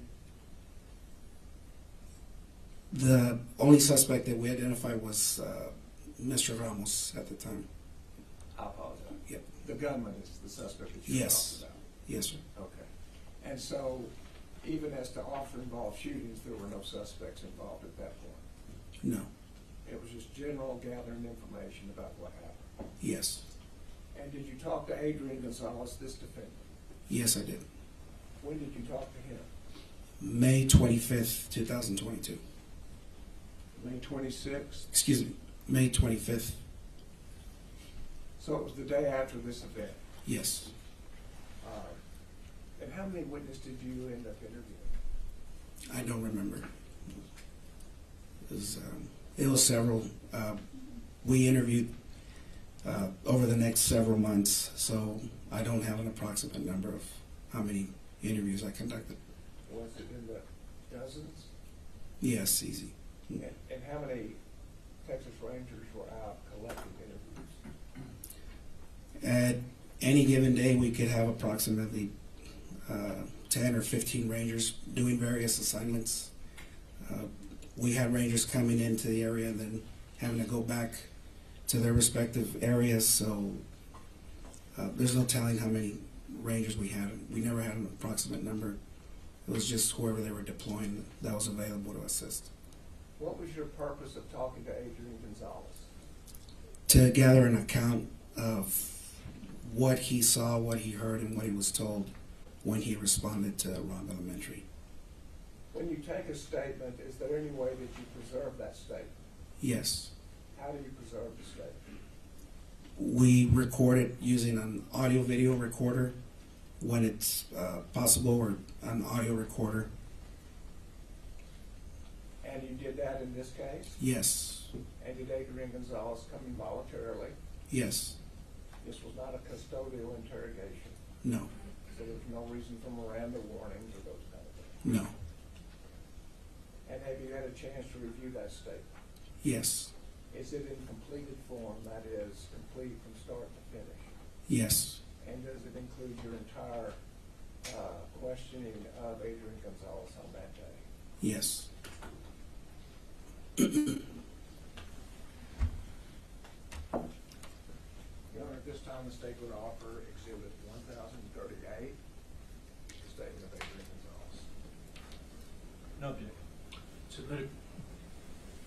Publish if you like. May we publish it? Yes, sir. And, Ranger, there may be a couple of times where I hear language that may be police talk that I may ask to stop and explain, if you know what that police talk is. Yes. Fair enough? Yes. Thank you.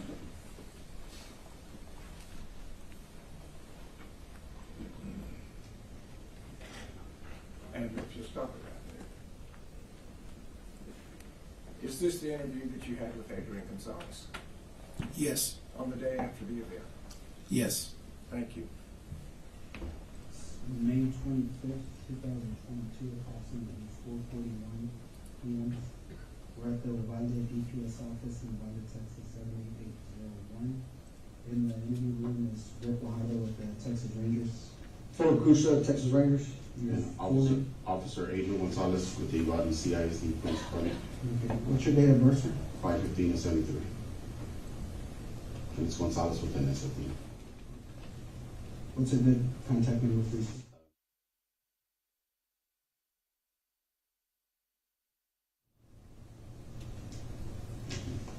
And your address?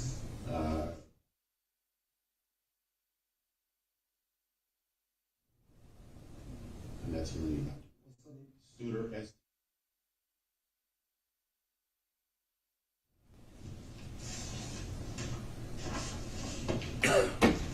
What's your radio number? 422. How long have you been employed with the school district? With the school district PD since July, about 10 months. So you started in July 2021? Yes. Okay, to present. And before that, sir? I worked for the Uvalde Police Department from 2009 to July 2021. I resigned from them, went to work for this village. I was about 10 years, 10 months with them. 10 years, 10 months? Yes.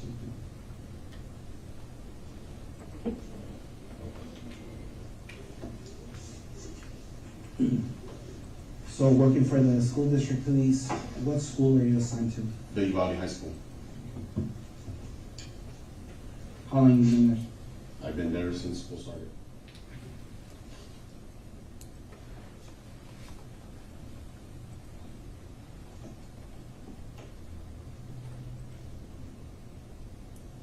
What's your shift?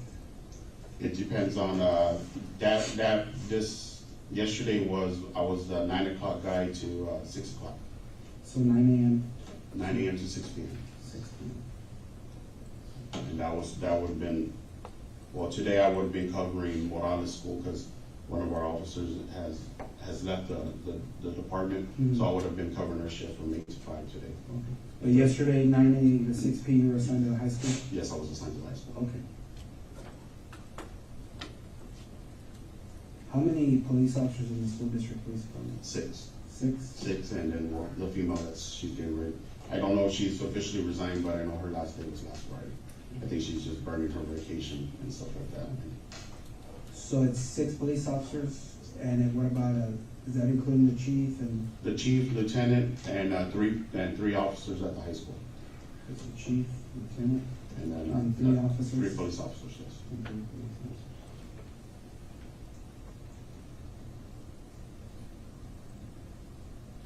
So the 6th one would have been the female that just? The 6th one's actually housed, she covers, her campus is Morales Junior High, which is the junior high. Which you said she's leaving? She wasn't on scene, actually. Officer Ruby Gonzales was covering the school.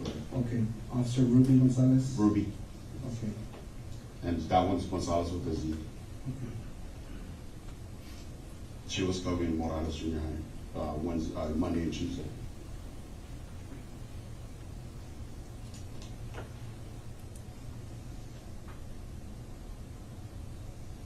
Who was assigned to the Robb Elementary School yesterday? Nobody was assigned to Robb Elementary School. No officers, no assigned.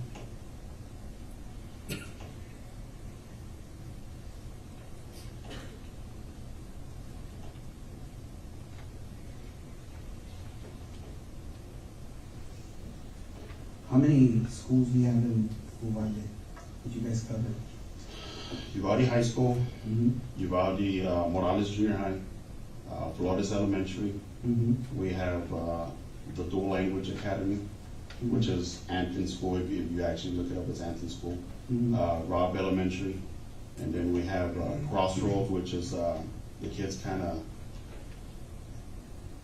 they work at their own pace, to get their GED or their diploma and things like that, and for expecting mothers. And then we got a campus at Batesville Elementary. Yes, and Dalton Elementary, which is our pre-K and kindergarten class.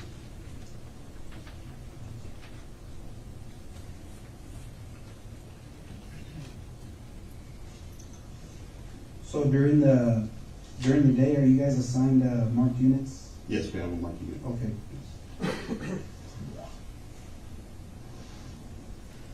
They're actually we take them home. Okay.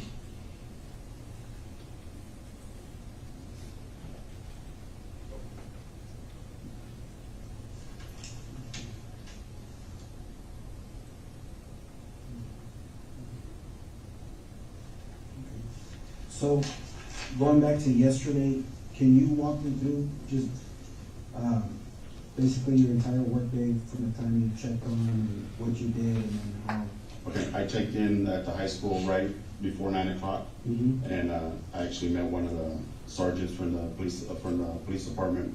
We're out there talking for a little bit. He asked me if I was going to go to the park, which is we call it the West End Park, the Mexican Park. It's actually named the Parque de Jardín de los Héroes, Park of the Heroes. The senior class was having activities out there for them, which is a senior class because they're getting ready to graduate. He goes, "Are you going out there?" Because they told us to actually patrol the park. I go, no, nobody's told me. Then my Lieutenant Mike Hernandez texted me and said if I can go out there from 9:30 to 11:30 with the seniors. Okay. So I got on location to the Western Park, drove around because there's some of our local, I guess, drunks hang out there just, waiting, just, doing whatever, utilizing the restroom, taking baths and everything like that. So patrolled it. There was a couple of people there, just drove around because the kids, like I said, towards I want to say the back end of the park, there's a little basketball court and a volleyball court. Some of the kids were playing basketball, and the two people that I observed were actually sitting on the park bench. So I just drove around, just let them know that I was there. Okay. Parked a couple of spaces, stopped, looked to make sure everybody was, nobody was getting approached. Drove around, finally got off, and interacted with the kids and the principal and some of the staff. I want to say maybe about 11, 15, they started debriefing the kids, telling them, we're going to get ready to, because they bus them out there. So they have about 4 to 5 buses out there in the park. So they were telling them, hey, we're going to give you some packets. The packets were for the pictures for graduation. And you need this, and you need to turn in before the day of the graduation and stuff like that. So they were telling the kids before they get on the bus to make sure they're, and stuff like that. So some of the kids started walking towards the bus, and then I heard on the police radio of 1050, which was an accident at Geraldine and Grove Street. So I told the assistant principal, Joel Barbosa, hey, I'm taking off. I go, there's an accident by the school. So at the Western Parks, I want to say maybe about the 800 block. Robb is like 400 block of Geraldine. So I came up, I left, and then when I was actually getting in my car, I heard the radio traffic that the guy has a gun. So I turn on my red and blue lights. I'm not running sirens, so just red and blue lights. I come out of the park, which is Farrar Street, take a left on South Farrar, because the park's actually on Farrar Street. So I go up Farrar Street, cut on West Garden, the 300 block, 400 block, and then I go up South Evans Street. From South Evans, I hit Geraldine. So Geraldine actually is where the school's at, sits on Geraldine and Oak Rizzo. When I approach, I don't know if you're familiar with it, Geraldine has a little twist on it. Okay, towards the back of the school where the vehicle was at, like a half a block up, there's a little twist. So when I came up, I heard the traffic. I don't know if it was when I was on Geraldine on Evans that he was running towards the school. So there was no clothing description provided. So when I came up, I saw people at that curve, like standing, looking towards the school. So when I came up to school, I observed the truck inside I could say a bar ditch, but it has like a concrete where I guess the water sits, so it doesn't sit, so it flows. It was sitting in there, and the rails were all broken up and stuff like that.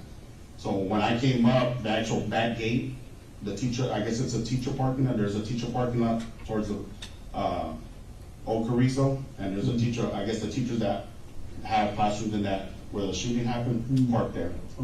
But there's a gate, it should have been closed, it was wide open. So when I approached, I actually saw a lady in a peach, maybe orange t-shirt running. I didn't know it was a lady or not. I knew it was a lady after I made contact with her, but I saw her, went to her because they said they were running towards the school. I was going over there towards her. No sirens, just light, red and blue lights. I see her fall in a dust of cloud. So I get to her and I realize she's one of the coaches. I don't know her name, dark complected coach, short hair, boyish, tomboyish coach. And she tells me, he's over there. I go, who's over there? He goes, he's over there, the shooter. He's wearing black. I go, where? So when I turn, actually, my vehicle's still there. At the school, it's the Crown Vic that says UCISD. It's like, it's close over there. So when I get out and I approach her, she's like, he's over there. I go, where? She goes, he's over there, he's in black, by the teacher parking. So when I look, I start hearing rounds going off. I don't know where they're coming from, but I just know they're getting muffled. They're behind the building. So then I hear like banging. So I think I under my radio, I don't know if I break. I said, hey, shots fired at Robb School. And then I tell him, the general location where he's at. So I start moving up, trying to get from front of my vehicle to the back. There was the only thing that was the tree and then the building. So I started walking towards there, and then I see an officer, one of the PD officers coming. and then all of a sudden I see like glass coming out and firing. You know, somebody firing in glass. You know, a couple of rounds come out of the glass, and I tell the PD officer, get back, it's coming from over there. So we get there, I want to say Sergeant Page from the Uvalde Police Department show up, and the chief show up, Chief Arredondo show up. So the chief, Donald Page and myself go in on one side, Lieutenant Martinez from the Uvalde Police Department and Sergeant Gonzales come in through the other side, through the back door. And what door did you enter? I entered the door where my vehicle's at, so it's gonna be the south door. Okay, because the school's right here. Yes. And then there's a big field. Yes. And then this is a ravine, right? Yes. And this is where the vehicle was? Yes. So you approached? There's a gate, right there, yes, Okay. there's a gate, yes. Okay. So you parked here? No, I drove in, because like I say, I saw that lady running. She was actually about right here in this area. Okay. So I made contact with her. There's like a breezeway with the kids, like an Onyx. Yes. Okay. I made contact with her, and she tells me he's over here. She's pointing this way. He's over there. He's dressed in black. I go, where? And she goes to the teacher parking lot. I want to say I saw a black car at that end, and then I started hearing the rounds go off, and then like banging, like somebody hitting a metal door. You know, I can't see nothing because it's behind the building. I can't see it. So I notify everybody on the radio the best I could, and then, you know, as soon as I start walking over there, I see the rounds come out of the window. Okay. So when you drove through this gate, you said it was open? That gate was open. Okay. And it should have been locked. How far did you drive in? To where my vehicles stopped. Yeah. There's a pavilion back here, like a big seat, Yes. big roof. Yeah. So it's in between the school building? Yeah. Okay. So you park here, because I know that there's a hallway that goes. Yeah, there's like a walkway, yes. Okay. I'm actually, where the vehicle's sitting at, that's where I actually stopped at. Okay, so you drove up to her, Yeah. and she's pointing that he's over here? Yeah, he's behind the building in a black, he's dressed in black. Okay. And when you drove through, did you see anybody? I didn't see anybody. Okay. Does your unit have a camera? No. So there's no audio, video in your? No, there's Okay. no. Do you guys wear body cameras? Okay.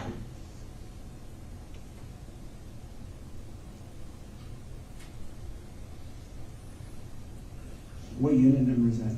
Unit 44.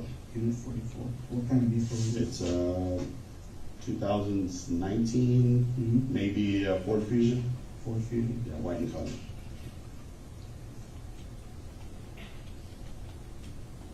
Okay. So you drove up to her, she's pointing this way, and when you're talking to her, that's when you start hearing? Yeah, she said, he's over there. I go, where? She goes, he's over there by the parking lot. And then she goes, he's dressed in black, and then I hear the rounds go off. Okay, because there's a door right here, right? Yes, there's a door, School? yes. All right. There's actually a door. Windows here?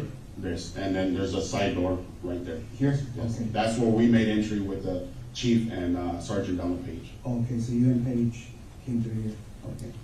And I want to say Lieutenant Martinez and Sergeant Gonzales from the PD came in through that back door because we were facing each other. Yes. Okay. And Canales, you said? Yes.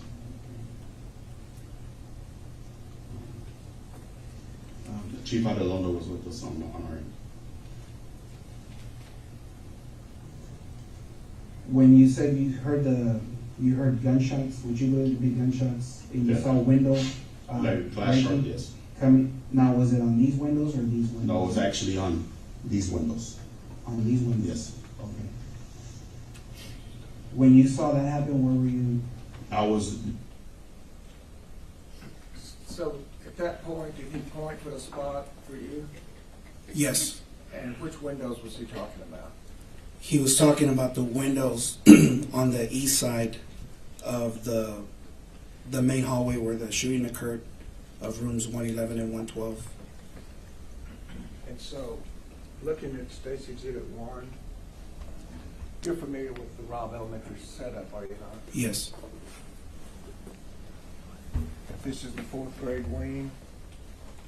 Which windows was he speaking of? He was speaking about these windows on the east side of the building. Did he saw shots coming out? Yes.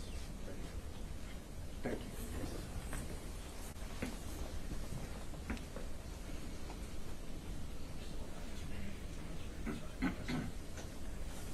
there was actually a tree right there in that area. Yes. that area. I was walking towards the building. Okay. So when you made entry with Adrian and Chief Arredondo, what did you see inside the school? Just when we opened the doors, it looked like have you ever seen somebody sell a fire extinguisher? The smoke, that's what it looked like. You know, smoke burn, you know, something burning, you know. So we went in there, we kind of knew he was in that area because I kind of told him, I don't remember if I told him, hey, it's like 3 windows down, 3 or 4 windows down. He's in there, so we kind of all, you know, came in together. And I didn't see Lieutenant Martinez get hit, but I don't know what he did, that he started firing, and then you see him go like that, and everybody scooped back. You know, so I think he got hit. So we kind of moved back, you know, as we're departing because he was laying fire. When Donald Page stepped back, you see a piece of the sheetrock come through, you know, a round come through. So we back up, and Page is yelling at Javi, hey, are you hit? Are you hit? And I see Javi holding his inner thigh, and he goes, yeah, I'm hit, but I'm good. So they walk out, and we walk out. Okay. When that's well, you know what? Sergeant Coronado was with us too. Coronado? Yes. He's with the UPD.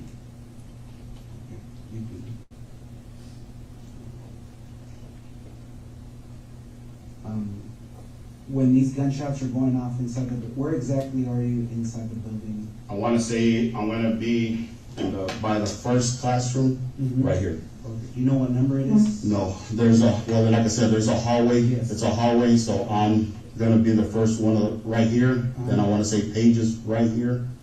On the same highway, but across the hallway? I'm actually on the back hall, the back wall, and Pages on this front wall, and Chief and Coronado's on this side.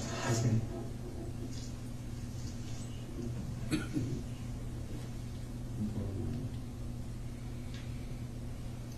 And while you 4 gentlemen are here, where do you think the shooter's at? I know there's a hallway that goes this way, right? Yeah, that's going to be further more to the end over here. Yeah. All right. Is there another hallway that comes down this way? I know it runs from that back door to the front. There's a door over here. Okay, that long hallway. Yeah. All right. So I want to say there's a hallway here, and like I said, Lieutenant Martinez was here, and Sergeant Canales was there. Okay. So they were in front of you? They were in front of us, yeah. Okay. We were like, you know, angled in it that way. Okay. You didn't see Martinez get hit?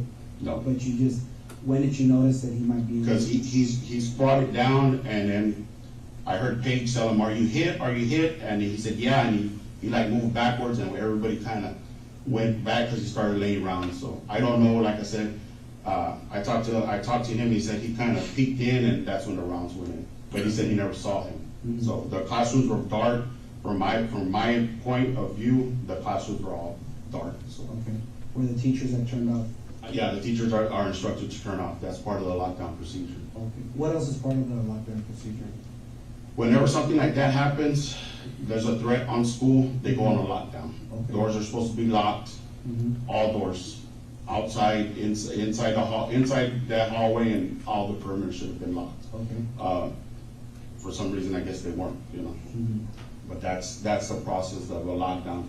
But the lockdown didn't come into effect till the shooting was already occurring. Okay. Yeah, because we have it's called a Raptor system, and that sends automatic notification to everybody on campus, all the teachers through either their laptops or their iPads, whatever they have. It sends them the system, and it automatically goes to lockdown. And the front office should deploy something over the intercom saying the lockdown. So. Okay. So, you guys how many rounds do you think you heard when you were inside the building? Inside the building, 7 to 9 maybe. 7 to 9 rounds? And when you were outside? About 13 or 14 rounds. 13 or 14, before you guys actually went in there? Yeah. Okay.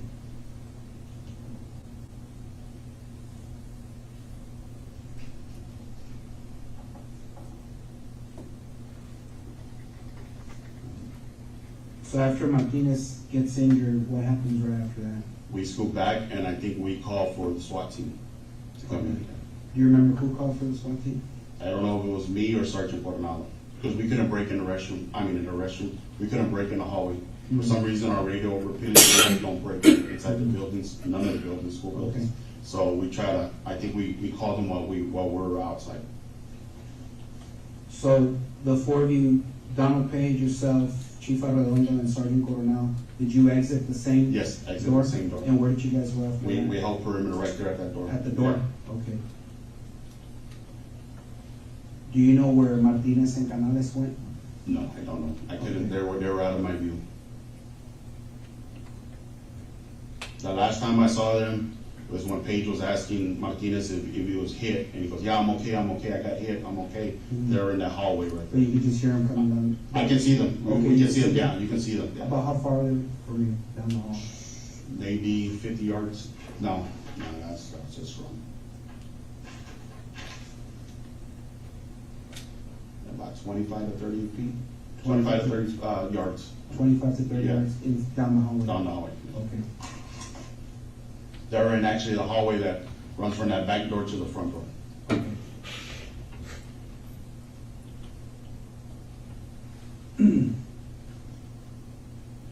So you guys exit, and then who started calling for the SWAT team? I want to say either I broke or Coronado broke. One of us broke because, like I said, we weren't getting service. So we walked out, and I want to say I called, but I don't know if I called to activate the SWAT team. Okay. I called the dispatch. Now, during the break that you guys went outside, were there still No rounds worries, being no. fired? Okay. How long do you think you guys were out there for? Maybe 20, 30 minutes. 20, 30 minutes? Yeah.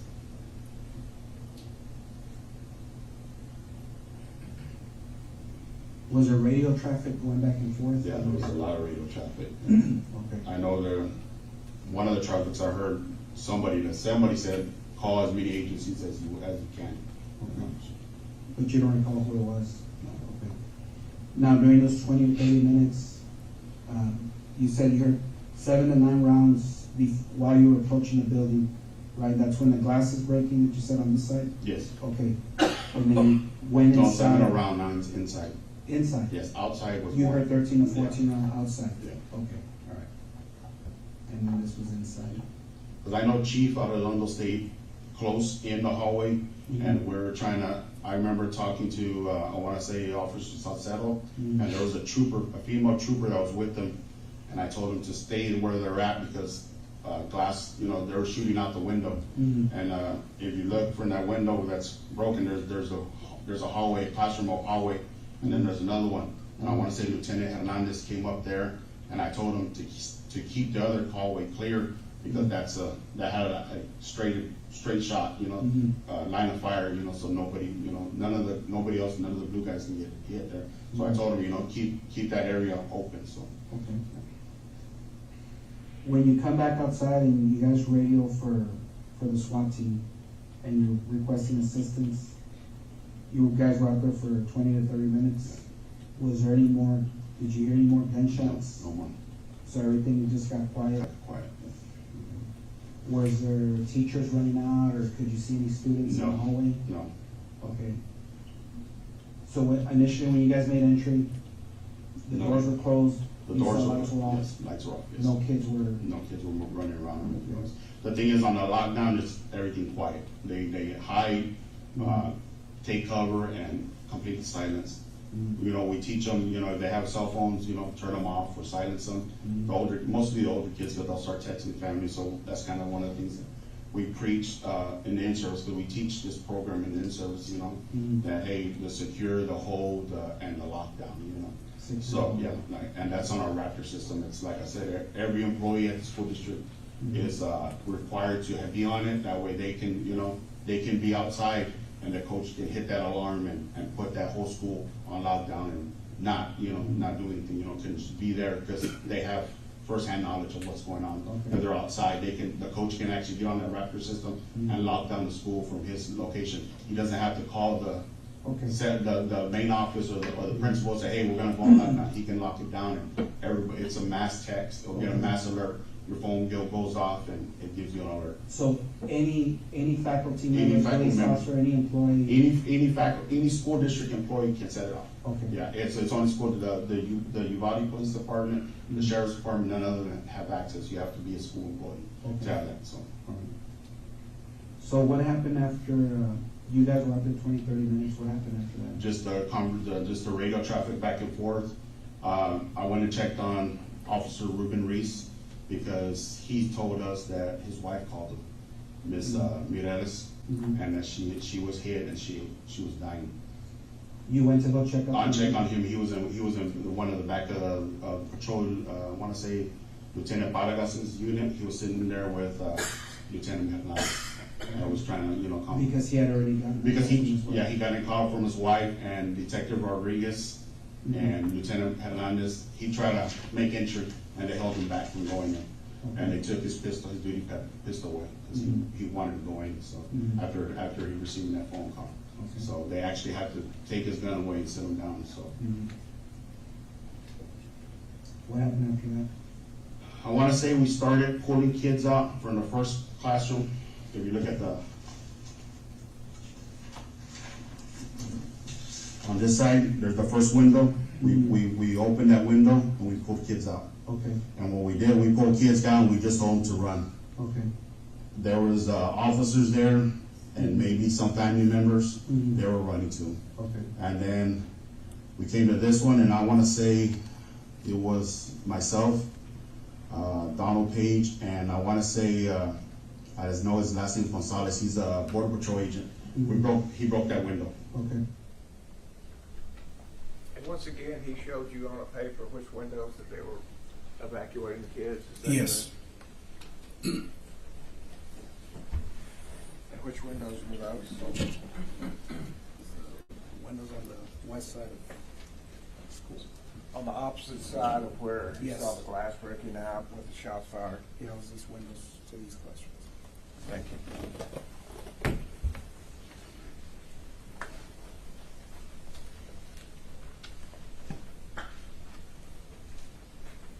Broke that window, and then we pulled kids out of there, and we just went strategically all the way down, pulling kids out of the windows, breaking windows.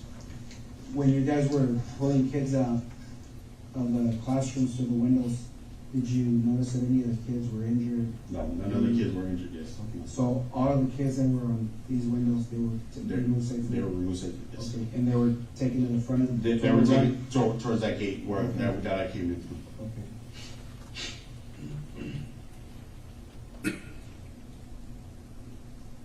During all this time, is there any more gunfire that you hear? Okay.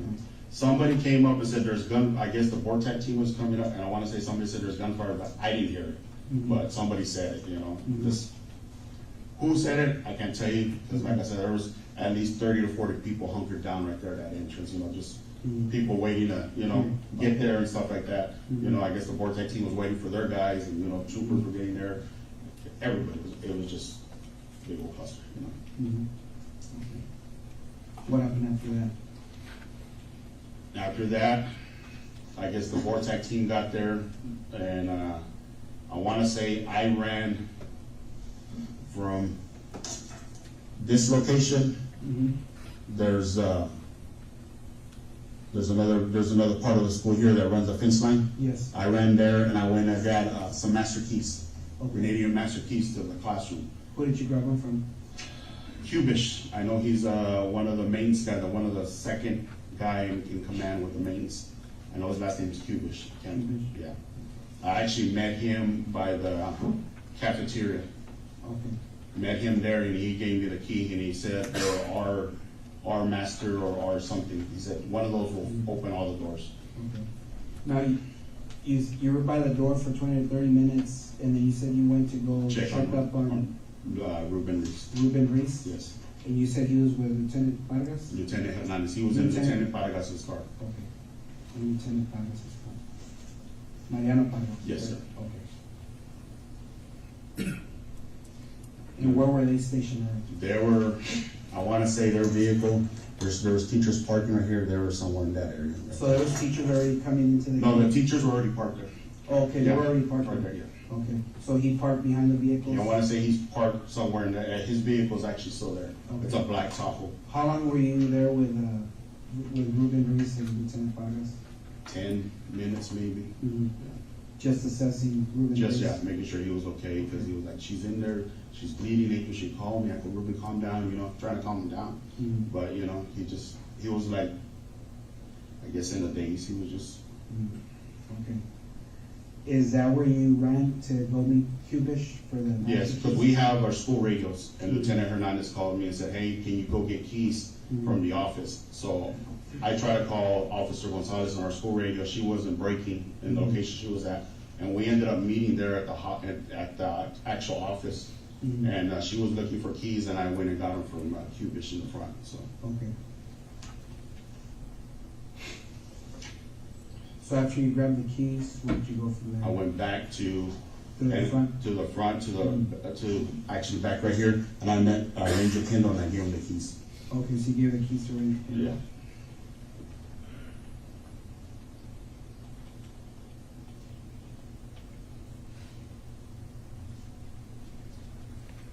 Okay. What happened after that? They made entry. Before they made entry, we set up EMS right there at the door, at least 3 or 4 stretchers. And then I grabbed some gloves, and they made entry. They said it was clear, and they started pulling bodies out, and we started, pulling kids out. During this whole time that you're grabbing the keys, did you ever hear any gunfire? No. So the last time you heard gunfire was when you were in here? Yes, when Lieutenant Martinez got and you guys pulled back? Yes. To the rear? Do you remember who was with Ryan Kendall? No.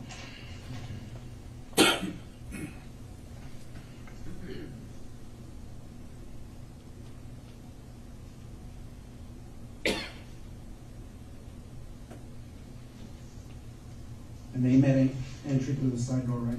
On this one? Yes, they made entry through there.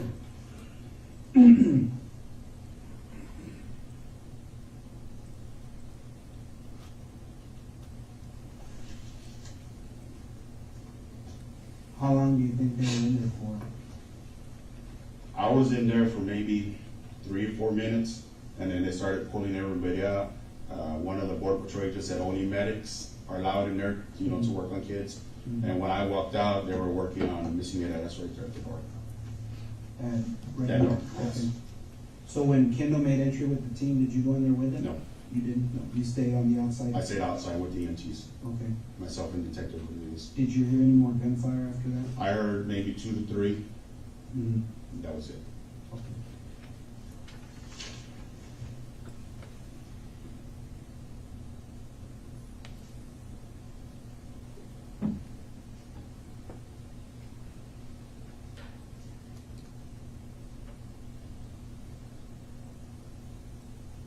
And they were coming from inside the school?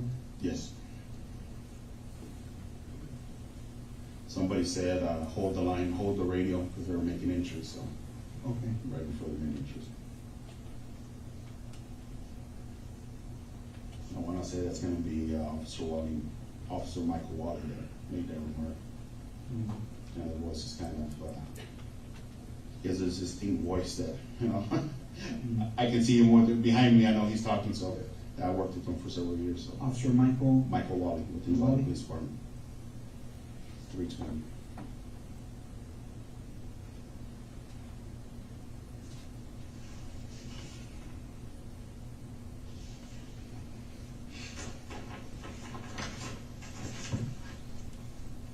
When they made entry, you stayed by the door, and you said, did they return to the door and start handing you kids, or did you go back in? No, we actually went in, and I actually went in and tried to see if I could help, but they were just dragging bodies out, taking kids out and stuff. Who did you go in there with? I just followed the group that went in, so nobody in particular. So. I can tell you right now, I was probably the only CISD in there, besides Chief and I think just Chief. The Chief was I saw Chief in there, so. Okay. But I was nowhere near him, so. So you two, Chief Arada and yourself, were the only ones from? I want to say from school district that was in there. Yes. But you didn't go in with the initial? No, I didn't go with entry team. You just waited? Waited, yes. Okay. Did anybody come back to open the door, or say it was clear, or anything like that? They cleared the building, and then I remember giving somebody the keys because they wanted a secondary search to clear the rest of the classrooms. Okay. So I know the guys that cleared the hallway where they made it, the hallway that they came in through. I gave the keys to the guys and they cleared those. Or I gave mine to Chief Arredondo. I gave them the keys. I go, here's the master keys. And there's 2 master keys out, so they were checking them. Okay. Ranger Kendall had one of the sets Yes. of keys? Okay. How long do you think you waited when they made entry? How long do you think they were in there for? Maybe a couple of minutes, 2 or 3 minutes, yeah.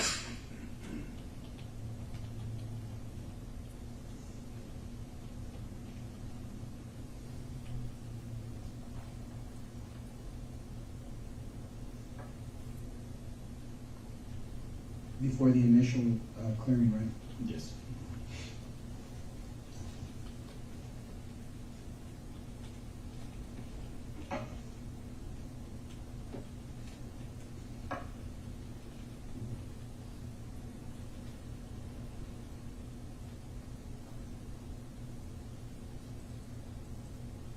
Did you ever fire any rounds No, sir. during that conference? Okay, so you didn't fire any rounds? No.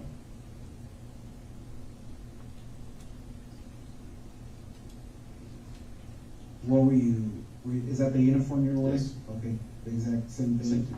Okay. Minus a tourniquet. I Okay. gave a tourniquet to one of the EMTs and one of the Portec guys, and we were grabbing as many as we can, so I gave him mine. Okay. Just a prepping, for the victims.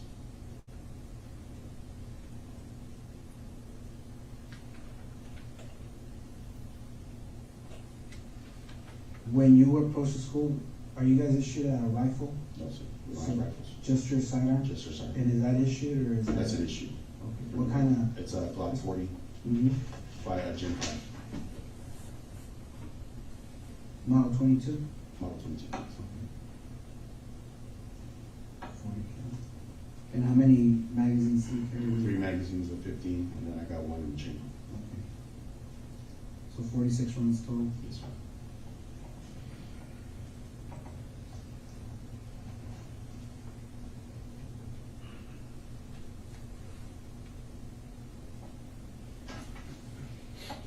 During the entire course of when you first drove in and made contact with the female coach that fell, and then she's giving you direction of where he's at, she never gave you a description? She just said he was wearing all black. He was wearing, okay, so she told you he was wearing all black? He's over there, he's wearing, by the parking lot, wearing all black.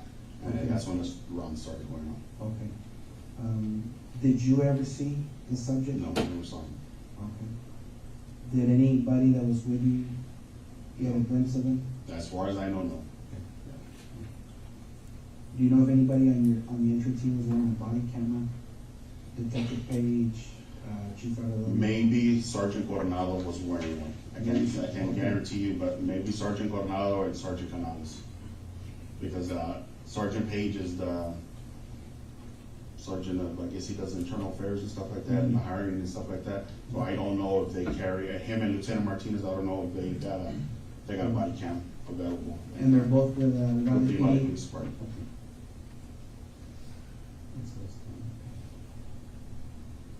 But Sergeant Canales and maybe Sergeant Coronado may have body cams on.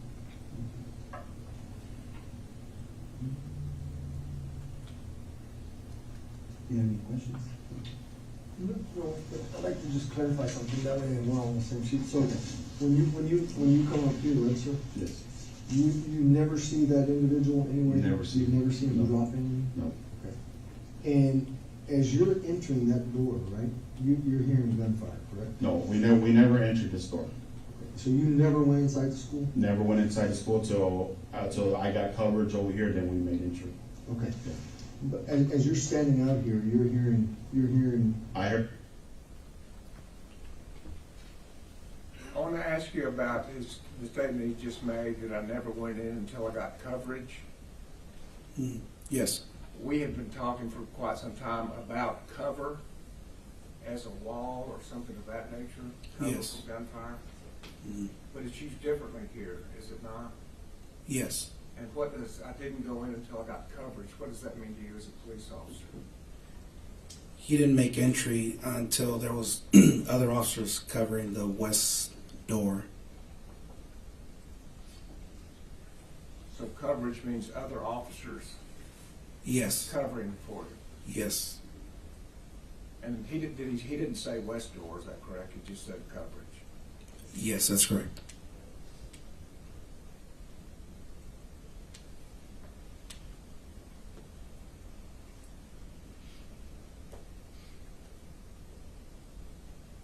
Thank you. Or like 3 or 4, and that's what, no, when I went in, no, there's no gunfire. Right. I guess what I'm just trying to make sure I understand is, when you guys went in, right, Yes. you were hearing gunfire? No, not at that time, no. The gunfire is done? Done, and then when we tried, I don't know, like I said, I don't know what Lieutenant Martinez did, then, 7 to 9 rounds go off, and it's, like I said, it's a high, I know it's, I can't say it for sure it's an AR-15, but it's a high-power rifle, you can hear it, And do you guys take the hallway? What I mean by take the hallway, you guys are inside in the hallway, Yes. right? So do you take that hallway? In other words, are you there? Are you ready to go if he comes out? Yes. Okay. And then, because there's no radio traffic and the radios aren't working, do all y'all come out or just you? Me, Coronado, and I want to say Page come out. Chief stands in the area where he's trying to make contact with them. He's trying to talk to him, come out and talk to him. Okay. That was the last of traffic. Okay, is he inside the building? He's inside the building. So just inside the door, would you Yeah, say? right there, yeah. Okay, so then the only one left in there at that time is the chief, and then it's you three are outside. Yeah, we have the door open, and we're holding it. And then you're telling us that as you're standing there, you're hearing more gunfire? No. The gunfire is over. The gunfire is over, yes. All right. I just wanted to clarify that.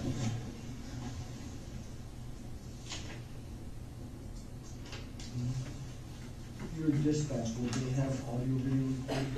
They should have radio recording of it, so. Or you would come out and say, Yeah, I believe you mentioned that you call for backup? yes. And I want to say I think Lieutenant Vargas was the first unit I saw, and I told him to come to me, but he, went the other way, and then Sergeant Page came up to me, to my location. When the rounds are being fired, sir, are you, I don't need the paper, I'm just trying to, as the rounds are being fired, is there a reason why you don't fire? Because I don't see where the rounds are coming from. That way we can Yeah, explain. I know they're coming from the back over here, I just don't know where they're coming from. So, And you know anybody else that you know of at that time fired back, right? Because nobody. not that, as far as. At least you. At least me, I did not fire, yeah. I And did not. that's because- I didn't see them, I heard them, but I didn't see them. And they're echoing, so I don't know, I know they're coming from the back, I just don't know where from, When you guys made that entry into the hallway, there was 4 of you. Did anyone in that group of 4 say, hey, we need to go down this hallway and we need to find this shooter? No. No? Did you think about that, or did it ever cross your mind? It did cross our mind, but we just never, nobody ever made, we were just covering each other, that's what basically what we're doing. Holding, covering Chief and covering Page, and then, Ronaldo covering us, so. I want to say there was only one AR, and that was Sergeant Gonzales had the AR. Everybody else had pistols. Did anybody ever suggest that when Lieutenant Martinez was hit, hey, we need to go grab Lieutenant Martinez, or we need to... No, because he was actually mobile. Okay, he was... So it was moving, and I want to say Lieutenant Vargas called for EMS. Okay. Was Lieutenant Vargas with them? He was in the back. I don't know, I didn't see him, so I can't tell you for sure. You could just hear... I know he was there because he was the first one that I saw from my location where I was parked, and I told him to come to me for cover, because he had the bigger unit, and but he just... We have that word cover and unit there, correct? Correct. That he saw Vargas, I told him to come to me for cover because he has a bigger unit. Would you tell us what that means? From what I observed in the interview, I understood that at some point he may have wanted to use the Lieutenant Vargas's vehicle because it was a bigger unit, bigger vehicle as coverage if he needed it. And so he called Pargas over so he could have more cover. That's correct. But then Lieutenant Vargas went to the west side door, and that's when Sergeant Donald Page went over to Mr. Gonzales and met him at the south door. The next car that came was Page. I believe so. He deterred and went to that area, and then Sergeant Page is the one that came to me.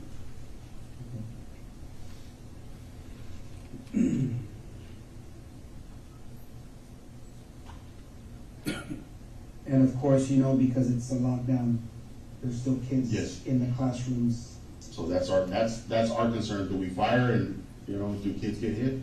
You know, so we don't know the status of it. I tried to call the office. I know when I was out there and seeing that the kids were in class, and they kept telling me that there was kids in that classroom. So when we came out, which was a school radio. Now, when you hear the gunshots inside, do you hear any screaming? No. Do you hear any teachers calling for help? No, nothing. By the time we went in, it was quiet. So I don't know, like I said, if they were injured or they were doing what the lockdown is, keeping quiet, so.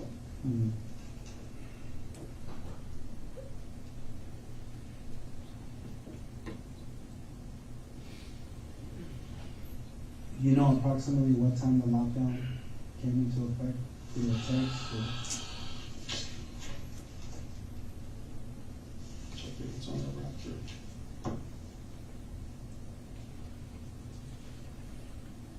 Sometimes when the alerts go off, they kind of. Is that an app? That's an app. It's a Raptor. How do you spell it? It's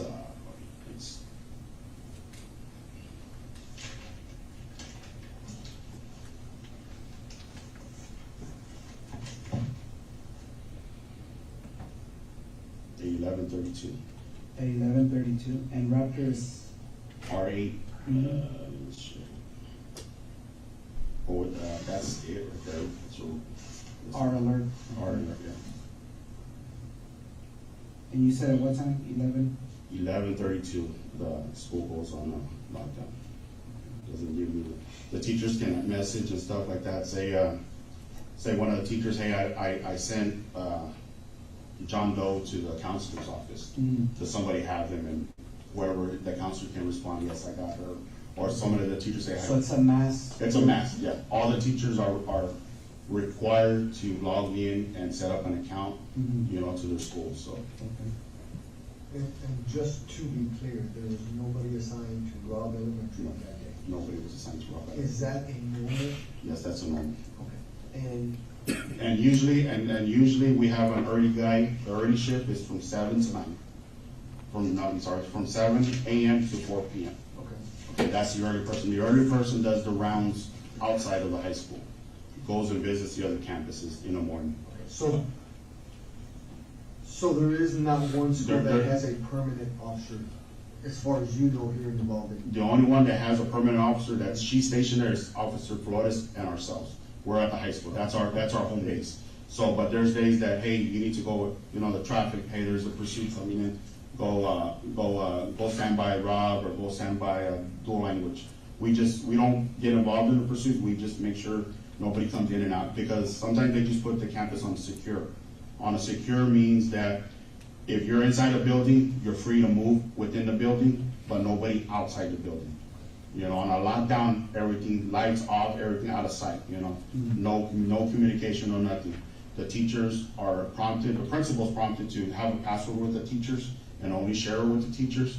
And when he comes on to that intercom, he'll say, okay, password so-and-so, we're good, the secure's been lifted. But he also, the administrators, whoever sets that alarm, can put the school off of lockdown, can close it. So. And does Uvalde ISD have non-commissioned security guard at any of the schools? We have a security guard at the high school. Non-commissioned? Non-commissioned. He's just a security. That's his. Yeah, he's part of the school district PD, but he's just a security guard.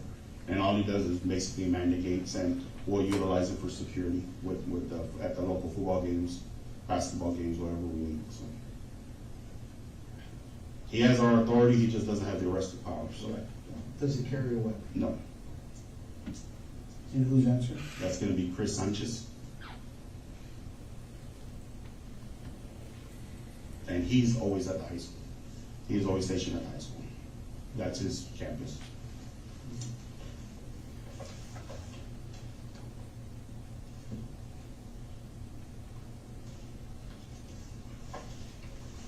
Just going back on someone's.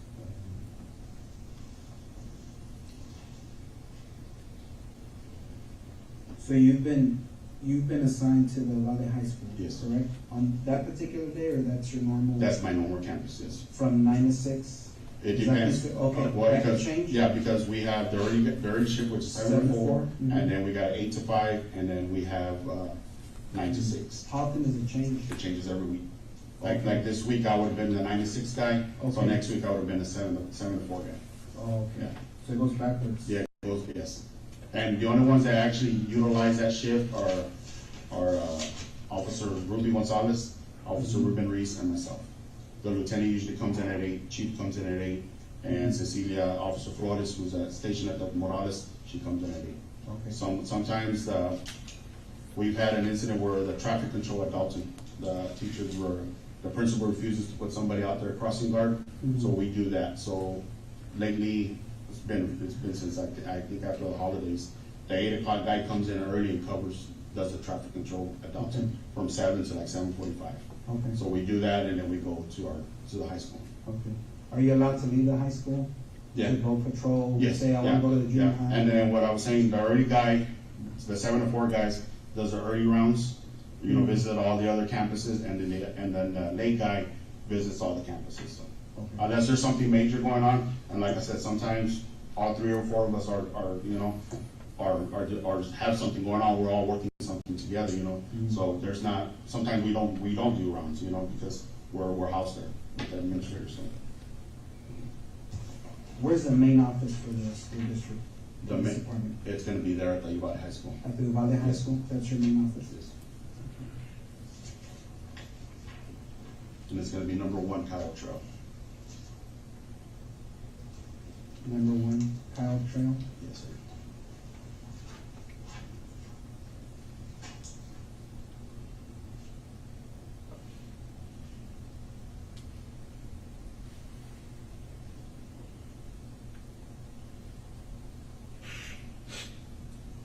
The chief has his office there, along with his administrative secretary, and we call it the squad room, where she's at, and then all 3, Lieutenant Hernandez, Officer Reese, Officer Gonzales, and myself have our own independent offices. Okay. And we're scattered throughout the inside of the high school. Okay. So the school district police department, you said, is the chief Arredondo, lieutenant, 3 police officers, plus the female that recently just left? Yes, 4 officers. Okay, so it would have been a total of 6, like you said? Yes. But right now it's 5? Yes. Okay. And how many marked units do you have? 6 units. 6 units? So every officer? Well, actually, has there's only, the 3 Ford Fusions are marked, and Officer Reese is marked, but he has the ghost decals. Okay. And Chief and the lieutenants are just explorers, great explorers. They have red and blue lights and sirens, but no decals on them. Because they don't do traffic stops? We don't do it, we don't. Okay. So just to be clear, every independent school district police officer has a way to be mobile? Yes. Okay, and they're all take-home units? They're all take-home units. Okay, so at any given time, you can respond from your house Yes. if there's an emergency? And that's within your policy, I guess your police department allows you, hey, you hear something major? Yes. You can respond? Yes.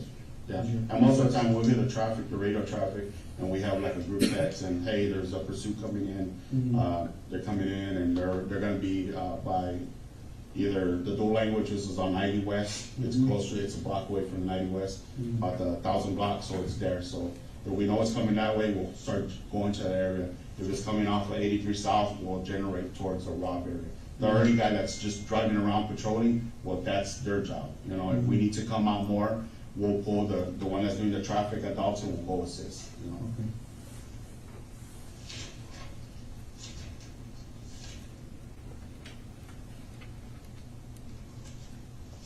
Going back to when you and the officers were breaking the windows here by the teacher parking lot, Yes.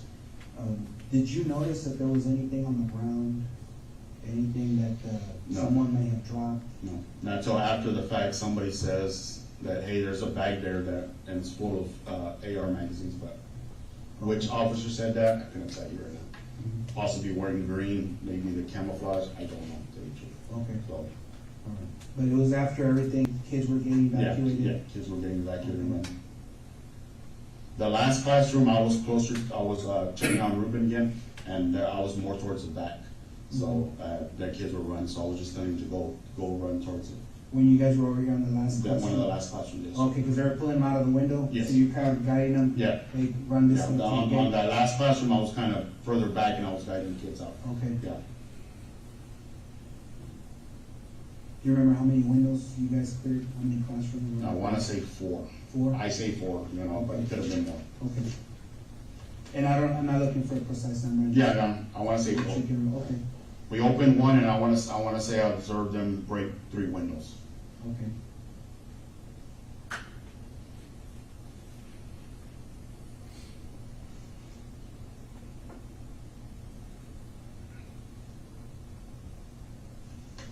And this is after you guys came back outside to regroup? Yeah. When the shots were fired inside? When the shots, there was no more firing. Yeah. You know who suggested, hey, let's start? I want to say it was Sergeant Page. Sergeant Page Yeah. said, okay. And I want to say Corporal or Detective Landry was there. His rank is a corporal with the Uvalde Police Department.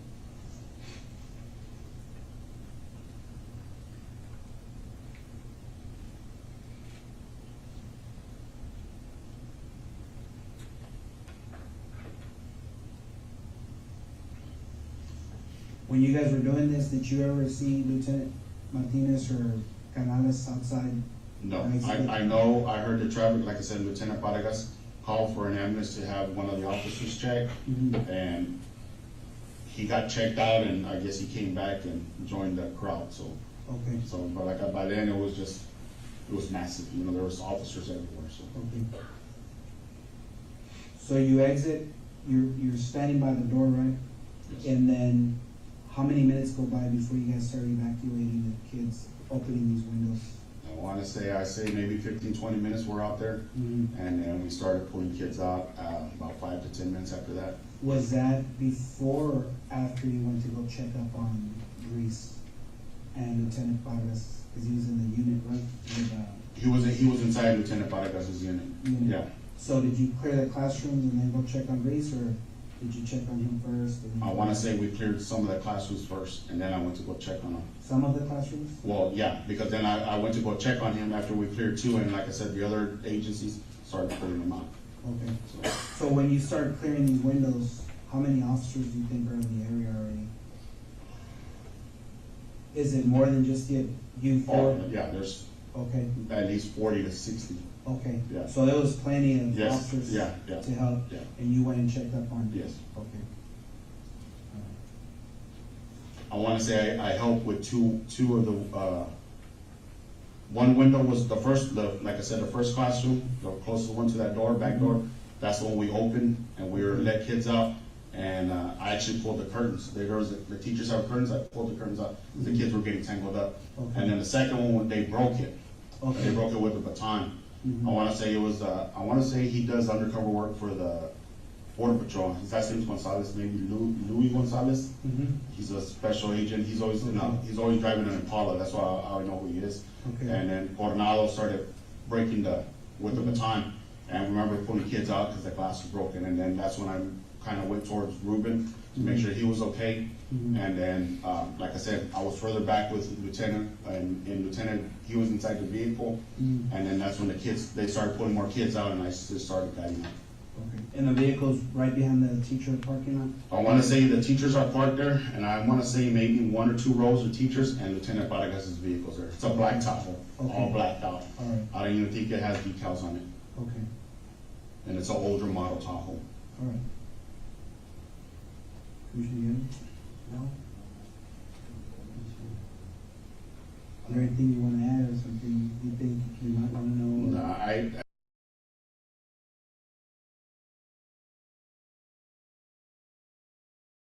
and now that I can sit back I went tunnel vision, like I said, with the lady that was running. But like I said, they said they were running to the school, and that's where I saw, and you know, I knocked in on her. You know, that was my mistake, but it's just the adrenaline rush going, and you know, shots fired and stuff like that. So it was just, you know,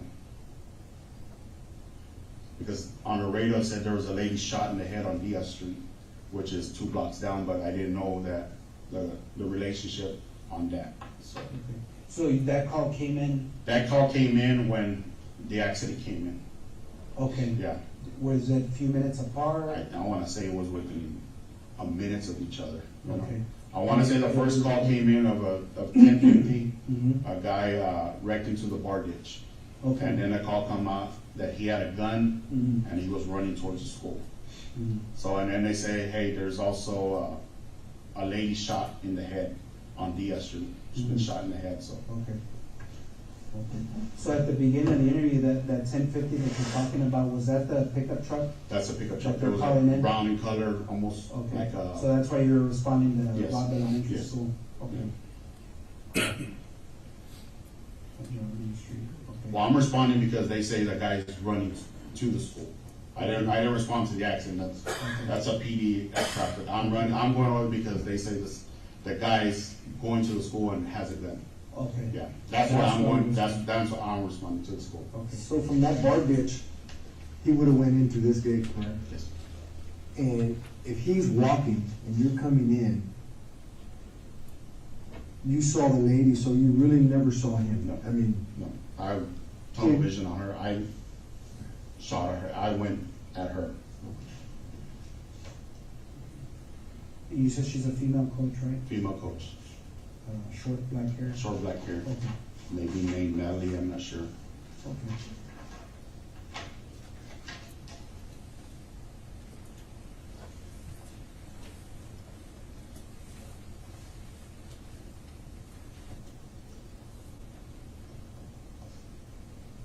And she was wearing like a peach, maybe orange shirt, maybe khaki shorts, white shorts. I can't. Okay. Yeah. But once you make contact with her, she kept telling you Yeah. he's running this way? He's over there, and he's by the teacher parking lot. He's wearing black, and then that's when the shots started going. But I never saw him. So really, when you and now, so now I'm starting to understand that. So this is the building, right? This is the school,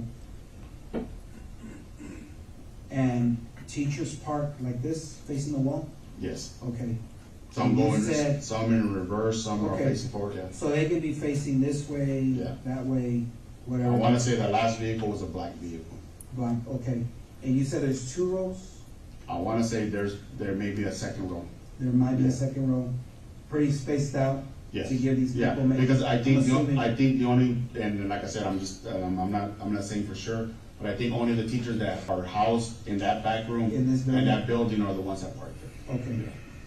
But on occasion, you remember seeing that there may be a second. Yeah, there may be a second row.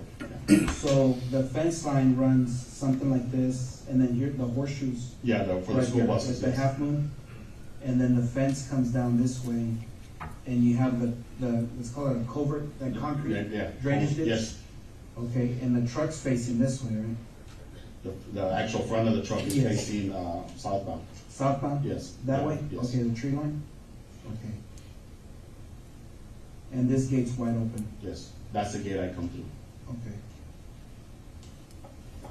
So what I'm saying is, if the female's about right here, the door, and then there's a walkway, because there's a pavilion, I know I There's saw a that tree big there. Yeah, there's a tree there. Pretty big tree, right, it gives a lot of shade.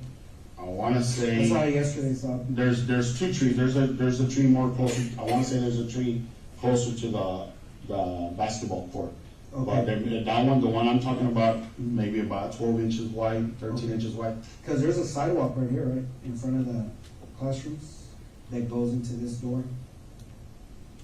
A sidewalk? Or is there trees here? There's trees there. Okay, and then you got vehicles? Vehicles.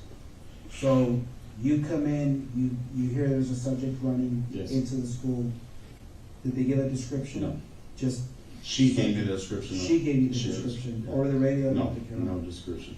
So when you're coming in, you notice this vehicle I see the crashed vehicle, out? yes. And then she's wearing orange or And she's peach. right, yeah. So you drive in all the way up here, right? Yes.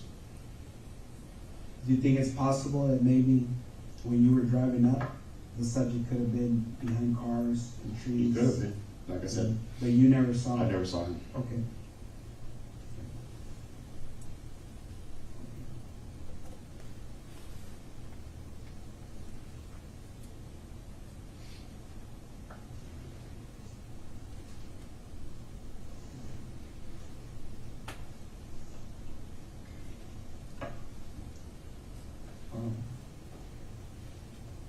Okay, now I understand. And that weird curve is right here, right? Yeah, and I, like I said, I never saw him make entry, Mhm. so, but that's the gate I came in because it was wide open, Yeah. you know? So it just makes sense to go through there? Yeah. Okay. Yeah. Because my thing is, the radio traffic said he's running towards the school. Mhm. And, you know, the girl, the coach, short hair, you know? I wanna say maybe Somebody could have between mistaken her? 65, 100 yards away from me. Mhm. You know, I don't have great vision, you know, but it's not bad, but I can see somebody running, Mhm. you know, and just, I went on her. Do you wear glasses? They call shooting glasses, because to shoot. Okay, but not like reading No, no, not prescription reading glasses, glasses? no, nothing. Contacts? No, Okay, nothing like that. all right, just checking.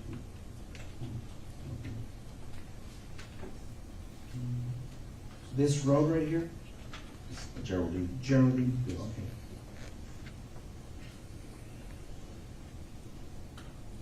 And this would be Old Carrizo? Old Carrizo. Okay. And where the truck wrecked out, that's gonna be Grove Street. Grove Street over here? Or Yes. this, the one that cuts it? The one, yeah, one intersects right there. Okay. The Grove T is Street. good, yeah. Okay. And it's a little bit off, so I wanna say Yeah, it's not a perfect it's team. not a perfect team, because just what I saw was more towards, if you're looking at the rail system, the one more to the right hand side. Looking at it, the right hand side had more damage Okay. than anything else, you know. All right. Okay. You know, I wanna say the driver's side door was open, but, you know, I can't tell you for sure, but, you know, a quick glance, you know, radio traffic said they were running to the school, so that was my priority, you know, so. No, there's a lot going on. Oh, yeah. Okay.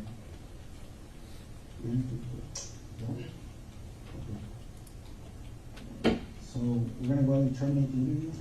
It's approximately 5:46 p.m. and we're gonna stop the interview at this time. All right, ladies and gentlemen, I want to finish that. I don't know how much more he has on direct, but go ahead and take your afternoon recess. Take about 10 minutes and we'll bring you back in. Will everyone rise for the jury?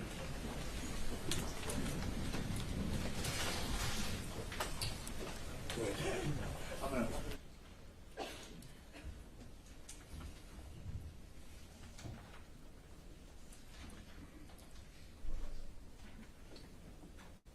Ranger Bernardo, my name is Jason Goss. I'm one of the attorneys for Adrian, represent him. You and I don't know each other, but I do have a few questions for you about the statement that you took. I guess the first question, if I could, and maybe you have it up there with you, maybe you don't, but do you remember how many different people's statements you took? No, sir, I do not. Do you have a rough estimate of how many? I couldn't even tell you. Like, was it more than 10? Yes, sir. You think it was more than 50? Close, but I wouldn't be able Okay. to tell you. And I guess, you know, it's not like a gotcha moment on you. I just want to make sure that it's clear that you took statements from a lot of different people who were involved at the scene on that day, right? Correct. And as far, I didn't really get to see, I know that you responded, because you responded there and you started taking statements as one of your duties. Were you, I guess, what time do you remember getting there? Did you get there on the 24th? Yes, sir. Did you get there while it was still ongoing, meaning before they shot the suspect or the shooter or the killer? Yes, sir. Okay. Do you remember when? I don't remember exactly how long I was there before the suspect was shot and killed. Right. And so what, if I could just walk back through it, what were you doing when you first got there? I know you might have answered it with him, but I don't think I caught it. When I got the call from my supervisor, we responded from Crystal City in Zavala County.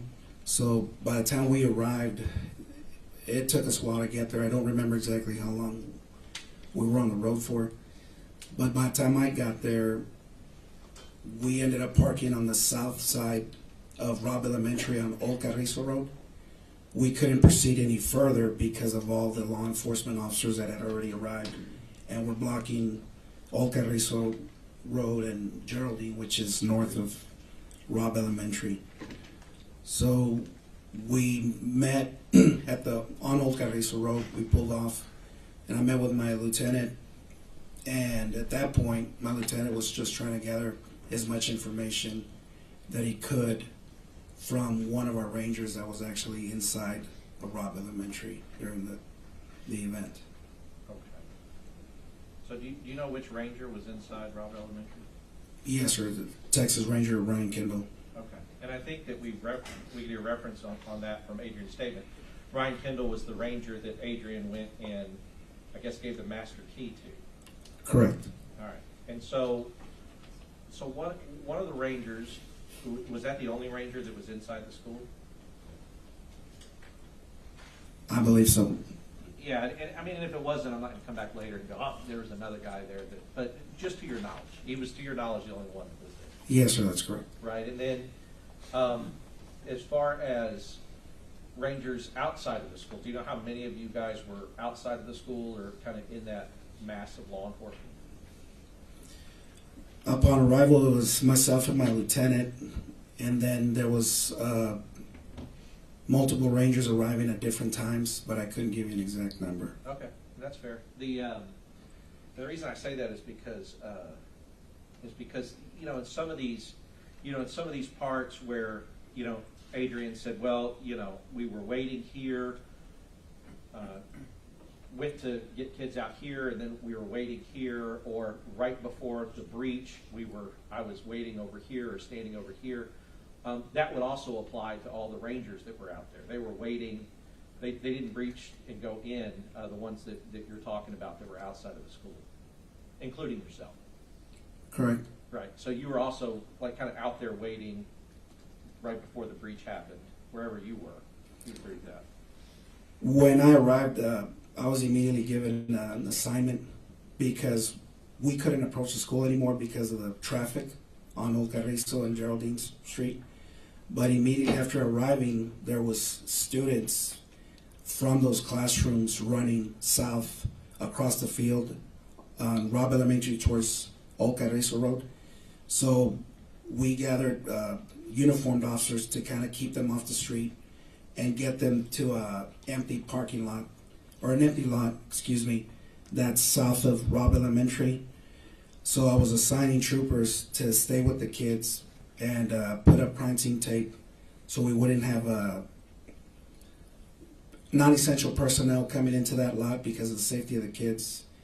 And I was instructing the uniform officers to get with the homeroom teachers if they could, and make sure that the kids at least could find their school teacher, so we could make arrangements to have them bused from that area that was already cleared by law enforcement to get them evacuated out of that neighborhood and get them somewhere safe. And this is still when that monster's in the classroom alive with those kids, right? In 111. Yes, sir. Right. Mm-hmm. And here's why I say it. I don't say it to say that you were doing wrong by not rushing yourself and going into the room. It's that you had other assignments that you were assigned by a supervisor, right, when you first got there.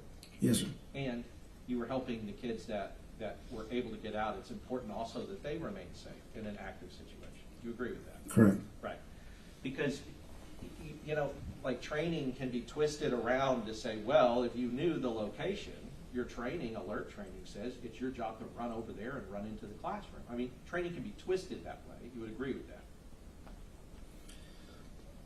I wouldn't say that the training could be twisted. Every chain of events is going to have a particular way of how you treat it in a critical incident. Sure, and I guess what I mean is, though, is that if you just took the training as, you know, we've seen and kind of heard from different parts of training, if you just took the training as it is, the training doesn't say on alert active shooter, because he's still an active shooter at this time that you're there, right? There were no gunshots being fired when I arrived. So we were still gathering information as to, there was information that it was an active shooter, and then there was information that it was a barricaded subject, right, and possibility of a hostage situation. So there's still phone calls being made and information being processed that we needed to get, so we knew what proper steps that we need to do. And I want to key in on that.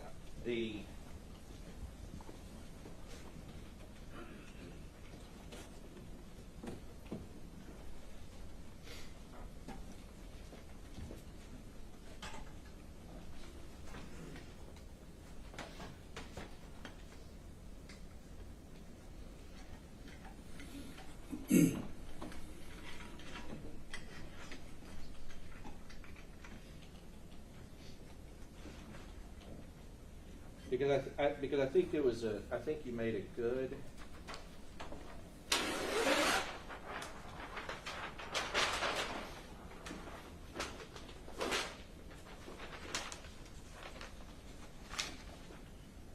think you made a good distinction.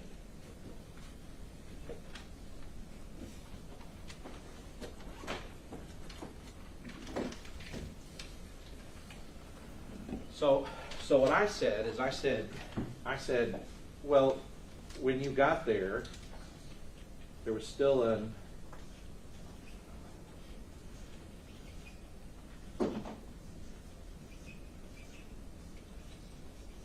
I wrote here one, there was still an active shooter. And you said, well, yes, but we were getting information of, can you repeat that? Of a barricaded subject.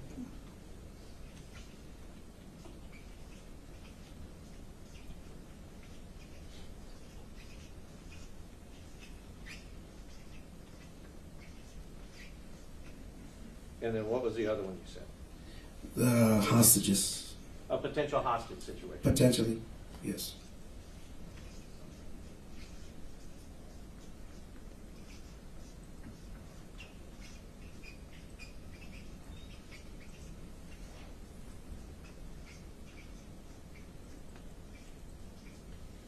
Now,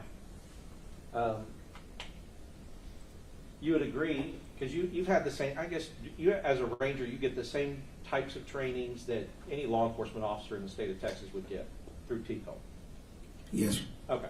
I mean, it's not like rangers are special or different in the sense that, I mean, you know, you might take different trainings, but at least you're getting the same kind of active shooter training, hostage training, barricaded subject training. Correct. All right. And you know that the trainings teach you to respond to these in different ways. Correct. Right. Because if a person is barricaded, you don't necessarily respond to them as if they were an active shooter. Correct. If a person if it's a potential hostage situation, you don't necessarily respond to it as if it's an active shooter or a barricaded subject. Correct. Okay. And so the reason I say that is because, and I'm not faulting you. I think that you would agree with me that there was a lot of confusion about what was happening out there, right? Correct. Yeah, because if you're getting conflicting accounts of, okay, this is an active shooter, okay, no, it's a barricaded subject, or here we're hearing it's a possible hostage situation. They have people, I guess you may not know, but it would be consistent on a hostage situation if somebody's kind of trying to talk to the shooter, saying, hey, you know, come out, don't do this. Those kind of things, trying to negotiate, like that would be more similar to a hostage situation, right? Correct. Okay. You wouldn't do that with an active shooter. You don't go, hey, please, will you stop shooting, right? Your training for that tells you to do something different. Correct. Okay. So the idea is that you guys, as the Rangers and all these other officers on scene, it is a chaotic and confusing scene. You would agree with that? In the observation or the investigation, there was a lot of events that were happening. And going back to the active shooter, barricaded subject, and the potential hostage situation, in the alert training, it's very important for the first officer that arrives that he's the one that initially decides, is this an active shooter or a barricaded subject, and then acts according to the alert policies that they've been taught. Sure, I understand that, but I guess that you're assuming that I guess Adrian is the first one that arrived. Based on the investigation that I did and the statement that I took from Adrian, that's what I was led to believe. Sure. And I'll tell you that you're right by about 25 seconds, right? So, but let's talk about the first ones to arrive. If I can use this map. Because when we're talking about a school, it's the first one maybe to arrive like on the grounds of the school. That's one thing. But also, you could have the first ones to arrive on the same side of the school as the shooter and seize the shooter. Like, that would be different, right? Correct. Right, because somebody could arrive over here on this very back side of the school, and they could be the first ones here, but not know anything that's going on over here. You would agree with that? Correct. Right, because if by necessity the first one to arrive is not getting radio traffic from other people who are there that's telling him this is where the person is, or descriptions or whatever else, right? Correct. Maybe they've talked to a witness, and we'll talk about that. But I guess the idea is that there is the first to arrive, but there's also the first to actually law enforcement to see the shooter and what the shooter is doing, right? And that would be different. Can you reword the question? Sure. And let's just talk about it how it went, because we've been pointing at this map, for 2 weeks. But you know that Adrian's down here. That's when he arrives, this is where he is. Correct. Okay. You also know from your investigation that there were 3 officers that were right here. Mendoza, Saucedo, Coronado. I don't recall physically or talking to any of them that were actually there. Any of the 3 officers that you just named were at that intersection. That's information that I had learned later. Okay. But I never got to interview any of the officers. Okay. But you do know the information. You learned it. Yes. Okay. And that's kind of what I'm going to be talking about is what because if you have the information, they need the information. So I'll talk about the information you have now. Okay. So you know now that you got these 3, and they arrived about 25 to 30 seconds after Adrian arrives here. Right? I'll take your word for it. Okay. But you do know there's 3 here. Again, it's information that was given to me secondhand, so I've never verified it or checked it. Well, I can tell you that it's true, and if it wasn't true, they would say it's not true. I'm telling you it's true. Okay. Okay. So, but I guess here's what I mean by that. And this is what I mean that training can you can use training in a lot of different ways. Like, well, our training says the first to arrive. Well, I guess that's true, but if you're the first to arrive by 2 seconds and you don't have a line of sight to the shooter, then that may not be the person who has to determine whether or not it's an active shooter, right? It would be the first to arrive that actually has line of sight and can see what's going on and knows what's going on. Correct. Right. And so because it's not like this, it's not this black and white rule that if your car gets there first, wherever it gets on the school campus, that you're the person that has to determine it. Because like I said, if you're in locations that can't see what's happening, you may not have the best information. It may be other people who arrive a little bit later than you, but have better information about what's happening. Correct. Okay. And so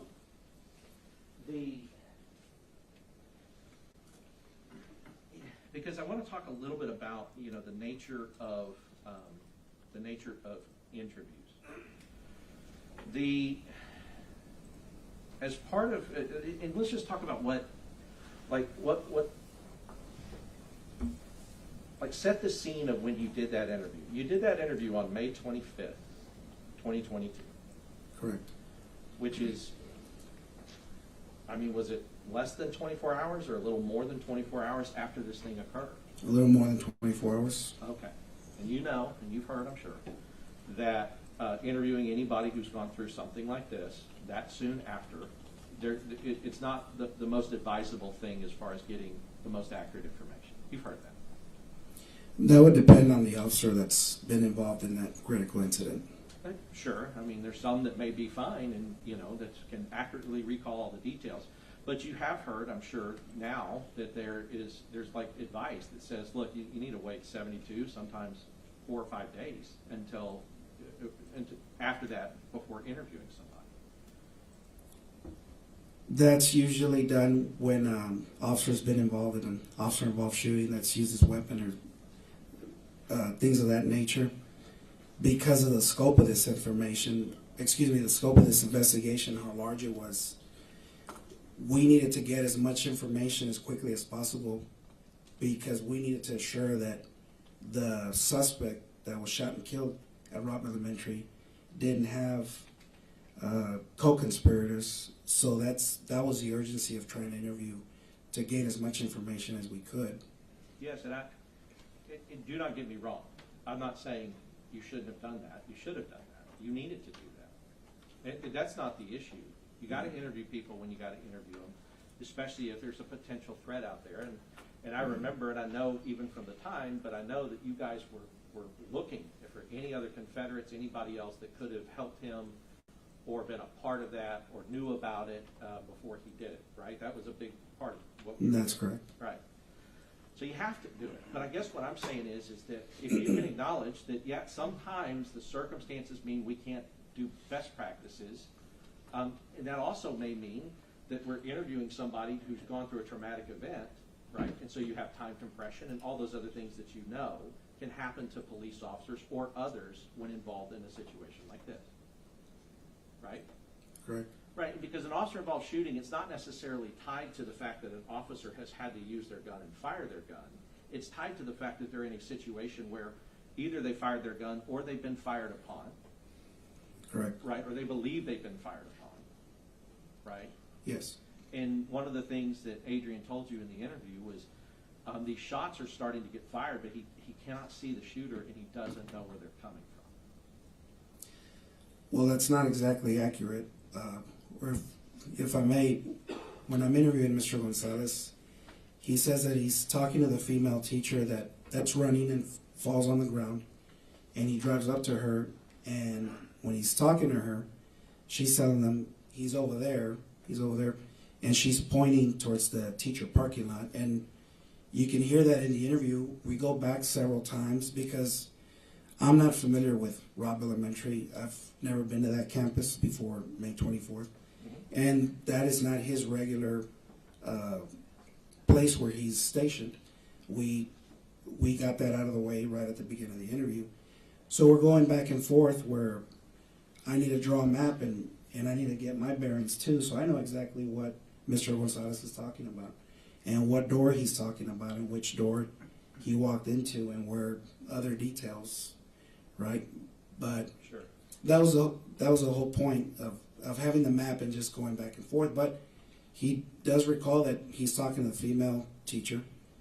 He turns around and immediately starts hearing rounds go off that he later describes as he believed were gunshots in the interview. Right, just to clear it. And he says... But my question, if you would go back, because you kind of answered a long way around. Okay. My question was, he was clear that he did not see the shooter and didn't know where the shots were coming from, specifically. Because you can't know where the shots are coming from if you can't see the shooter shooting. You understand? You get that, right? So it's a two-part question that you're asking me. He never saw the shooter. You're correct. Never saw the shooter. Never saw the shooter. When he hears the rounds, he says they're being muffled. He goes, and I know that they're coming from behind the building. Right. Okay, so let's talk about it. This is behind the building, right, from where he is. Yes. This is behind the building. Yes. This is behind the building. Mm-hmm. This is behind the building. All of these are behind the building from where he is. If he's looking here, that's behind the building. You would agree, a shot coming from here. Yes. Okay. And this is behind the building, and this. So all I'm saying is that that's not saying behind the building does not say I know where these shots are coming from. He knows a general area that covers about half a mile where they could be coming from. But he doesn't know exactly where the shots are coming from because, and we'll talk about it, he even mentions it. He says because there's echo, right? Correct. He said they're echoing. Now, when we talk about echo, you know this as an officer. The gunfire gunshots, especially a gunshot that comes out of a rifle, such as the one that this murderer was using, are loud. You would agree with that? They are loud, yes. Very loud. Right? I agree. Yeah. I mean, you wouldn't fire one intentionally, if you could help it, without using ear protection. Correct. Because they're so loud it can damage your ears. Now, if you're using it in the field and you have to, you're not maybe going to put on ear protection, you deal with it. But they're that loud that you would protect your ears if you could while firing one of these, like on a range or something like that, correct? Correct. Okay, so you also know that gunfire, because you're trained in this, that gunfire will echo off of structures if there are structures around, right? I've never received that type of training where it specifically talks about the report of a firearm being shot, that it bounces off. I understand there's echoes, but to tell you that I've received formal training, I know exactly where it's coming from or how far. Yeah, let's talk about your experience, because there's been a lot of officers before that have testified, and they talked about it's common. That an echo, what will happen is that the sound will bounce off of a structure, and it can enter your ear in a different place than it's actually coming from because of the echo. Have you had a personal experience with that, like firing rounds and maybe hearing like it sounded like 2 rounds getting fired when it was only 1 because of the echo? No, sir. Ever?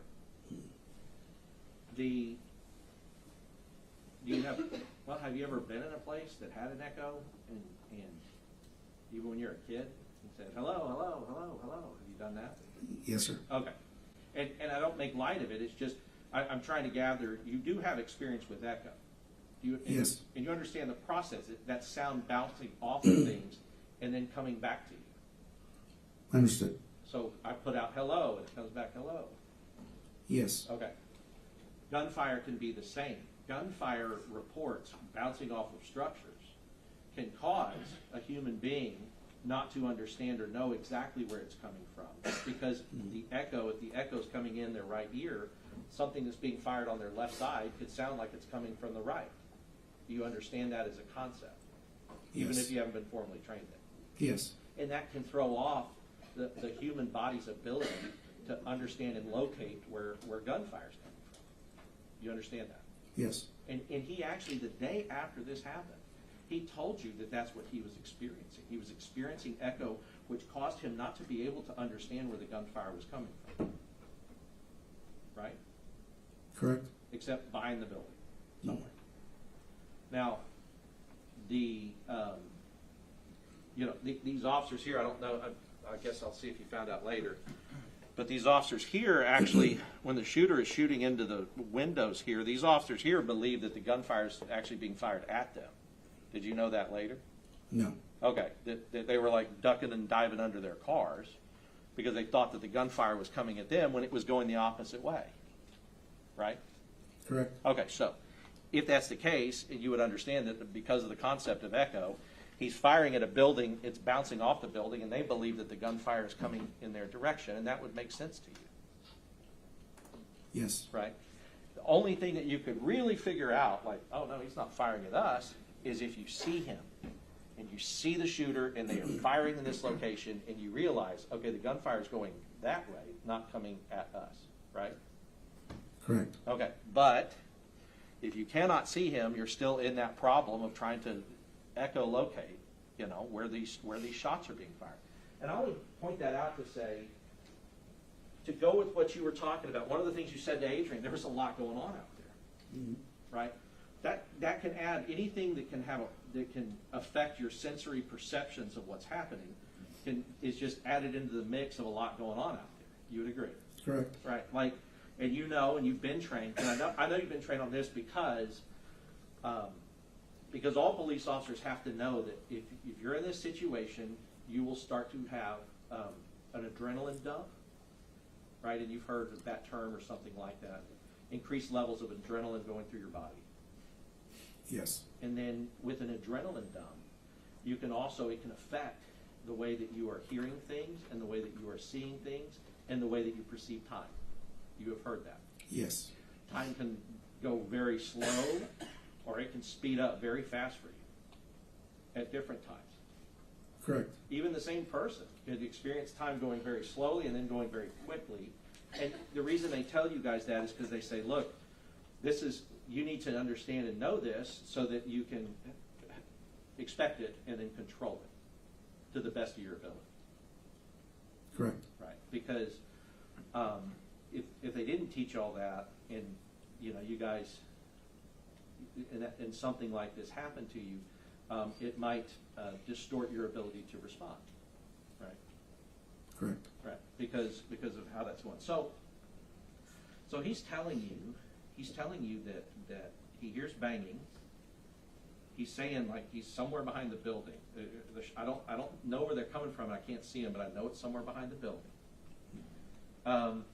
Then he does talk about seeing this coach. And now I want to talk. I don't in fact think she was a coach. I think that she's a teacher's aide, a teacher's assistant. But either way, you came to find out in your investigation that that's Melody Flores. I do not. You're right, that he was speaking to. So I want to go through and talk about a few of the things he told you. So he told you, for one, that he was at the high school, well, he's at what they call Mexican Park, which is with the seniors, because they were having a senior awards day or something, some senior fun day or something going on at Mexican Park, right? Yes. Okay, and then he hears it. He hears that there's a crash at the elementary school, outside the school. And then he hears that there's a person that has a gun that's going towards the school. Right? That's what he tells you. He makes two separate statements. I believe the first one is man with a gun. And then while he's en route to Robb Elementary, he hears he's running towards the school. Well, and I guess if you, I don't know, is because part of your investigation, regardless of how everything seems now, your investigation wasn't to investigate him. It was just to get his statement about what happened that day. That's correct. Right. So, just like with the other maybe 50 officers you investigated that aren't charged in this case, you weren't intending to investigate them. You were intending to find out as witnesses what happened that day. Right. That's correct. Right. And as far as the dispatch, as part of that, I'm assuming you probably didn't at the time. You didn't go like listen to the dispatch to follow up to see if that's really what was going out over the radio. No, I did not. Okay. And I guess to this day you haven't done that. No, sir, I have not. Okay. But do you know from your knowledge now, because I know that the Rangers spent a lot of time investigating this and eventually have some shared knowledge about what happened, either through the reports, the committee reports, the Uvalde ISD report, all the reports that don't have him guilty of anything at all. But in reviewing all of those things, have you been able to see that this radio traffic actually that's what was being radioed out, that there was first a wreck, oh my gosh, somebody's wrecked. Then there's, oh my gosh, this person has a gun. And then Adrian told you that he heard a lady got shot in the head about 2 blocks away, also while he was en route, right? Correct. And we know that was the shooter's grandmother that he Yes. shot in the face. Yes. Okay. So all of this is going on in his head, and he tells you that he responded. He took action. You would agree with that? Correct, he responded. Right. And took action. That's taking action. Yes. All right. Now let's talk about what else is taking action. I'll put this up here for you, please. Let's go to this one first. I'll just need to go back on the thing. Okay, so I'm gonna come up here with you. So what Adrian is explaining to you in this interview is that he's receiving this information, and he did not say, I'm going to stay here and not do anything about it. got in his car, and he responded as you would expect him to do, right? Correct. Okay. And then what he tells you, because you know the phrase and the language that he says is, he said, well, you know, I made a mistake, but I want to talk about whether or not he really made a mistake in this situation with what he knew. So he says he's coming down this street, and he tells you that this gate has been left open, right? This is the teacher gate. That's correct. And this would be a teacher gate that goes into the teacher parking lot on the west side, which is what he explained that the teachers in this building would park here, access that parking lot through this gate. And it's supposed to be closed, but when he pulled up, he noticed two things. There's a truck in the culvert, and this gate is open. That's correct. Right. And then he noticed a third thing. Somebody is running towards the school up here. And he saw that. He told you he saw somebody running towards the school. Said he saw a person running. Whether or not it was towards the school or away from the school, that was never said in the interview. But I agree that he saw a person running. Saw a person running. Now, you're a police officer. It's been dispatched. Now remember, on the dispatch, it doesn't say that they have a long rifle. I'm sorry about the block. It doesn't say the person has a long rifle. It says the person has a gun. Now, a gun to you can mean a long rifle, right? Correct. Could also mean, yeah, thank you. Correct. I'm sorry. No, it's fine. I think we can move it a little bit because I know it's been awkward for every witness to have to do that. Maybe that'll help. So, a long rifle is a gun, but a handgun's also a gun. Correct. Now, if, and we can just talk about the difference, if it had been described that the person's running with a long rifle, maybe if you see a person running that doesn't have a long rifle, maybe you can exclude that person as a person who is the threat or is the danger, right? You would agree with that? Yes. Because it's hard to hide a long rifle, you know, from view.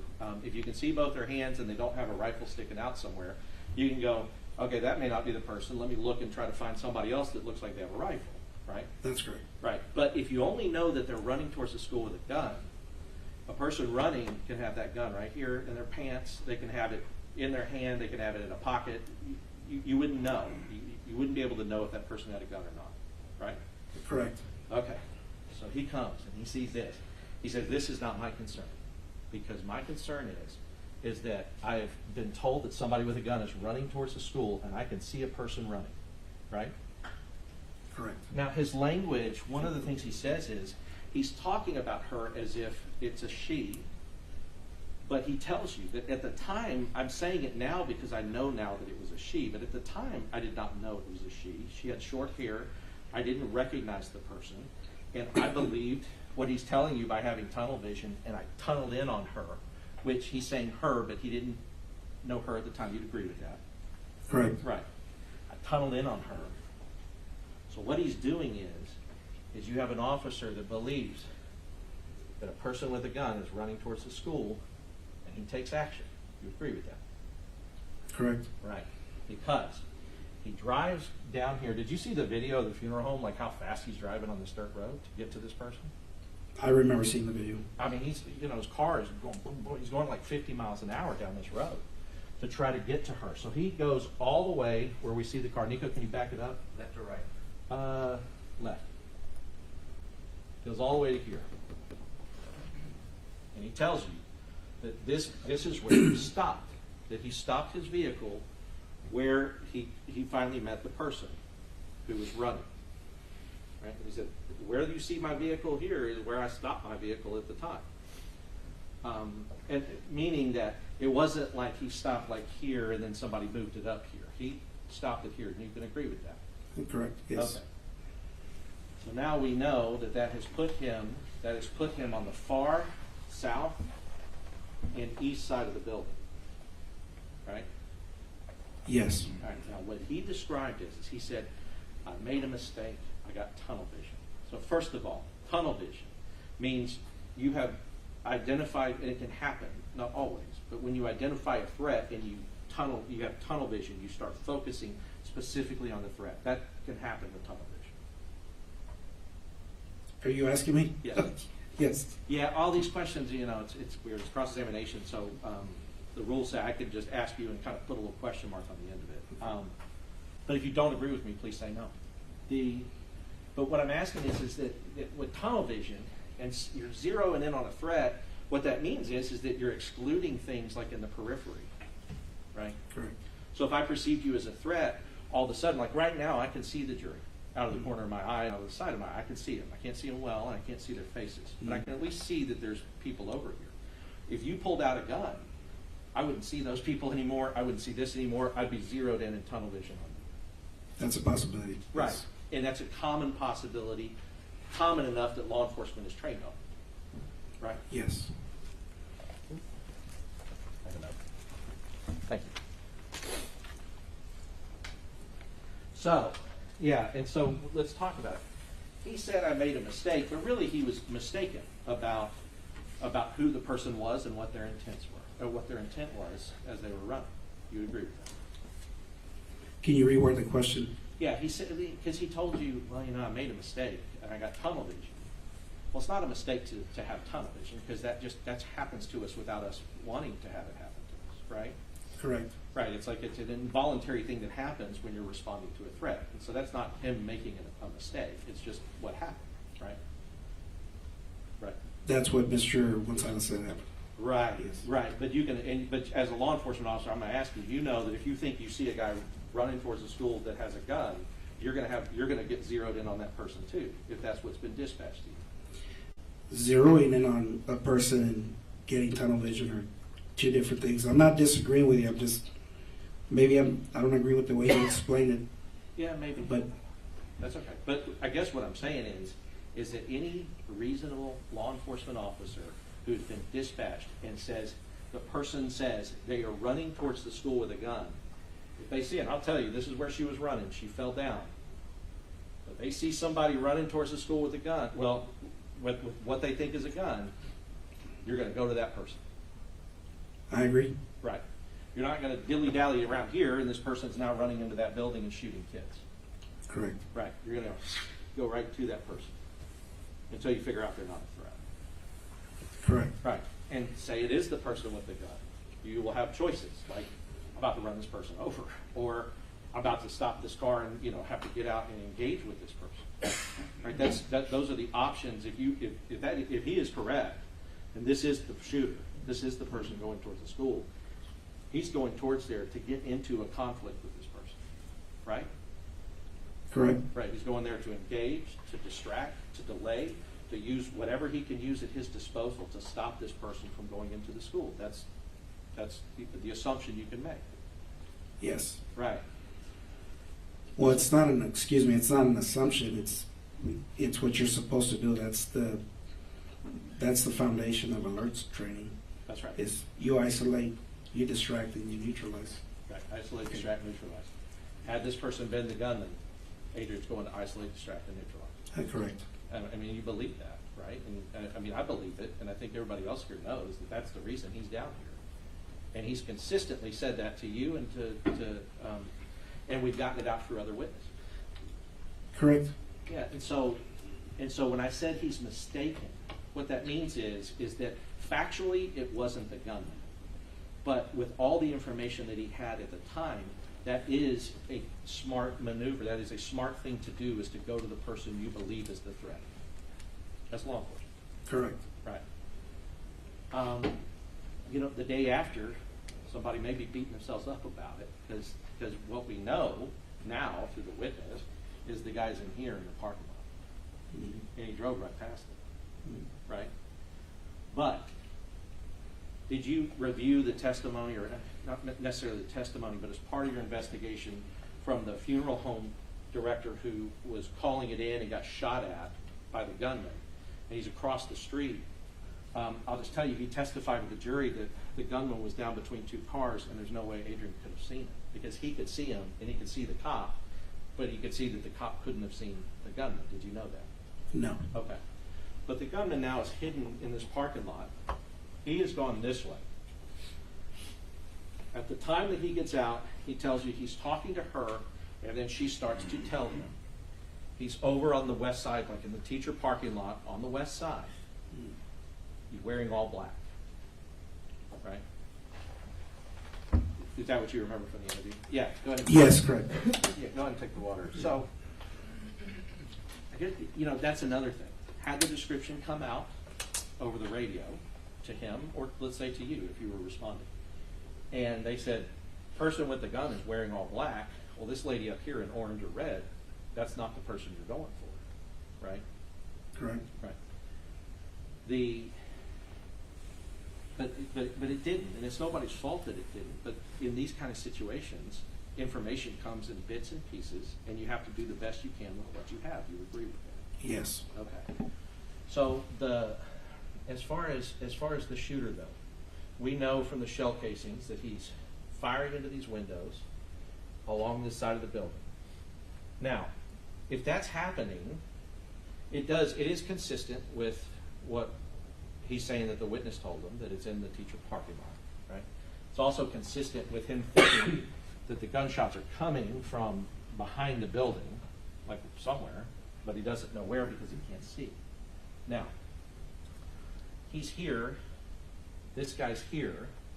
Did you review the radio traffic that when he calls out that the guy is on the west side of the building, wearing all black,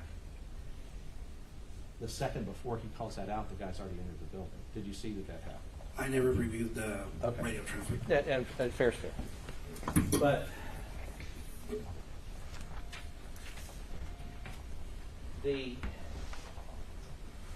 because there was another part of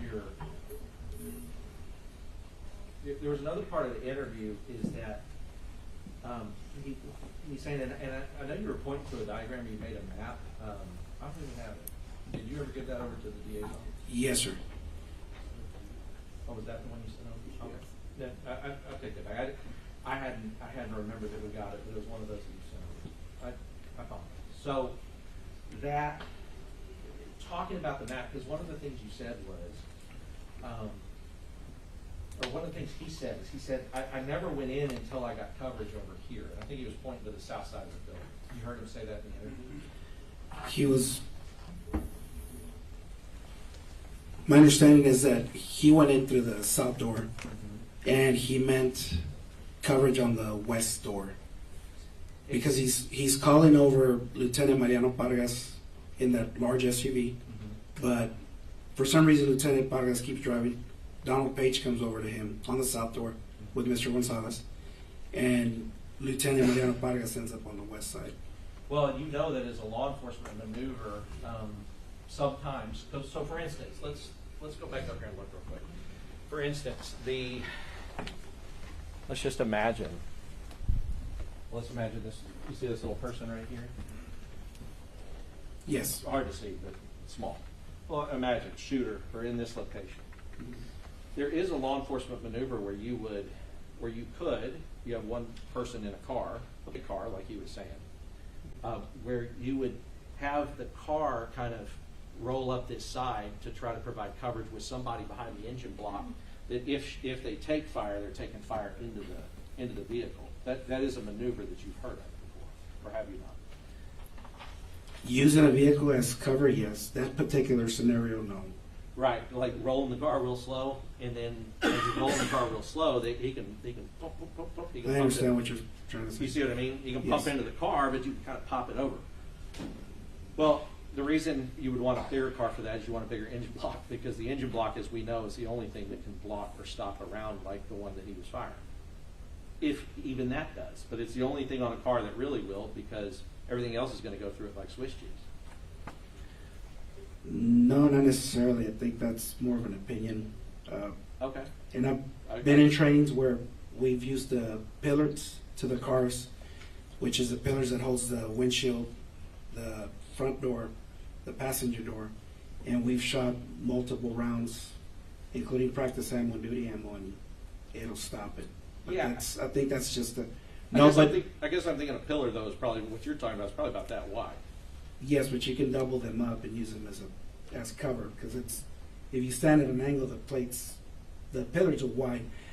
My point is that the engine block is not the only thing that'll stop a bullet. But let's talk about especially this, though. 223. Yeah, let's talk about this though. Doors, probably not good. If you can shoot through a door with a firearm like that. I don't agree with that. Okay. Window, you got to agree with the window. That you shoot through a window with a firearm like You A don't regular agree? vehicle, non-ballistic window, I agree with you. Right. So I don't know, like ballistic window, you're talking about like what we would A call. bulletproof glass. Well, yeah, bulletproof glass. Okay. Sure. Just to be clear. Yeah, not bulletproof glass. Okay. I don't think that most police cars though have bulletproof glass in them. Do you? I mean, is that your experience? I don't know. I don't either. Like, what about yours that you drive with the Rangers? Is that both? No, sir, no. Right. I didn't figure. So really, what I'm talking about is like, I mean, let's just talk about a regular car, right? Like, bullets go through glass. Yes. Yes. They do teach you like, hey, if you're kind of standing next to you're just like standing next to your door. Rounds can go through a door. I mean, you don't even have to have a rifle for that. I've seen 9mm rounds go through a door in a car. You agree with that? That they can? I'll take your word for it. It's possible. Okay. I mean, yeah, because as a prosecutor, a long time ago, prosecuted murder cases where, I mean, I see them. The guy got shot in the car through the door, right? And have you never seen a case like that? Yes. Okay. So you know, too, that bullets can go through doors. But the engine block, the reason why is because the engine block is big, it's steel, it's got a lot of, I guess, mass to it. And the more mass and the more steel and the more things you have like that, the more likely to block a round. With that. I agree with you. Okay. So all I'm saying is a maneuver like that, if they think that they're challenging somebody here in the parking lot who has a rifle, and he has, they have pistols. Because you asked him, are y'all giving rifles? He said, nope, we don't. We don't have any rifles, right? Correct. Okay, and Nico's asked the question, and I'll ask you. I mean, if you are in a situation where there's a gunman and you have your firearm, would you rather be the one with the rifle or the pistol? I'd rather be the one with the rifle. Right, especially outside. Maybe not in like very close quarters, but outside, any of that, a rifle, longer range and more accuracy. You would agree with that? Correct. Okay. So, however, if the belief is that the person is here, that's one thing that can happen with a bigger vehicle. But I wanted to point out, as part of that is that I didn't go in until I got cover. That doesn't necessarily mean I was waiting for cover until I went in. Do you see what I mean by that? Can you explain that again? Yeah. So in one scenario, I didn't get in until I got cover means I wasn't going to go in. I didn't go in until I got cover means I wasn't going in until I had cover officers there. One scenario. The other scenario is I didn't go in until I got cover, which is just placing it in time when he went in. Do you see? Is there a difference or a distinction? I don't think I could tell you what his intent was when he said he didn't go in, because then I'd be assuming this is what he meant. Yes. Well, and that's really where I want to get, because and this isn't on you, but I mean, you could have asked a follow-up question. What do you mean by that? Were you actually waiting for cover before you went in, or did you just not, at the same time that you're seeing the bullet come out of the window, which determined that, okay, now we know that the person is inside the school? Are all of these things kind of happening at the same time, and then your cover's arriving as well as the time that you've noted the location? I mean, you could have followed that up, but you didn't in the end. Correct. Right. Okay. So, and what's important about talking about seeing a round come out of that east side glass is that, first of all, I'm going to be up and down a lot. I'm sorry. Is that first of all, if he were in, because this is, I don't know if you saw it later. This is where Donald Page's vehicle ended up parking, kind of right here, kind of even with the south door. Did you know that, the other police officer? No, sir. Okay. Well, we'll see stuff that'll show that Page is kind of in this area. But what I want to point out is that anybody standing in this area can't see rounds coming out of this window because their view is blocked by the building, right? You're saying if they're standing on the south side of the building? Yeah, like right here. Because if I'm standing here even with this door and rounds start coming out of these windows here, I will not be able to see the rounds coming out of the window because of the glass. I can maybe hear it, but you can't see it because there's a building there. You see what I mean? I'd have to get a better angle, or a better view of another angle, because I can't give you an accurate answer from Sure, that. no, I get it. So let me do it like this. If I am, we're talking about a building, so we're talking about big. So if I am a person in a building, and I'm standing on this side of the building, right? This is the side of the south side, let's say. Mhm. South side. And these windows are here, rounds are coming out there. If I'm standing here on the south side, blocked by the building, I'm not going to be able to have that line of sight across the windows to see rounds coming out of that. Do you agree? Correct. Okay. And that's kind of, because we've been out there, we kind of looked at all this, and that's how that school is. And I know you've been out there too. But, and my only point to make with that is to say, when he told you, he said, look, I'm seeing rounds come, I see something flying out of the glass on the east side. He's still up here, because up here, you do have line of sight to what's coming out of that building. That's correct. Right. And he tells you he goes down because Page has come up. And he goes down to Page.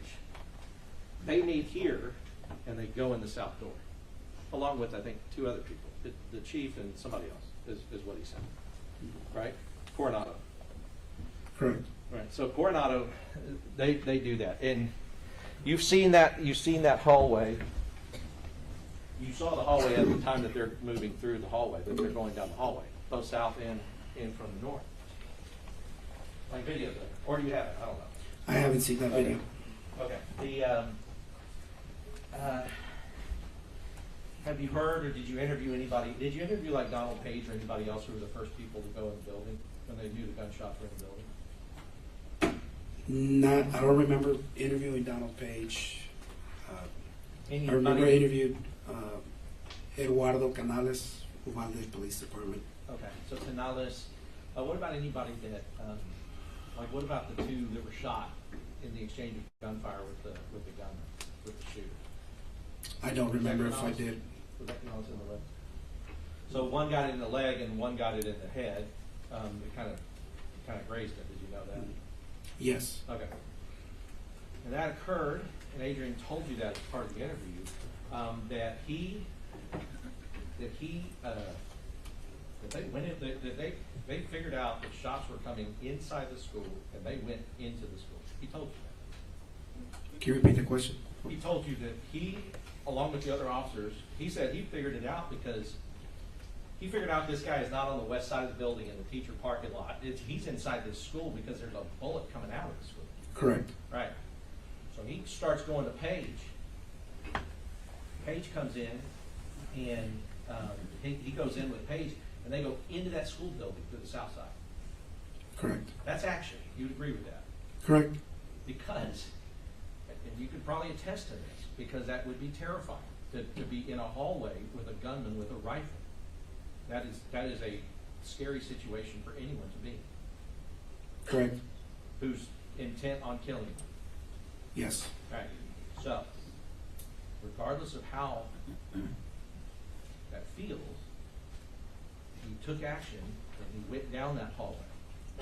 But one of the ways you asked the question, you said, did anyone say, we need to go down that hallway, this hallway, and we need to find the shooter? And he said no. Now, and it goes back to, like, if we parse out the question. They could be going down the hallway to find the shooter, but no one said that that's what they were doing. Do you see what I mean by that? Yes. Right. So, because your question was specific. Did anyone say we need to go down the hallway and find the shooter? The answer is no. But that could be because no one said that. They were just doing it. Do you see what I mean? Possibility. Yes. Because why else are they in the hallway advancing towards the room where they think the shooter is? Right? Yes. And I say that, and it's not because, like I said, at the time, you weren't investigating him, and you weren't necessarily asking some of those follow-up questions, and it did not know we would be sitting here years later talking about it in court. But I guess the idea that he's in that hallway and the shooter doesn't completely emerge from the classroom, but the gun comes out of the classroom and shoots two of the officers that are in that hallway, right? I don't think that's accurate, that the gun came out of the classroom?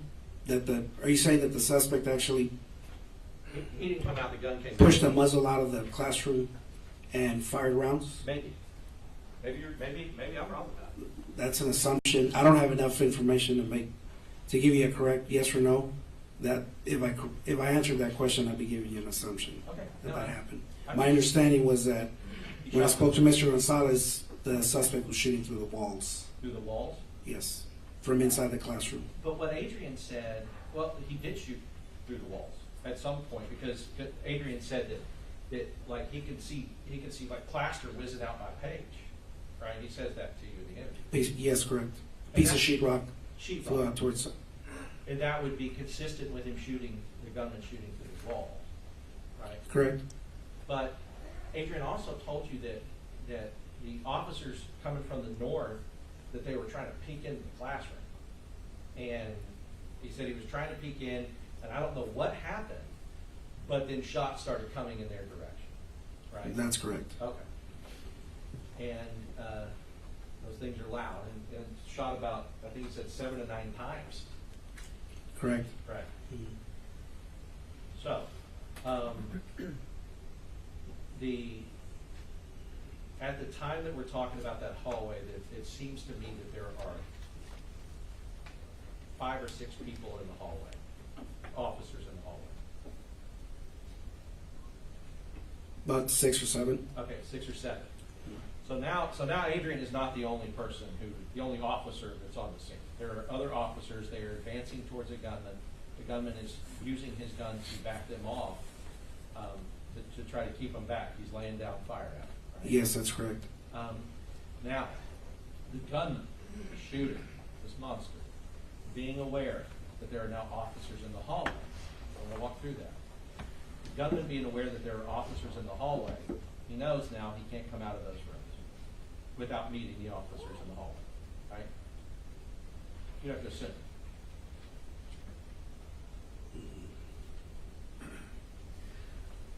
I can't answer that question because I never spoke to the suspect. I don't know what his train of thought was or what his mental status was. Yeah, I'm not saying necessarily him. I don't think you or anybody should even try to get into a mind that's sick and diseased. Mm-hmm. But what I'm saying is that anybody, just a human being who sees, oh, there's police officers now in the hallway, would know there ain't any other way out except out through those windows, or I got to come through the door, or they're going to come through it. But that's a reasonable expectation that the officers are going to come in. Yes, I agree with that. And you know from your investigation, you know that when they finally did breach, that the shooter was posted up in that closet directly across from the door of 111. Correct. And he was intent. I mean, the reason he was there, he was hiding himself, and he was there with his gun, obviously trained on the door. You know that. Correct. Right. Waiting to be a cop killer, wanting to be a cop killer. Right? Correct. Okay. So now, Adrian's mere presence alone with these other officers have shown the suspect that there are officers in the hallway and that he is now contained. These 2 rooms are the only rooms he can go to. Correct. Okay. Then, so that's, at some point, that's containment. As well as, you would agree that no shooter, nobody in that position would know when the breach is going to happen outside. There's no way for them to know inside when the breach is going to happen. Correct. Right. So, there is a possibility that he crawled in there and stayed in there waiting for the officers for as long as it took to breach, because he wanted to be ready to be a cop killer. There's possibility. It's a possibility, yes. Right. And if that is a possibility, he didn't go to the other room and shoot any more of those children in 112. If he's posted up waiting and wanting to kill a police officer coming in, because he doesn't know when. Mm-hmm. And he doesn't want to be caught out, not getting his chance to be a cop killer as well. That's a possibility. It's a possibility. Right. And so, there's a lot of things that people have said, but the action, at least getting down the hallway and at least taking the shooter's fire and letting them know that they were there, could have been beneficial to help some of the kids that were in 112. Could have been. Yes. By distracting him, because now he's distracted by, now I want to go and get these guys instead of going over to 112 again and looking to see if there's anybody that's playing dead, which we know that they were. It's Right? possible, yes. Okay. So And regardless of who you are, somebody's firing a rifle in a hallway where you're at. It's a scary situation for whoever you are. Correct. Police officer, or regular person. It's hard. It's scary, right? Correct. Okay. At the time, he told you that at some point, because their radios don't break inside the school. Now, that is a situation that a police officer does not create. They do not create having crappy radios that don't work inside of a building that they're supposed to be in there protecting. Right? He didn't create that. Correct. Right. And radioing for backup, you would agree is necessary. He said, I tried to learn at every agency that I could find, and we know that almost every agency there responded. Correct. Right. So he has to leave the school in order to make the radio work, though. He has to back out of the hallway and make the radio work. Yes. Okay. And that's not normal. Like you would want your police officers to have their radio working wherever they are inside of the school. We want to, yes. Right. Because that's your lifeline. That's how you communicate to each other what a threat is. It's how you communicate for backups and reinforcement and things like that, right? Yes. I mean, in a situation like that, an officer who doesn't have access to a radio is at a disadvantage. Yes.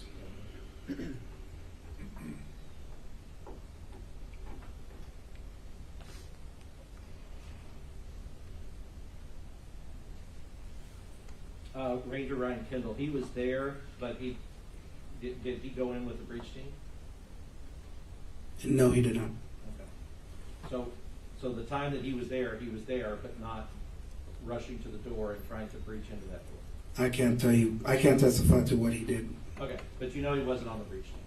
He was not on the breach team. Got it.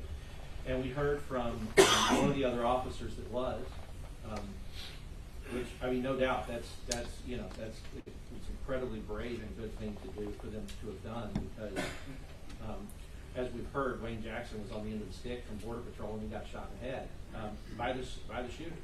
Correct. And you knew that. And you also knew, I'm sorry, is it?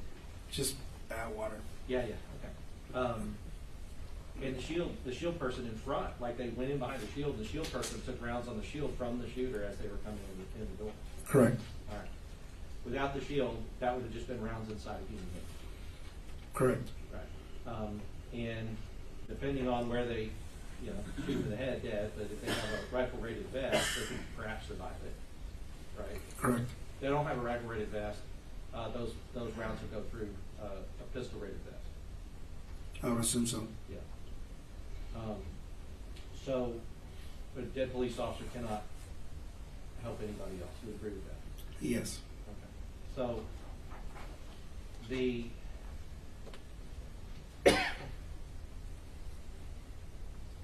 there were, because we talked to the guy who actually went in, he thought his daughter might have been in the classroom.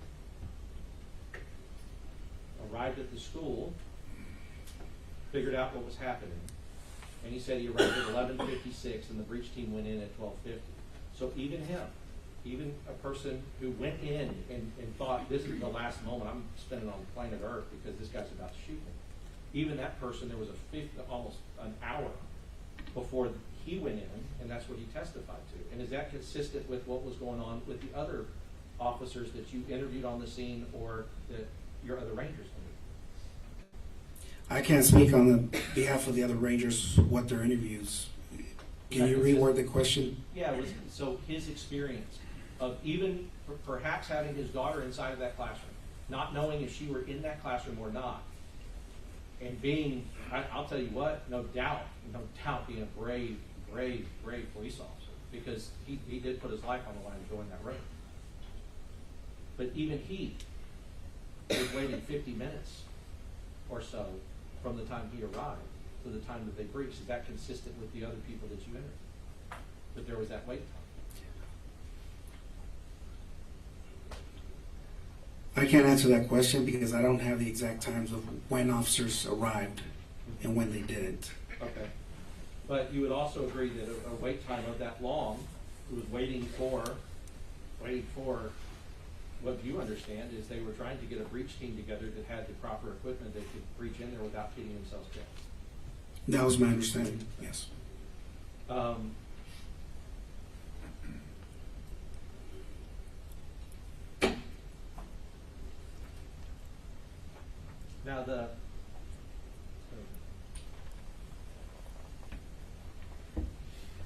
so now, looking at defense 10, I don't know, remind me, you said you did not know that the 3 officers were there, but you do know now? Is that a fact? Yes. Okay. So 3 officers here. Shooter goes into the west entrance here, and then they drive all the way around the building to this. I'll show you over here. They drive all the way. Shooter goes in the building, and they drive all the way around here and come up through here. Did you know that they had done that? So Can you repeat that? Oh. Yeah. So they're here. They're basically at the. Let me make sure I got to orient myself. Okay. Funeral home. This intersection right here.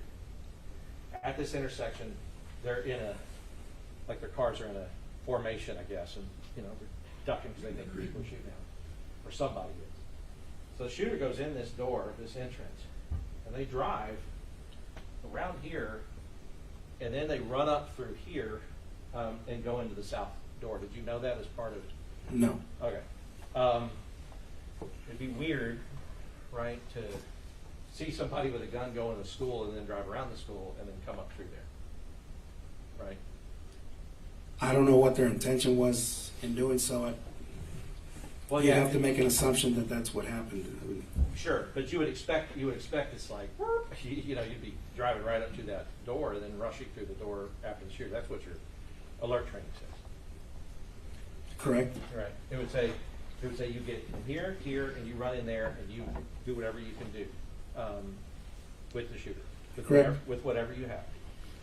All right, and that's because you've seen it with your eyes and you've seen what's happening and you have to follow up on that. Now,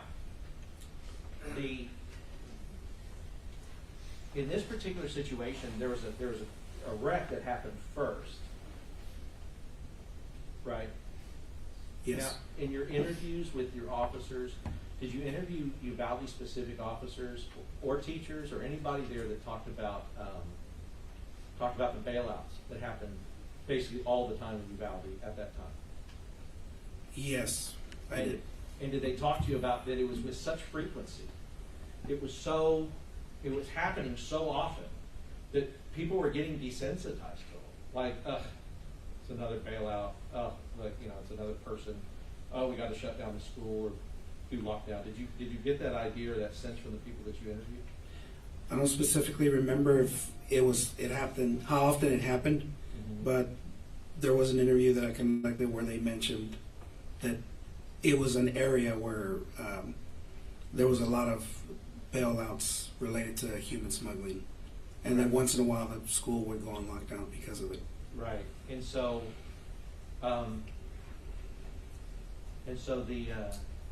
just talking about that, if there's a separate, and nobody's saying it's right in hindsight. Obviously, in hindsight, there's all kinds of stuff that everybody, probably including you, would have done different. But if there's that experience of these bailouts, and then there's a wreck, and then somebody's jumped out, right? Then, if you have that many, it can seem, or people can believe, law enforcement can believe that I'm dealing with one of those again, right? Well, that goes back to educators and law enforcement with complacency. Yeah. And it's a responsibility of every officer not to be complacent, treat every individual incident like it might be an example, an active shooter or a person just trespassing on a school premises. No. So they shouldn't be taken lightly. I agree with that. And, and it's true. But, complacency, like, if somebody's experienced something over and over again, I'm not saying, Adrian's one of the ones that is responding to that thing like there's a school shooter. He's the one that's running to where he thinks the danger is. He's driving directly towards what he thinks is a threat. You agree with that? I agree. Based on what you've heard. And then going into the hallway of a person that has a rifle, when he tells you, I see that this guy, there's a shot coming out of that window, and I go up the hallway with these other guys. We go into the school, into the hallway where the guy with the rifle we think is, or is located around. Correct. Right. Both times trying to go towards the thing that could kill him. And he's doing that in those two situations that we talked about. Right? Correct. Okay. So I guess what I mean is with complacency, it's not just, I'm not talking about Adrian, but I'm talking about if you have all these bailouts and things are going on all the time, if your first thought is not that they're going into this school to hurt children, but going through this school to get away from us, it's not a great thought. That's our face. I agree with you. But that can explain why they think that they're meeting them on the other side of the building, and then they come back through like, oh, he didn't come out. You see what I mean? It's not a correct thing to think. It's not a correct thing to think, perhaps, and especially in hindsight. But there is no other reason than that an officer would go around this way, except they think that the guy's going to be around that way. As an officer, you would agree with that? If you were going to drive around here, it's only because the guy you saw you think is going to be around here and not inside the school shooting kids. It's a possibility, yes. Right. Yeah, right. Because we're not defending it, right? Like we're not defending that action or anything else, but also they're not sitting in that chair either, right? Even if, people make mistakes. Nobody charged them with any crime. And nobody charged you, and nobody charged any of the other officers that were out there. That were clearly out there for a long time while shooting was going on inside a classroom. I'm not saying to you, you said you didn't hear any shots. But you agree that there were shots. Even later on into the incident, there were shots in that classroom. Yes, I agree with you. Right. And officers were there and present and didn't go inside. Correct. All right. So you treated all of them, including Adrian, as witnesses. Yes. Not suspect. Yes. Right. It was only years later it came around and they picked one and put him in his chair. That's going to be up to the totality of circumstances. Yeah, I agree. I agree. It's not up to you. I'll pass it. Thank you, Rob.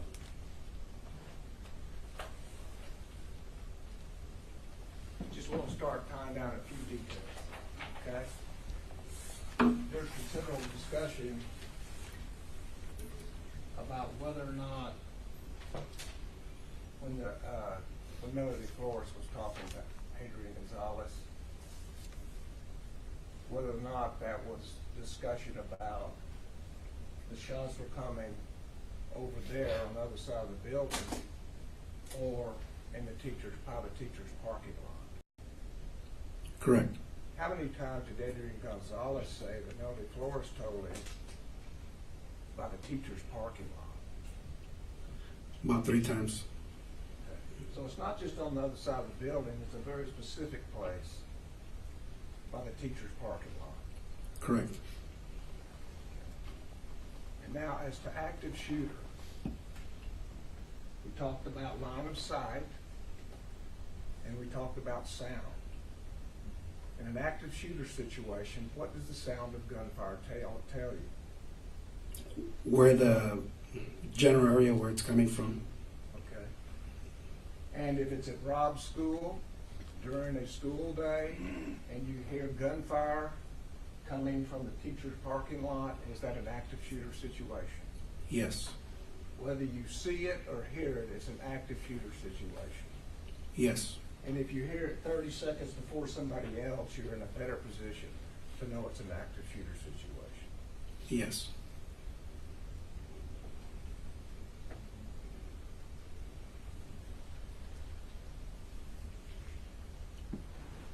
And if you hear it's an active shooter situation and you're a police officer, what are you supposed to do?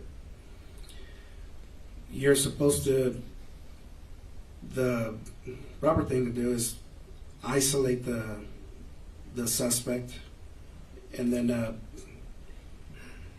distract and then try and neutralize. So you move to the sound of gunfire as... You move to the sound of gunfire Yes. Try to distract him, try to isolate him, or try to neutralize him, take him out. Yes. And of course, a dead police officer would be no help to the kids in 111. Of course. A dead police officer would be no help to the kids in 112. Yes. With a police officer hearing shots all the way down the west side of the building and into the hallway and into 111 and 112, a police officer hearing all that and not moving, is that any help to those children in 111 and 112?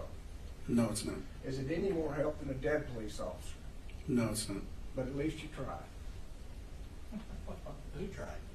I'll just object because that's, it's a big question, but honestly, I don't know. I'll sustain the objection. Now let me also ask you about a dead police officer. Can a police officer use this building as cover if he has specific information that the shooter is in the parking lot? Yes, he can. And by cover, it means that he can have cover so that the gunman can't see him. Correct. And he can choose the time to make a quick peek to see the gunman. The officer can use the cover as concealment also. Yes, to And not be concealment. seen. So he can definitely have an advantage by peeking when he wants to, and he certainly has not put himself in any harm's way. Correct. And finally, I believe the testimony that you've given us was dispatcher said, man with a gun. Correct. No shooting at that time. Correct. Difference between a man with a gun and a man shooting. Correct. A man that is shooting is more dangerous than simply a man with a gun. Correct. Right? Yes. So when Adrian Gonzales drove toward the person in pink, Not pink, it was orange or red. orange or peach, I think. Orange or peach. Yes. Peach. Yes. Drove to the person with orange and peach. He had no information there had been any shooting then, right? That's correct. And so he acted when all he knew was there was a man with a gun. Correct. Now, when the teacher tells him he's over there, he's in the parking lot, he's in black, isn't that when Adrian Gonzales said that's when the shooting started? Correct. And did he act then? He said that he started walking to the back of his vehicle, and that's when he heard the shots fired. Walking in the back of his vehicle, Correct. taking cover. He never said he was taking cover. He just said that he walked from the front to the back of his Did he patrol tell you vehicle. I didn't go in until I had cover? During the interview, he makes a comment that he goes into the south building. I don't remember exactly what his words were. I We hate can to listen to misquote the him. tape, Yes. But when he sees Pargas's vehicle, he wants Pargas's vehicle to come over because he's got a bigger unit, correct? That's what I understood in the interview. For cover. Yes. So when Pargas gets here, he's still looking for cover from Pargas's unit. Yes, that's correct.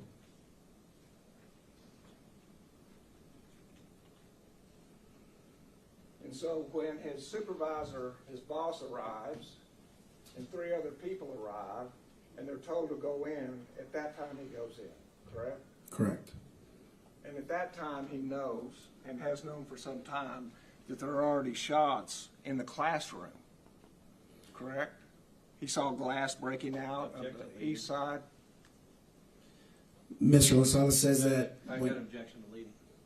Your Honor, he's qualified him as an expert. Well, you can't lead an expert in saying correct after every sentence. Okay, I'll sustain the objection. Rephrase it, please. Hey, y'all don't cut that other one loose. We're not doing it tonight. Okay? This is the last Yeah, area. either way. I can't keep staff here that long. So- Very good. Not apologize. And so, did Adrian Gonzales tell you anything about seeing glass come out the window? Yes, he did. And would that indicate that there's a shooter in the room where that glass is coming out? That's what he believed. Yes, sir. Not the hallway. Can you reword that question? The room would not be the same as the hallway. Correct. And he was not the first one in, correct? No, he wasn't. Donald Page was the first one in, correct? What, can we back up to that other question? I'm sorry. When you said that the rounds went through the window, Mr. Gonzales says that he knew the shooter wasn't outside the building. He knew that he was inside the building now. Not necessarily that he was in the hallway or in one of the classrooms, but that's how he was able to tell from outside to inside the building. But he didn't go in until there were 3 people for cover. Correct. And he was not the first one in. Correct. And do you know how long it was between the time he heard the first shots and when he finally went in? I do not. Do you know how many children died in that period of time? I do not know. In an active shooter situation, most of the killing happens in the first 2 minutes, doesn't it? I'm not aware of the information that it does or doesn't. Okay. You took alert classes, right? Yes. And they studied the histories of how quickly those killings happen. Correct. And present and time is of the essence. Correct. Every second could cost a life. Yes. Ask the witness. Just real quick, if you're not the first one in, but he said Donald Page hit one side of the hallway and he went down the other side. Correct. Right. So they're both going down the hallway, but he's on this side of the hallway and Donald Page is on the other side. Yes. Okay. The prosecutor is trying to mash it all into something that fits the reason this guy's sitting here. Comments on what I'm trying to do, Your Honor. Well, that's what he's trying to do. I'm gonna I'll object. send an objection. Yes, Your Honor. Rephrase it. Yes, Your Honor. But ultimately, a person who is going towards somebody who they believe is armed, that is a dangerous, potentially dangerous situation. You would agree with that? Yes. Right. I mean, but the prosecutor said, well, he didn't hear that there were shots fired, so therefore it's not dangerous. You wouldn't agree with that statement. I didn't say that it wasn't dangerous, Your Honor. Once again, ladies and gentlemen, questions are not evidence. If your recollection is different, rely on your own. Proceed. Yeah, it's dangerous. That's what he's doing. He's going towards danger, potential danger, right? Yes. Right.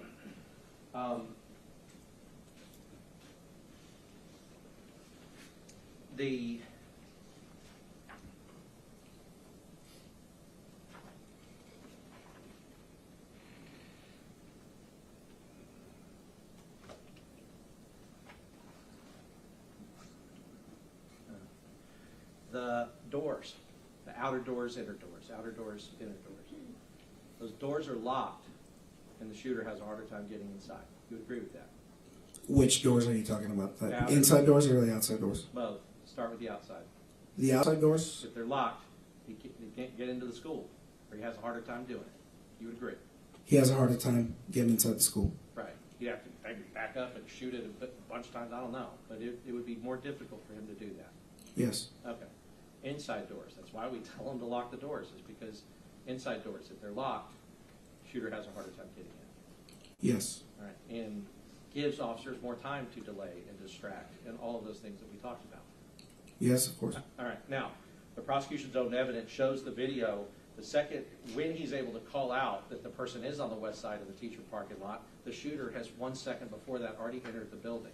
So you can cut a pie in the field all you want. The second he got it and snuck a peek, he would have been looking at an empty side of the building because the shooter was inside of it. Did you know that from your investigation? No, sir. All right. But he did tell you the second, once he saw a bullet come out of the building and realized he was in the building, he started moving towards the building from his car to where Donald Page was. Yes. All right. That's it, Jim. Pass with us. And the time on the dispatch will say how long that distinction is. Is that correct? Between radio, yes, between the time Mr. Gonzales radioed anything, it'll show that time. So if Adrian Gonzales knows he's in the building and then dispatches, and then we then know when he heads toward the building, that will tell us how long has passed that Adrian Gonzales did nothing when he knew the shooter was in the building. Correct? Correct.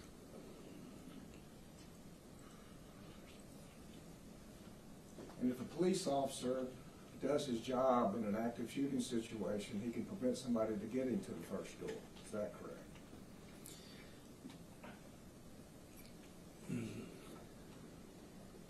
In a perfect example, yes. If everything fell into place, exactly, yes. And what does solo entry mean in an active shooter situation?